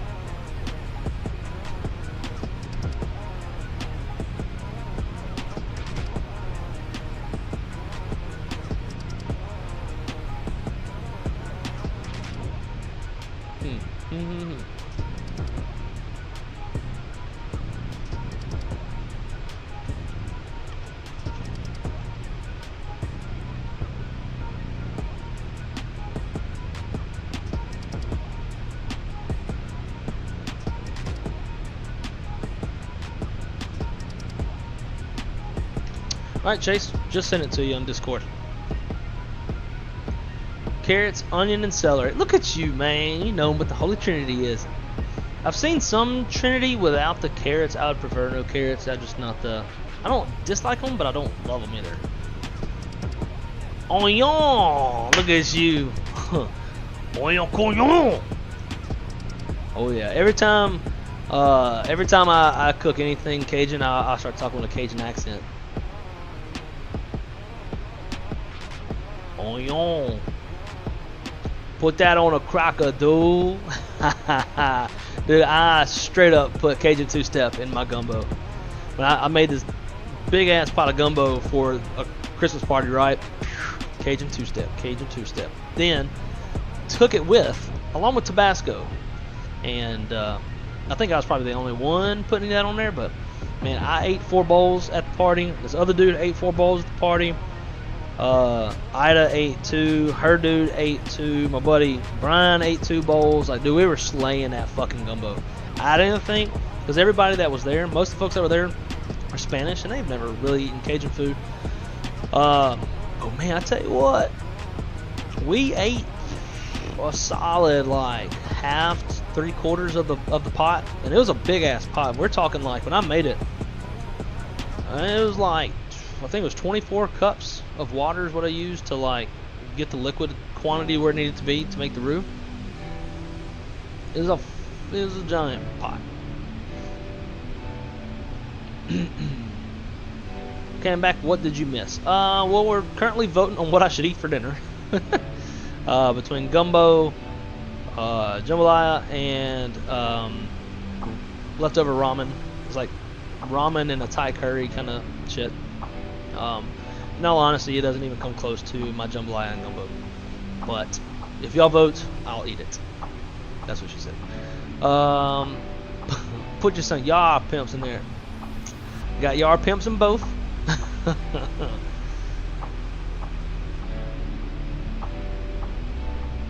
I can't find them. You send them in your server or DMs? I sent it in DM. Unless you made yourself a new a new Discord or something, but send it to you.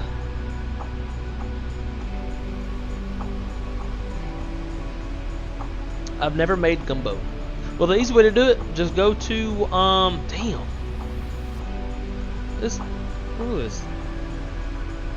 fucker's getting way out ahead of me. Way over here. But if you go to like a Winn-Dixie, make sure it doesn't kick off the autopilot. Did not. Okay. You go to Winn-Dixie, Walmart. They usually have the gumbo mix, Zataran's gumbo mix. I don't know what all grocery stores I got up there, but here Publix typically doesn't have the gumbo; they just have the jambalaya. But like neighborhood Walmart, Winn-Dixie, those usually have jambalaya, gumbo, dirty rice, red beans and rice, all the all the good Cajun stuff. And just follow the directions on the box. Super fucking easy. We're going to have a chili thing at work for Christmas dinner. All right. Golden question. Golden question. More gold than the last gold question. Does chili have beans in it? In my opinion, ain't no such thing as chili with beans. Said best by Cody Johnson in his song "That's Texas."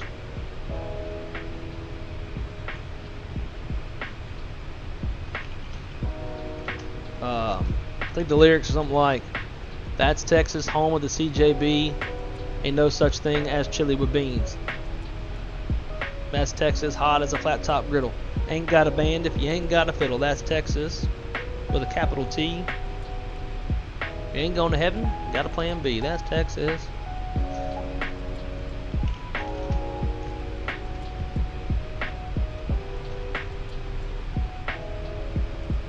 Yeah, see Chase lives in the southeast. He knows where that gumbo is.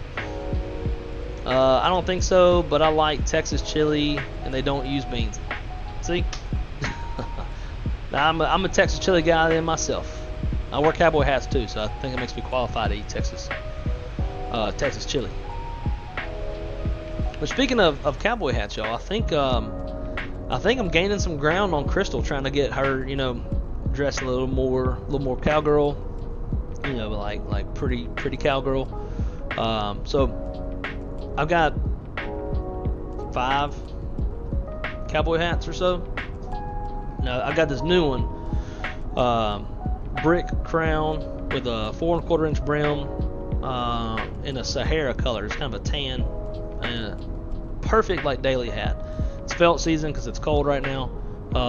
So wore it like all day yesterday, and we went to Cavender's. I needed to get a brush to brush my felt hats. as well as this spray that like protects it from rain and stuff, because of course it fucking rained yesterday. And while we were there, she seemed real interested in like getting her some Western fashion. We're going to a Morgan Wallen concert, which I give her so much shit because I tell her like, oh, you're just another one of them basic bitches that like you're only gonna dress cowgirl when you go to a fucking show instead of just like, you know, being it, living it. And she's like me, she grew up with horses and all that kind of stuff too. She was trying on hats yesterday and trying on boots and all this kind of stuff. So I think I'm making some ground. Man, she's half Mexican, so she would look so good in Western wear. She'd look so good. She got some perfect legs to fill out some nice Miss Me jeans, cinch jeans, Wrangler jeans. She got a nice booty, you know, booty on them jeans, be looking good. But yeah, I got my hat shit and was good to go. For those of y'all who you know, follow on Instagram, I think I had a little video on not Instagram but on the YouTubes. Well, I gave my little Thanksgiving shout out, so I'll play that for you real quick.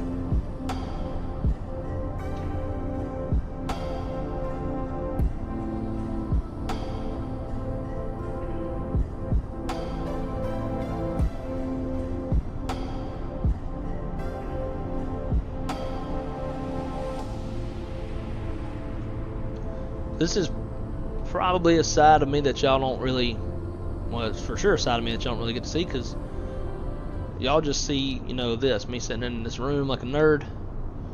Those of y'all who met me at Expo or saw me at Expo see a little bit of it where, you know, even though it was beyond fucking hot outside, I was jeans and boots and all that fucking stuff. So I don't hear shit. And wish everybody a very... There we go. Hey guys, wrong side here. Just wanted to take a quick second and wish everybody a very, very happy Thanksgiving. I'm extremely grateful for you guys. Words can never describe how grateful I am for everybody who jumps to the chat and says hello to the subscribers and especially to the channel members. Super, super thankful for you guys. Thankful for this community. Thankful for every blessing that it has brought me. Hope everybody is having a great day off. For those of you who are lucky enough to have a day off, I'm not. I'm actually grabbing some food for my guys. Yeah, hope you get to enjoy some great food, even if it's non-traditional Thanksgiving food, because like myself, I love Cajun food for Thanksgiving. And maybe having a few adult beverages as well. Drink responsibly. Thank you guys so much for everything, and hope you're having a great day. Happy Thanksgiving, and until next time, keep it on the wrong side. See you later. So yeah, there's another little side of me, and you can always kind of see it too in some of the other shorts, like the next one we'll play. I think we're going into Burbank. Actually, I'm gonna play the one before Burbank. This is the start of the song, but you know, here and there I'll sprinkle in a little bit of my my love for Western culture, cowboy type shit.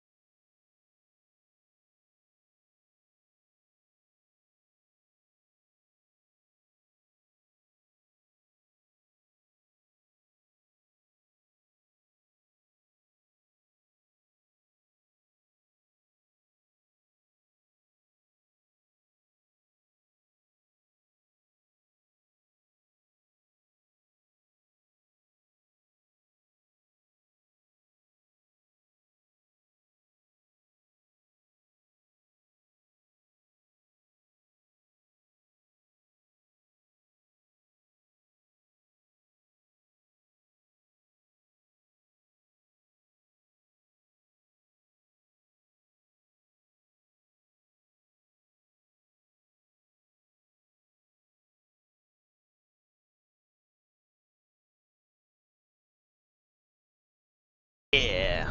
So, you know, I'm a little bit about that cowboy life. And if there was anything that was I would quit simming for, in all honesty, it'd probably, if I could have my own ranch and livestock and all that kind of stuff. Why is this not picking up? Did the fucking app die out of nowhere? Still running. This is not. Oh, I bet it's the sim. Yeah. Well, I think we lost track hour for the rest of the time. So the sensor has 2 lights and only 1 is showing. So it's pretty much dead in the water, which sucks. And Porter, I did see your message about going direct swans. I'm tracking with you. I see your chemtrail out ahead. Nod your head. I'm probably going to get a copyright now for playing that. But beans is a worthless filler. I fucking agree. I hate beans. Ugh. We don't have Winn-Dixie around here, but we got Walmart, Kroger, and Aldi. Aldi definitely doesn't. Kroger probably does. Definitely check them. With beans, barf. Agreed. So, is the water wet then? Cause that's the same fucking shit you just told me. Of course it has beans. No. I like chili with beans. Yeah, more power to y'all. I'm the poor son of a bitch picking around them. My chili is ground beef, breakfast sausage, rotel, and noodles. I'd eat that. I never heard of a noodle before. Is chili supposed to have noodles though? Like, does that make it pasta? I don't know. It's like when people ask, is a hot dog a sandwich? I don't know. It's meat between 2 breads. But sandwich has 2 separate pieces of bread, whereas hot dog's connected. Let's see what this fucking thing wants. Oh god. Okay, cool. We were out on time. Look at that. We actually got out on time for once. Who'd have thunk it?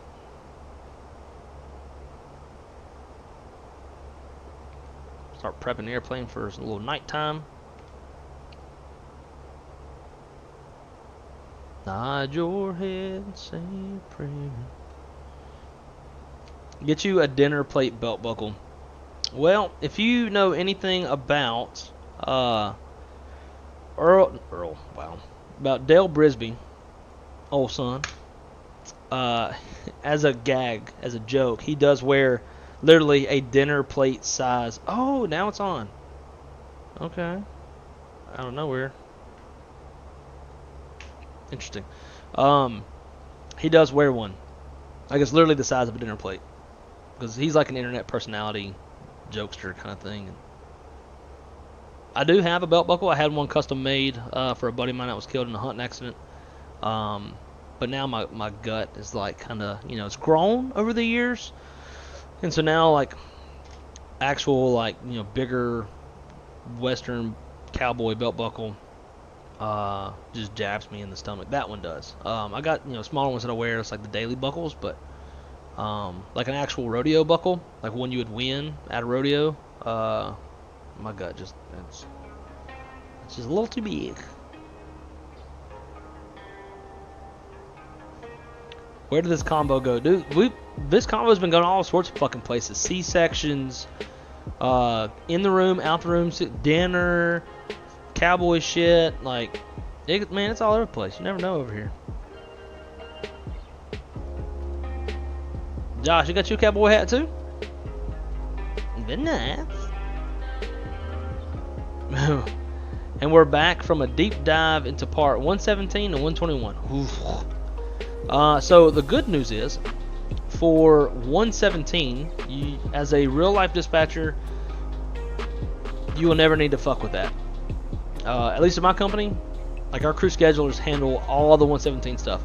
At my last company, we did a little bit, like, we determined wheels up times and all of that, but now crew scheduling does it. Like, we will create the flight plan, figure out what the en route time is. We publish that. Crew scheduling can then see it, and they'll determine the wheels up time. And then, if we need to, we can relay it to the crew. But that's the most that we're gonna do. one of the dogs in here. Yeah, 117's gross. Combo went from beans to ass. Yeah. Let's use a general profession of beans. Nice hat. Thanks, Chase. I watched that too and didn't recognize him with the hat. I figured most of y'all probably wouldn't. And even though like I'm a manager of flight dispatch at an airline, that's how I dress every day going to work. Love the interior color of your truck. Thank you. That's that is the it's a Ford F-250 King Ranch. So that you got all that King Ranch interior, that kind of burnt tan type shit. But I've made everything kind of go with that, like I mean not everything, but like stuff for the interior of the truck, like my floor mats match and all that kind of stuff.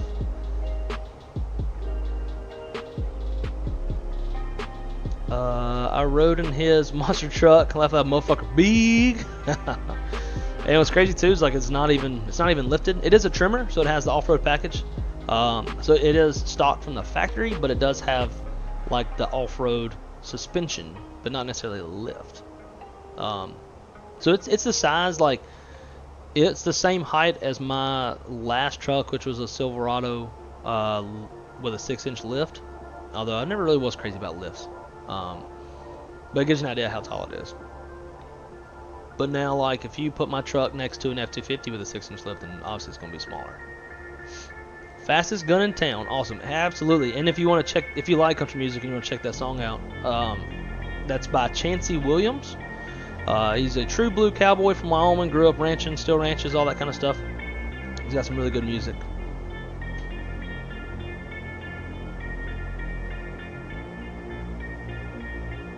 Man, that captain had to sit on a phone book or 4. Jesus. I can listen to this music all day long. What I do. Well, I'm glad you like it. A lot of people don't know about that guy. Chancey's like an independent artist in like actual real cowboy country music, not like that Nashville bibbity bobbity bullshit. Nashville stuff's just so meh. Because of you, I know now I have Morgan Wallen in my playlist. That was fun riding down 405, blasting some Morgan Wallen with you and Crystal. Yep, and thanks to Crystal, I gotta go see his ass live. I'm just one, like, I'm fucking picky when it comes to who I go see live. If I'm gonna drop money on it, I better fucking love the artist and know like all their songs. And there's probably 4 people in this whole world I would go see. Morgan Wallen's not one of them. I'm not gonna hate it. Like, his music doesn't just suck, but it's not like he's just a poser to me. He doesn't, you know, he's not real. When he was on America's Got Talent, he sang anything but country music, and then all of a sudden he's country. So it's, to me, it's like, all right, you're not true to the genre. You're kind of undercutting those who, you know, are more less poser, true to the genre itself.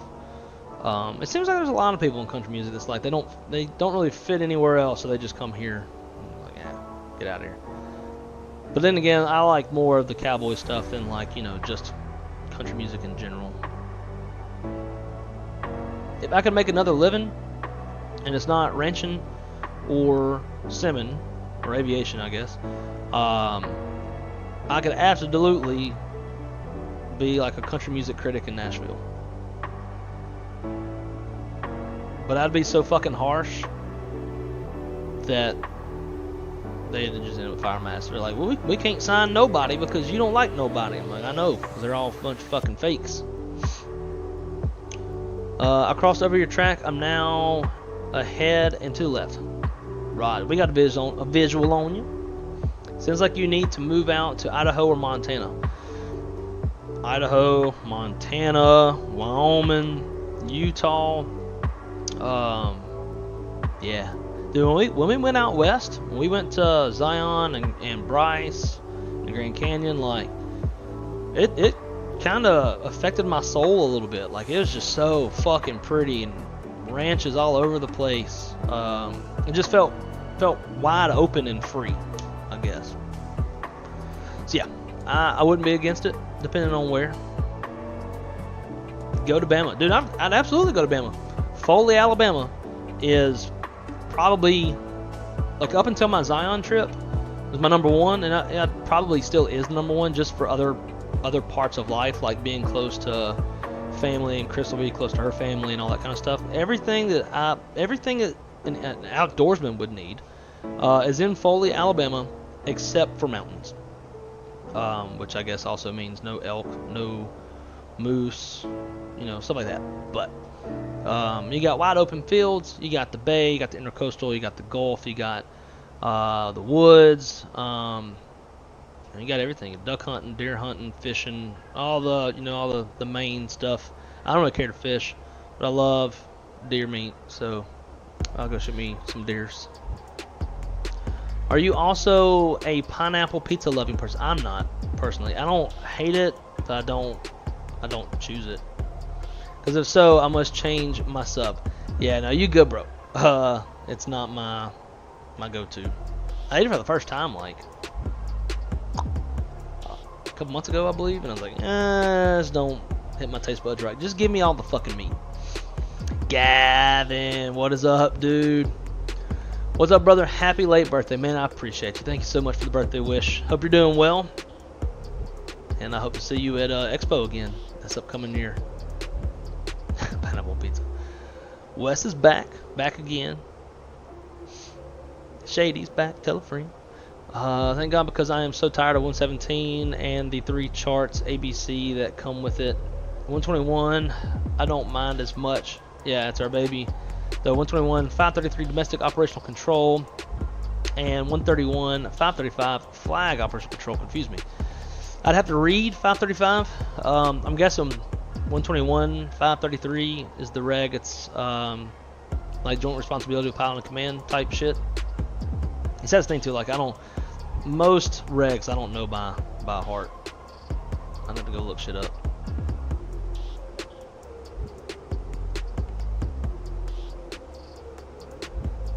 Let's see what our ETA is. ETA 23:55. We're at 23. Really?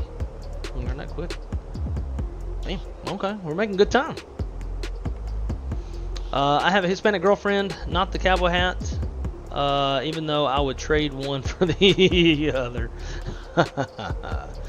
I've got a half Hispanic girlfriend, and I only have to deal with half of the psychoticness, the feistiness.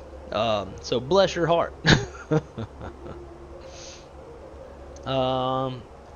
Why they need to add F in 535 saying no pilot may operate an aircraft in careless or reckless manner so to endanger a life. Why is that not in 533? Good point. I don't know. I think it goes without saying, right? But it's almost like if it's not written somewhere, then people would use that against somehow. Like, oh, well, it's not written. It doesn't say that you can't operate an aircraft in a careless way. Smiley, I'm new to your channel and happy birthday. Smiley, thank you so much for coming to hang out with us. And I appreciate the birthday wish. Very, very nice of you. Welcome. We hope you enjoy yourself here. We're very lighthearted and we don't take things too serious here on the Wrong Side channel. We conversations get weird. I will forewarn you of that. Not super weird, but you just think we talk aviation the entire time, and sometimes we talk about other things like pineapple on pizzas. It just gets way weirder than that. But welcome. Hope you enjoy yourself, and I know there's lurkers out there. Thanks for not being a lurker. Thanks for saying what's up, and we welcome you aboard. And just a little bit about myself, in case you aren't aware, I'm manager of flight dispatch at a major airline in the United States, and this is one of my favorite things to do in the world is to hang out with y'all and talk airplanes and flight sim, all that good stuff. Yeah, welcome. Great to see you.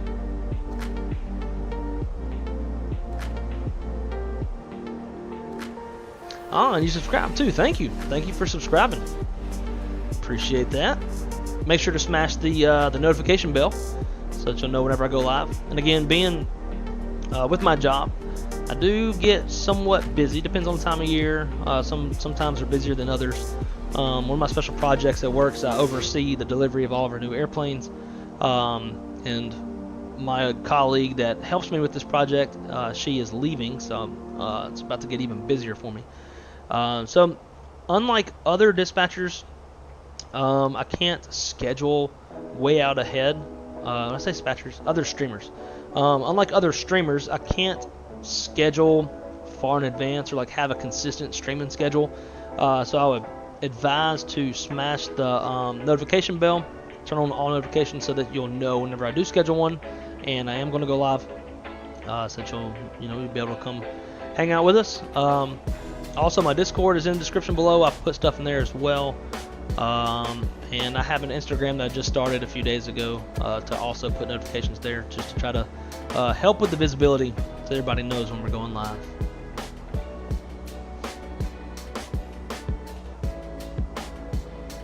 I can go for a nice chili dog, dude. I could too. In fact, you know what? Stand by. I think we need to do something real quick. Stand by.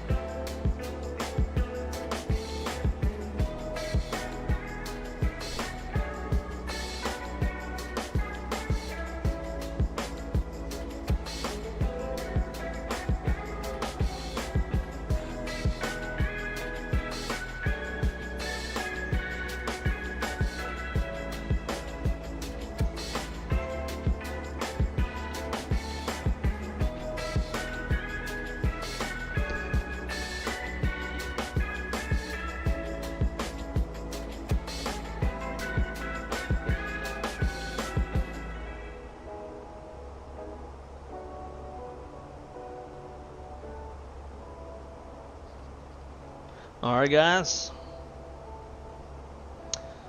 so here we go. I've got about a quarter eaten cookie cake, and I put a can on there, and y'all can sing me happy birthday. Whenever Crystal did the candles and stuff, she had a whole bunch of them. It was like literally like half the cake was candles, and I almost got all of them in one blow but one. So anyways, well guys, figured let's share this moment together, have a little birthday together. Too bad I can't give y'all some of this cookie cake. Shucks, I guess I have to eat it all. So happy birthday to me. I know y'all are singing and blah blah blah blah blah. Thank y'all. Do y'all love the smell of fire smoke? 'Cause I do. It smells so good. And with that, I have not eaten today. I'm gonna eat me a piece of cake.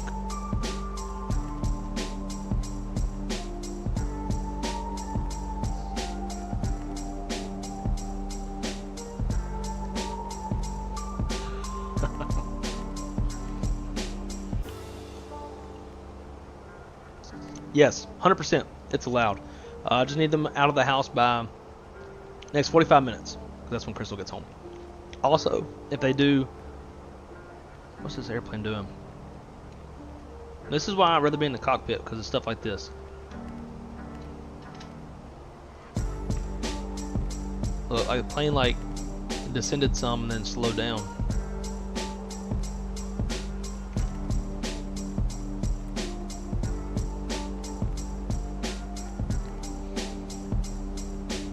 Okay, anyways,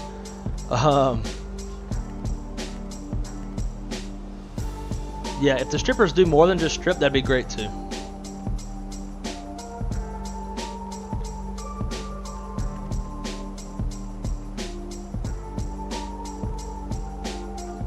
Where are you on the map? Let's see.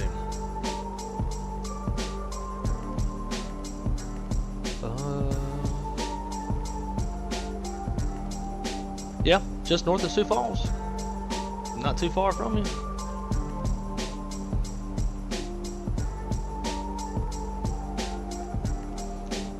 Screw the poll, go for a chili dog. In fact, speaking of the poll, let's end it.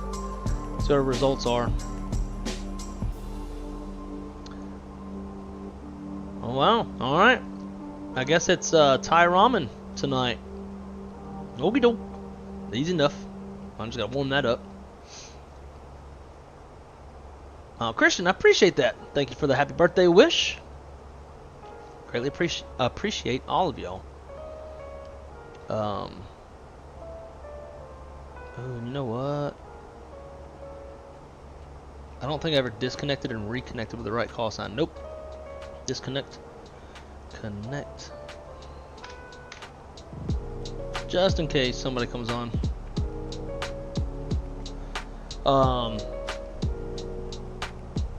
Probably hit my wake. Probably so.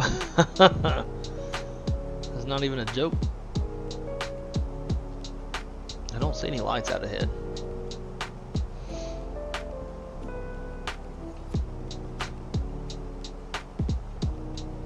But thank you everybody, for real, truly appreciate you guys with the birthday wishes and whatnot.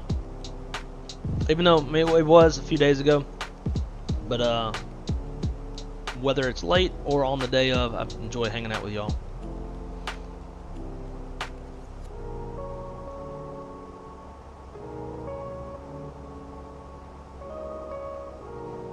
Why do you hate your fam rides and try to make the flights as short as possible? It's not that I hate them. It's just, you know, I have to do it. Being that I'm a salary employee, I have to do it on a day off. And if I'm not going somewhere to stay, which you always could do, it just never seems to work out where I can actually like use my fam ride to go somewhere on a trip. But you know, it's another one of those things that once you jump seat a bunch, it's never not fun, but it's also like you don't want to make a special trip just to go, you know, fly in the cockpit somewhere. Unless you're gonna like go fly with a buddy. Like at some point I'll end up jump seating with V1, and like that I would make a special trip for. But outside of that, you know, it's just like, do I really want to, you know, go fly somewhere? And I live in Orlando, and it's inevitable that we always have thunderstorms during my fam ride because you do it on your base month. And I don't really want to risk flying somewhere and then trying to get back home and diverting somewhere because of weather and ground stops and all this stuff. You know, it's just, I would rather do this and hang out with y'all than go do that. Now, if it's a work day, and like my boss is like, hey, I want you to go fly from here to Manchester on the day that you work. Sweet! I mean, I'd rather go do that than go sit in an office. But that don't happen because whenever I need to be at work, I need to be at work because we need leadership on site in the event of, you know, any issues, IT issues or IROPS or, you know, anything.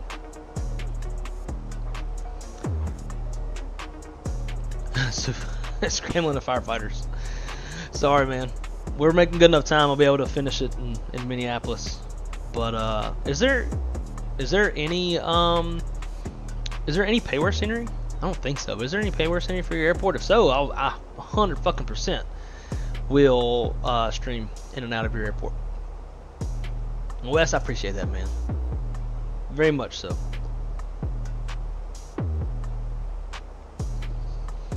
I wish, like, the coolest shit in the world, and pardon my chewing and shit while I'm talking, but what would be super cool is if, like, all of us could, like, hang and fly at the same time.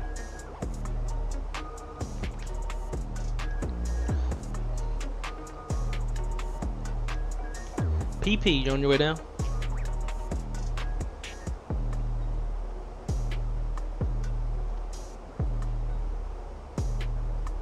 go. PP.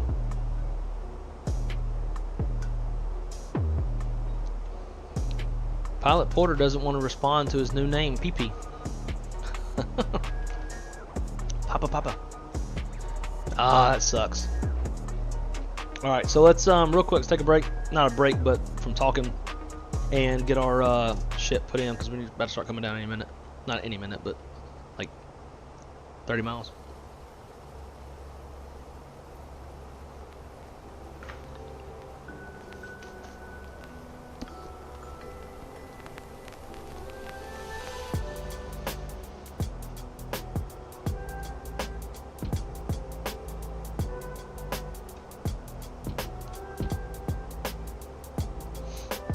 Okay. I don't remember if we did the top outflow. I don't think we did. No.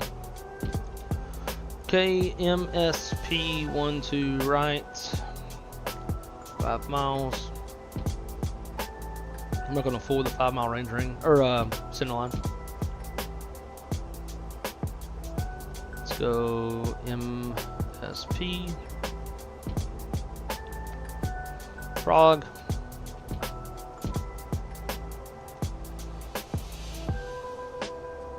Perf. Were you calling me on frequency there, Blake? I sure was there, PP. I was just seeing if you were on your way down yet, PP. Yeah, I replied in your chat, but you're just hard to hear. Ah, no worries. I just wanted to call you PP for fun. Yeah, you can have one. That's it. Okay, I stopped. Alright, see, 160 at 5.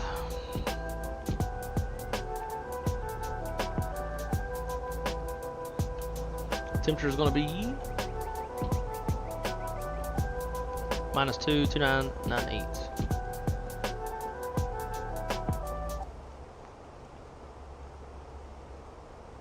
We're going to shoot a standard Cat 1, so we're going to do 200 in the radio. Call it good. Perf is done. Fuel prediction. Looking at an extra 25 minutes of fuel. Secondary flight plan. We'll delete the secondary. We can copy the active and we'll do 12 left just in case. If we end up getting a little too close to Pilot Porter, PP, then we can just jump on over. Let me tag that one too. LS 12 left. And that's gonna give us an approach via CJ.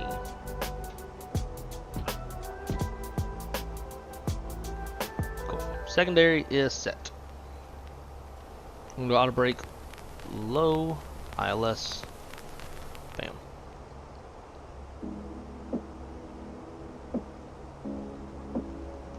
Bottom of the Torgy. Oh, I don't think this star. Some bitch. Fucking sim brief. No, it says it does. Okay, yeah, it does. No, I thought the star wasn't compatible with the 12s, but it is. 7,000 is bottom altitude.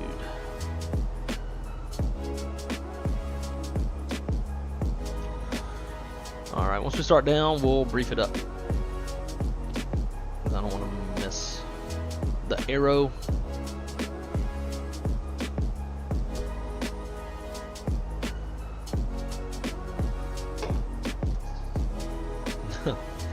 Wee PP. Oh, that's funny. That's funny. Alright, start it down.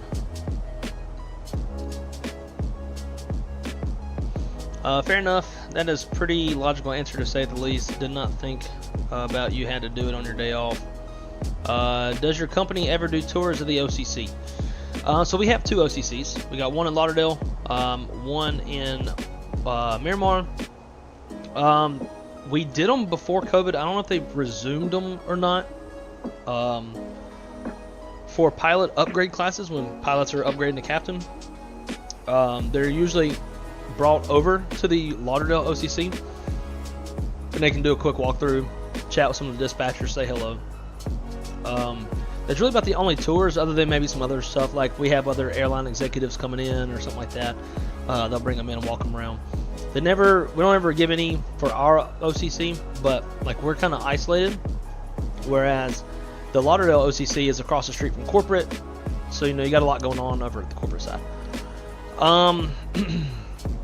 So no, but at the same time, like if you're ever in Orlando, you know, I could definitely escort you around ours, and kind of keep it on a little bit on the hush. I mean, as long as I escort you, you know, all's good. But it ain't nothing to see at neither one of them, in all honesty. Just some relatively decent sized rooms with computers.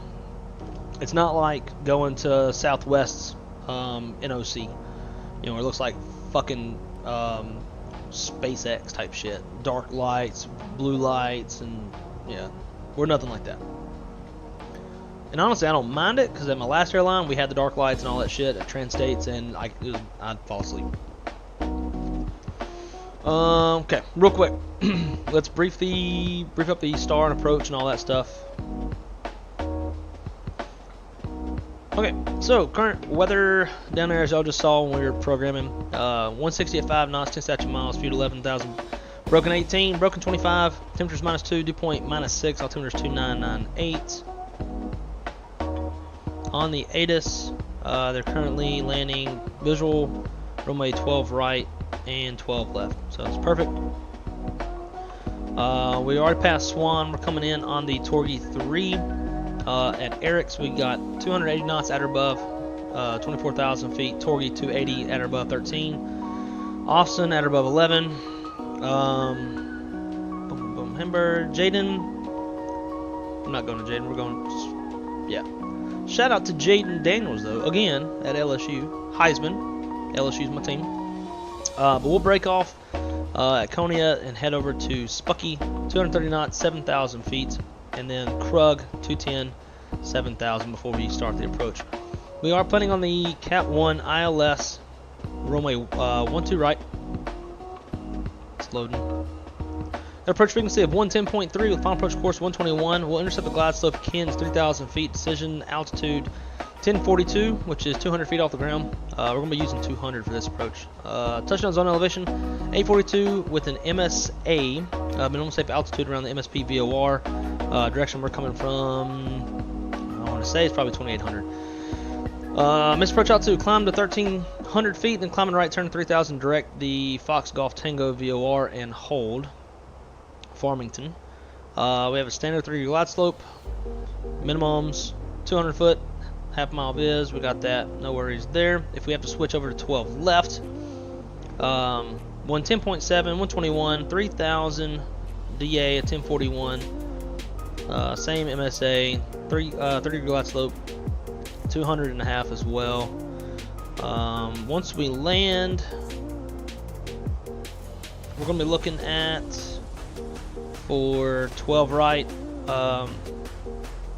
runway's grooved, high intensity runway lights, center line lights, approach lights, touchdown zone lights. We got a PAPI on the left with a 3-degree glide path on the PAPI. RBR's reporting in the glide from the glide slope. We got 8,969 feet, 200 feet wide.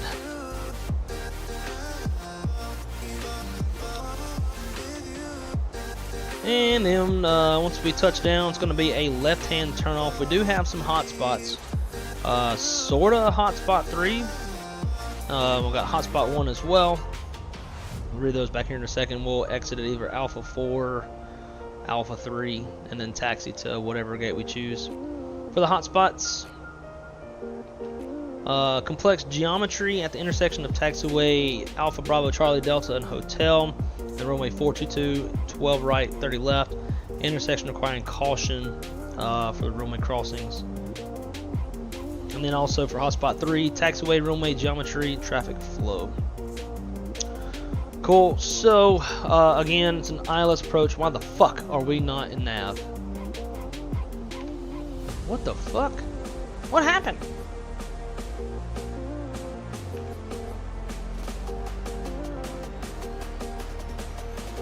That was fucking random.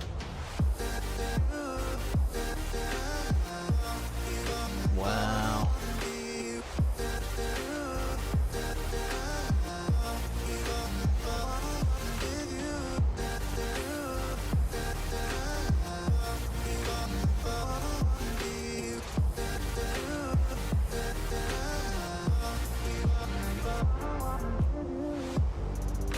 Tell you what, let's do this. Let's go.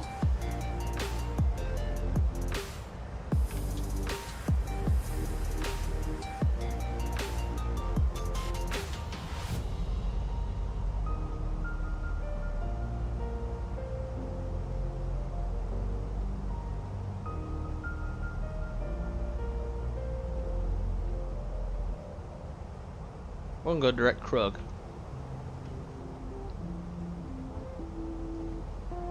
There we go. That helped us out a bit. Shaved off 2,000. I see Pilot Porter over there. Hey Porter, are you set up on 1-2 right? Affirmative, 1-2 right. Understood. I'm gonna go 1-2 left just to avoid us getting too close. I can already see I definitely see I could end up being close on you, so I'll switch 1-2 left, and we'll see you in Mini. Alrighty, sounds good. Yeah, I was watching you on the map. You were kind of going off course there, but glad to see you're back with us, and hopefully we'll get a parallel ending. Yeah, me too. I don't even know what happened there. I was briefing up the approach, and then all of a sudden look up, and we're off of it. Yeah, no, I'm following the right arrival. I'm not sure what happened there, but yeah, we're all right. Activates, and now sweet.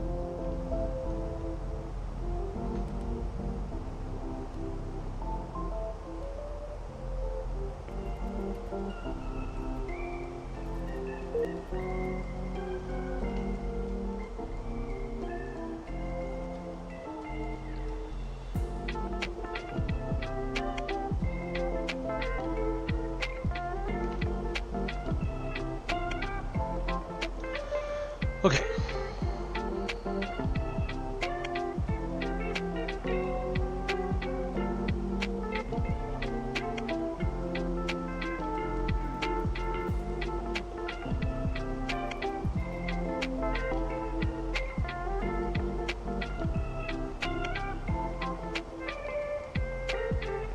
Alrighty. I think we're back on track now.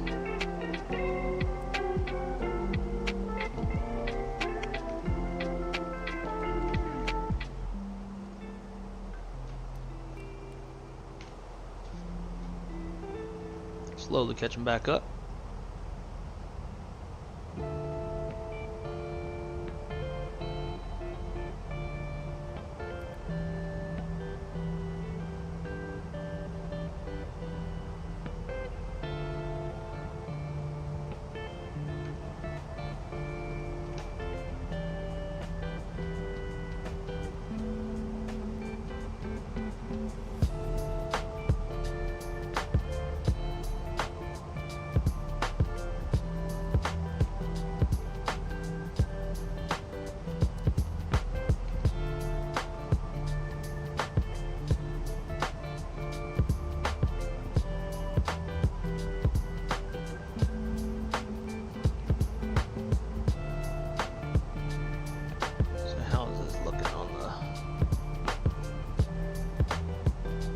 Oh shit, man, I did not even know. Sorry guys, it's fucking, yeah, my bad. Jesus Christ. I mean, y'all didn't miss much other than just trying to get some stuff corrected, but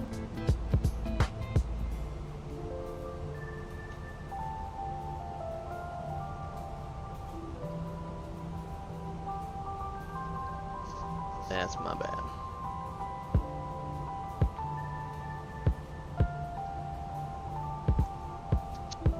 Beep beep. Wee wee and beep beep. Minneapolis traffic. Wee wee and pee pee on the inbound. 1-2 left, 1-2 right. Watch out for wee wee and pee pee.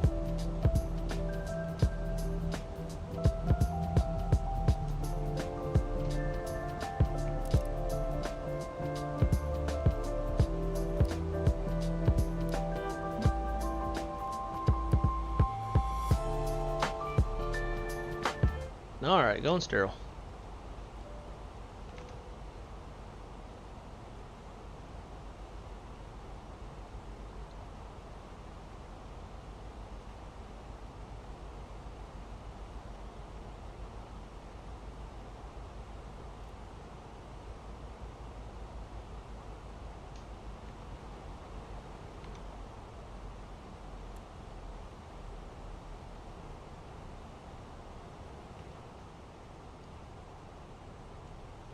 Alright, so we stay on this. It looks like me and him are going to end up getting real close to each other, so we're going to go direct CJ.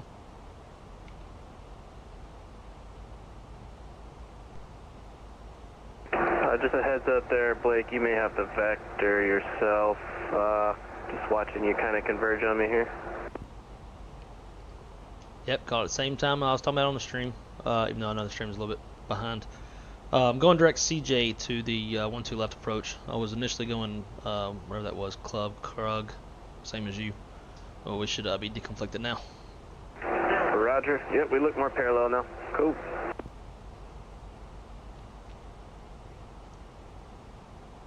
That old airplane you got even has TCAS? I got the modern Ethos panel. Ooh, ain't you boozy. Okay, let's go through approach checklist. Approach checklist. First, let's go status page, recall. I'm sure, yeah, we're good. Seatbelt sign.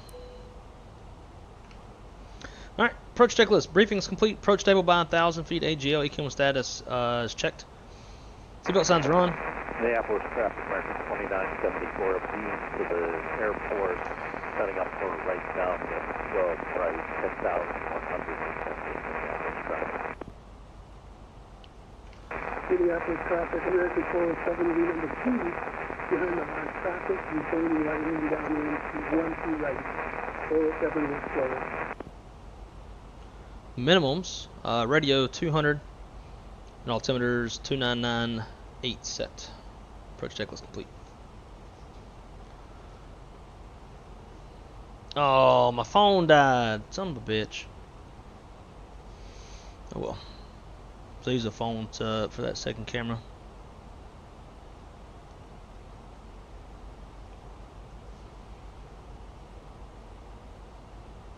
American 2806 Minneapolis traffic, setting to the right, downwind, runway 12 right, American 407. Did you want me to slow down for you so you can get down?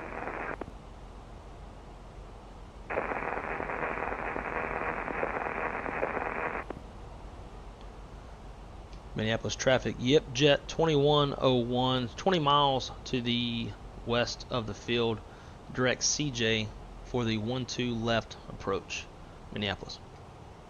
Roger that, American 2807, check and incoming traffic 12 right.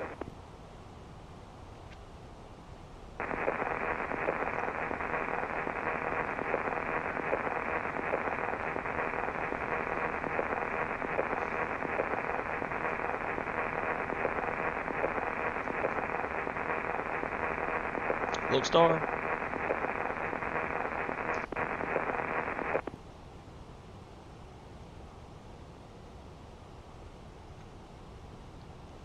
Minneapolis traffic, yep, jet 2101, 19 mile final, runway 12 left, Minneapolis.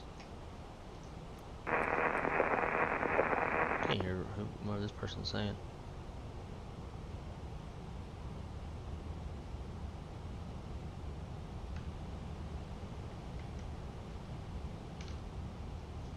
Alright, I'm gonna turn these, at least one of these lights off, and that one won't turn off.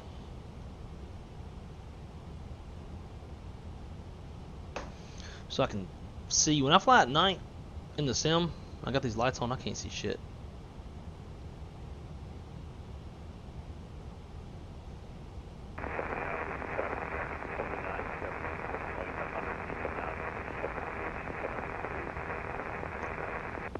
Flaps 1. Minneapolis traffic, Delta 402, be a turn in final 12 right, Minneapolis traffic. Damn, we got 3 of them stacked up.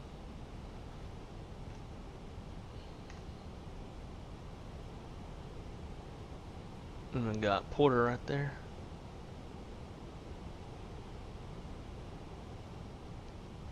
Glad I moved over to 12 left.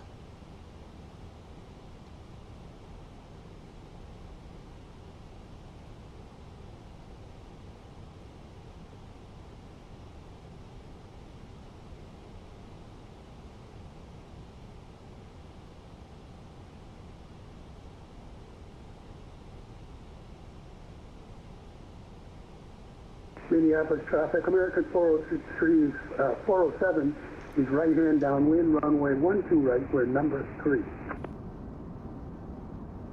American 2806, turning right downwind 12 right, second for traffic, and turning for a 14-mile final for 12 right, Minneapolis traffic. Minneapolis traffic, Delta 402, 757 is about a 7-mile final 12 right, Minneapolis traffic. 4 maybe at this point for the short final, but number 3 about the turn right base, Minneapolis traffic. Alright, flaps 2, speed checks, flaps 2. Aircraft calling, that was number 2. What's your speed? We're slowing to 175 for American 2806. How about the other American one behind you? What's your speed? American 407 is 200 knots, slowing to 180. Alright, let's go. Well, code 2974 will slow to 170.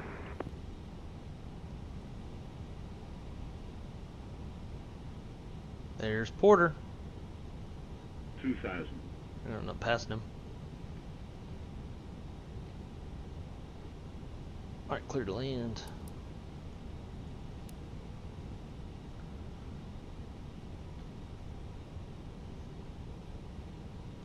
Minneapolis traffic, yep, jet 2101, 6-mile final, runway 12 left.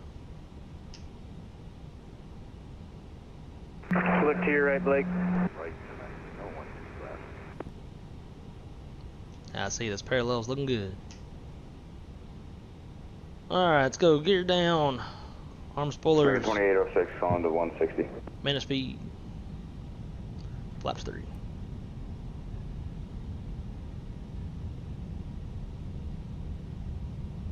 American 407 slowing to 160 knots. 107, you got a lot of separation. You could probably stay up at 180. Flaps full. 1000. Landing checklist. Cabin crews advised. Auto speed. Auto brakes low. ECMO landing on green. Landing checklist complete. My airplane. Oof. I don't know about this tailwind / crosswind. Alright, American 2974 is going to extend downwind for separation. 12 right, Minneapolis traffic. Minneapolis traffic, American 2806, 9-mile final for 12 right. Alright, the wind's kind of calmed down a little bit. We're looking good. First is almost like a traffic, American 2974. tailwind that was going to exceed the tailwind component, tailwind limitation. 10 knots. We're looking good. 500.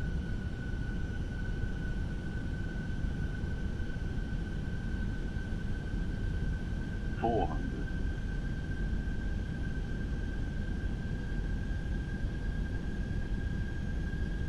$100 above.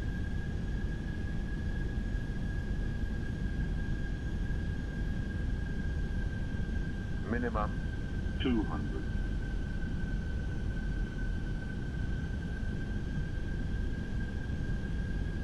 Light slope. Light slope. 40, 30, 20, retard. 5.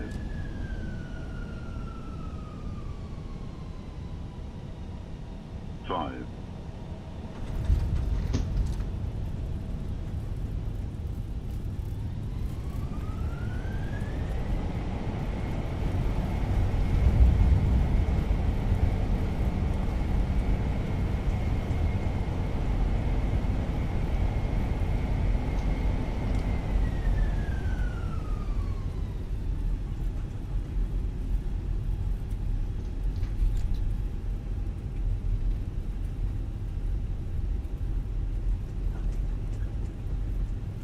Well, that was ugly. American 2806, short final 12 right, Minneapolis traffic. Yeah, Minneapolis traffic, Delta 402, clear of 12 right, Minneapolis traffic. Mini traffic. Yep, jet 2101 clear. Runway 12 left. Minneapolis. Minneapolis traffic, American 2974, turning final 12 right, Minneapolis traffic. Minnie is busy.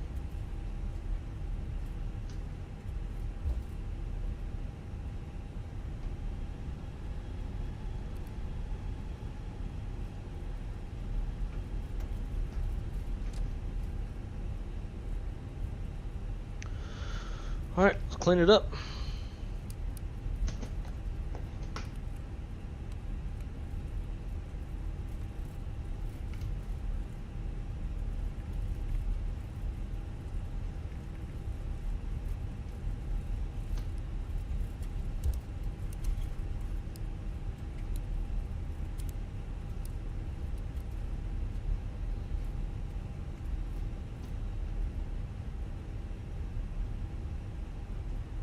Minneapolis traffic, American 2974, number 2 for the airport, slowing to approach speed, Minneapolis traffic.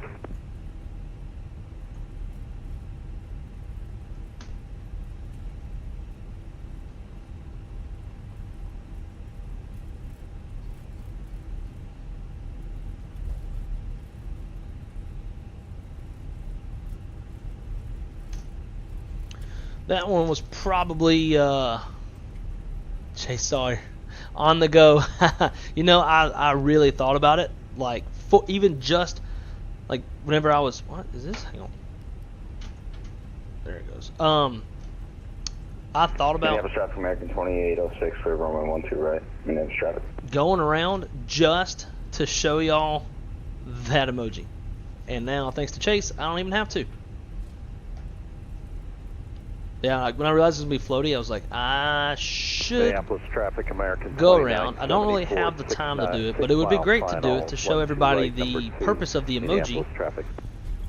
But Chase just did it for me, so thank you, Chase. I don't know if FENIX does the same floaty shit to me. Yeah, that was more of my fault. I got a little bit high, and I waited till 20 feet to flare instead of 30 feet, and because of the waiting, I purposely waited for it, but it also led to me being like, oh shit, and I gave it a little extra juice, a little extra yank to the flare. So it was all me. But yeah, it does kind of do that to me regardless. I thought he retarded too late. I did. Well, no, and I saw purpose behind that too. That's great communication, fellas. You guys have a good night. This is Delta 402. See ya. Yeah, I left the throttles in a little long too because of the late flare. I wanted that thrust to be able to kind of give me that extra little push to help me shallow off traffic, American the late 3 flare. mile So I did do that on purpose. But that is the downside to it is if you don't have just the right amount of flare, you're going to be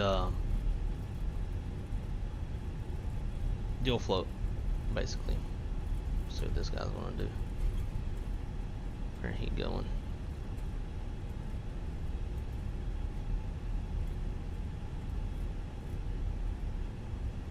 Oh God, is he coming towards me? Okay, we'll go this way.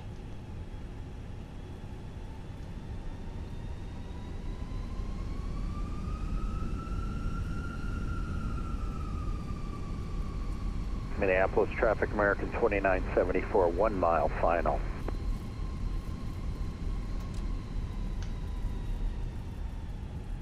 American 407 heavy, clear runway 12 right.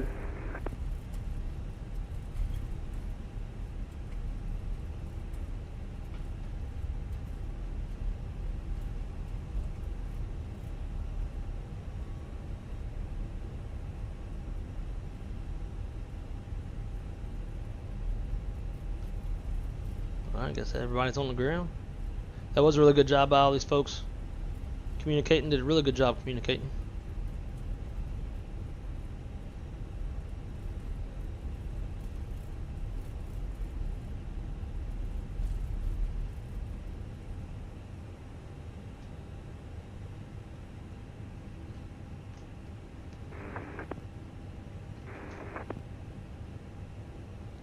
I was gonna have to take Alpha or Bravo with that dude there. But to your left, Blake.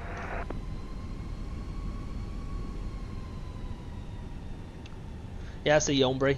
I just wasn't sure which taxiway I was gonna need to take if I had traffic coming at me. Minneapolis traffic, American 2974, cleared 12 right, taxiing Takeoff 16, Minneapolis traffic.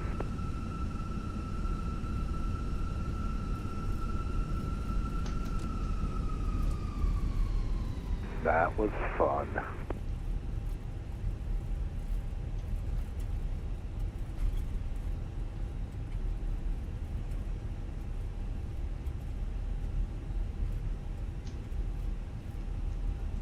So yeah, Fox 13.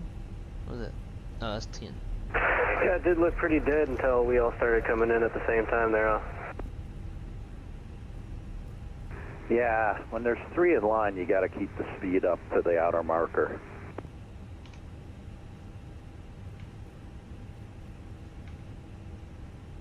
I was at approach speed turning final with the gear down. I couldn't slow it down anymore.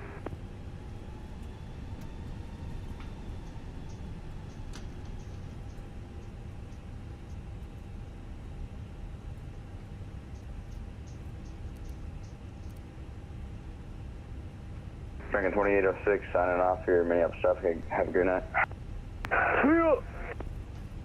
Bye. Brake set. Shut down 2. Shut down 1. Beacons off.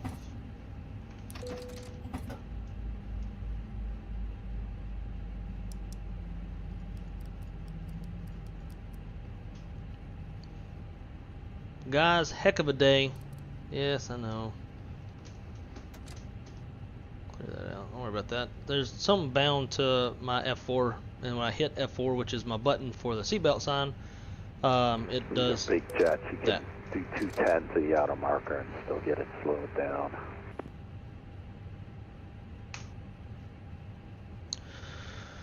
Sweet. Alright, here. Deboard.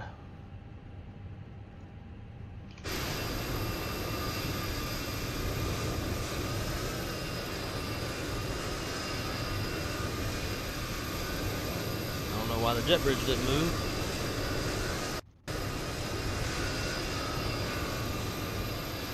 Porter, I'm gonna get a screenshot of both of us. Yeah, I'm not going nowhere. Let's see, deboard.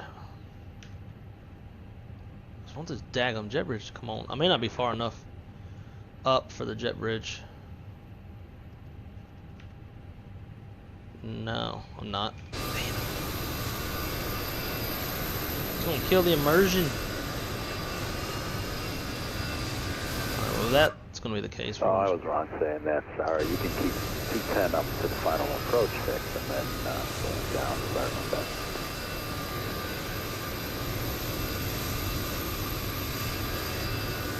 Yes.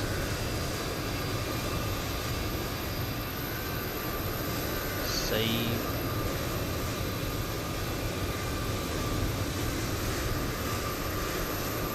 Alright, so Porter, gonna need you to shoot me your Instagram handle if you got one. So I can put this in there for us. Oh man, good day.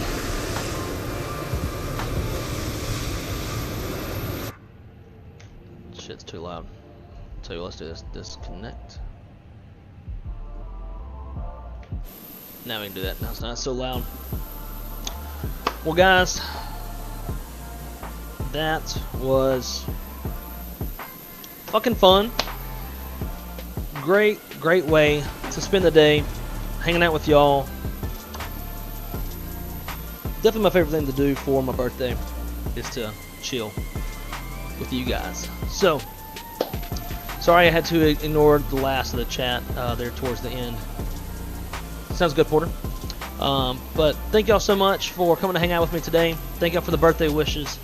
Thank y'all for the support for the channel. Thank y'all for fucking everything. As I say in every fucking stream, I can never say it enough. I grace.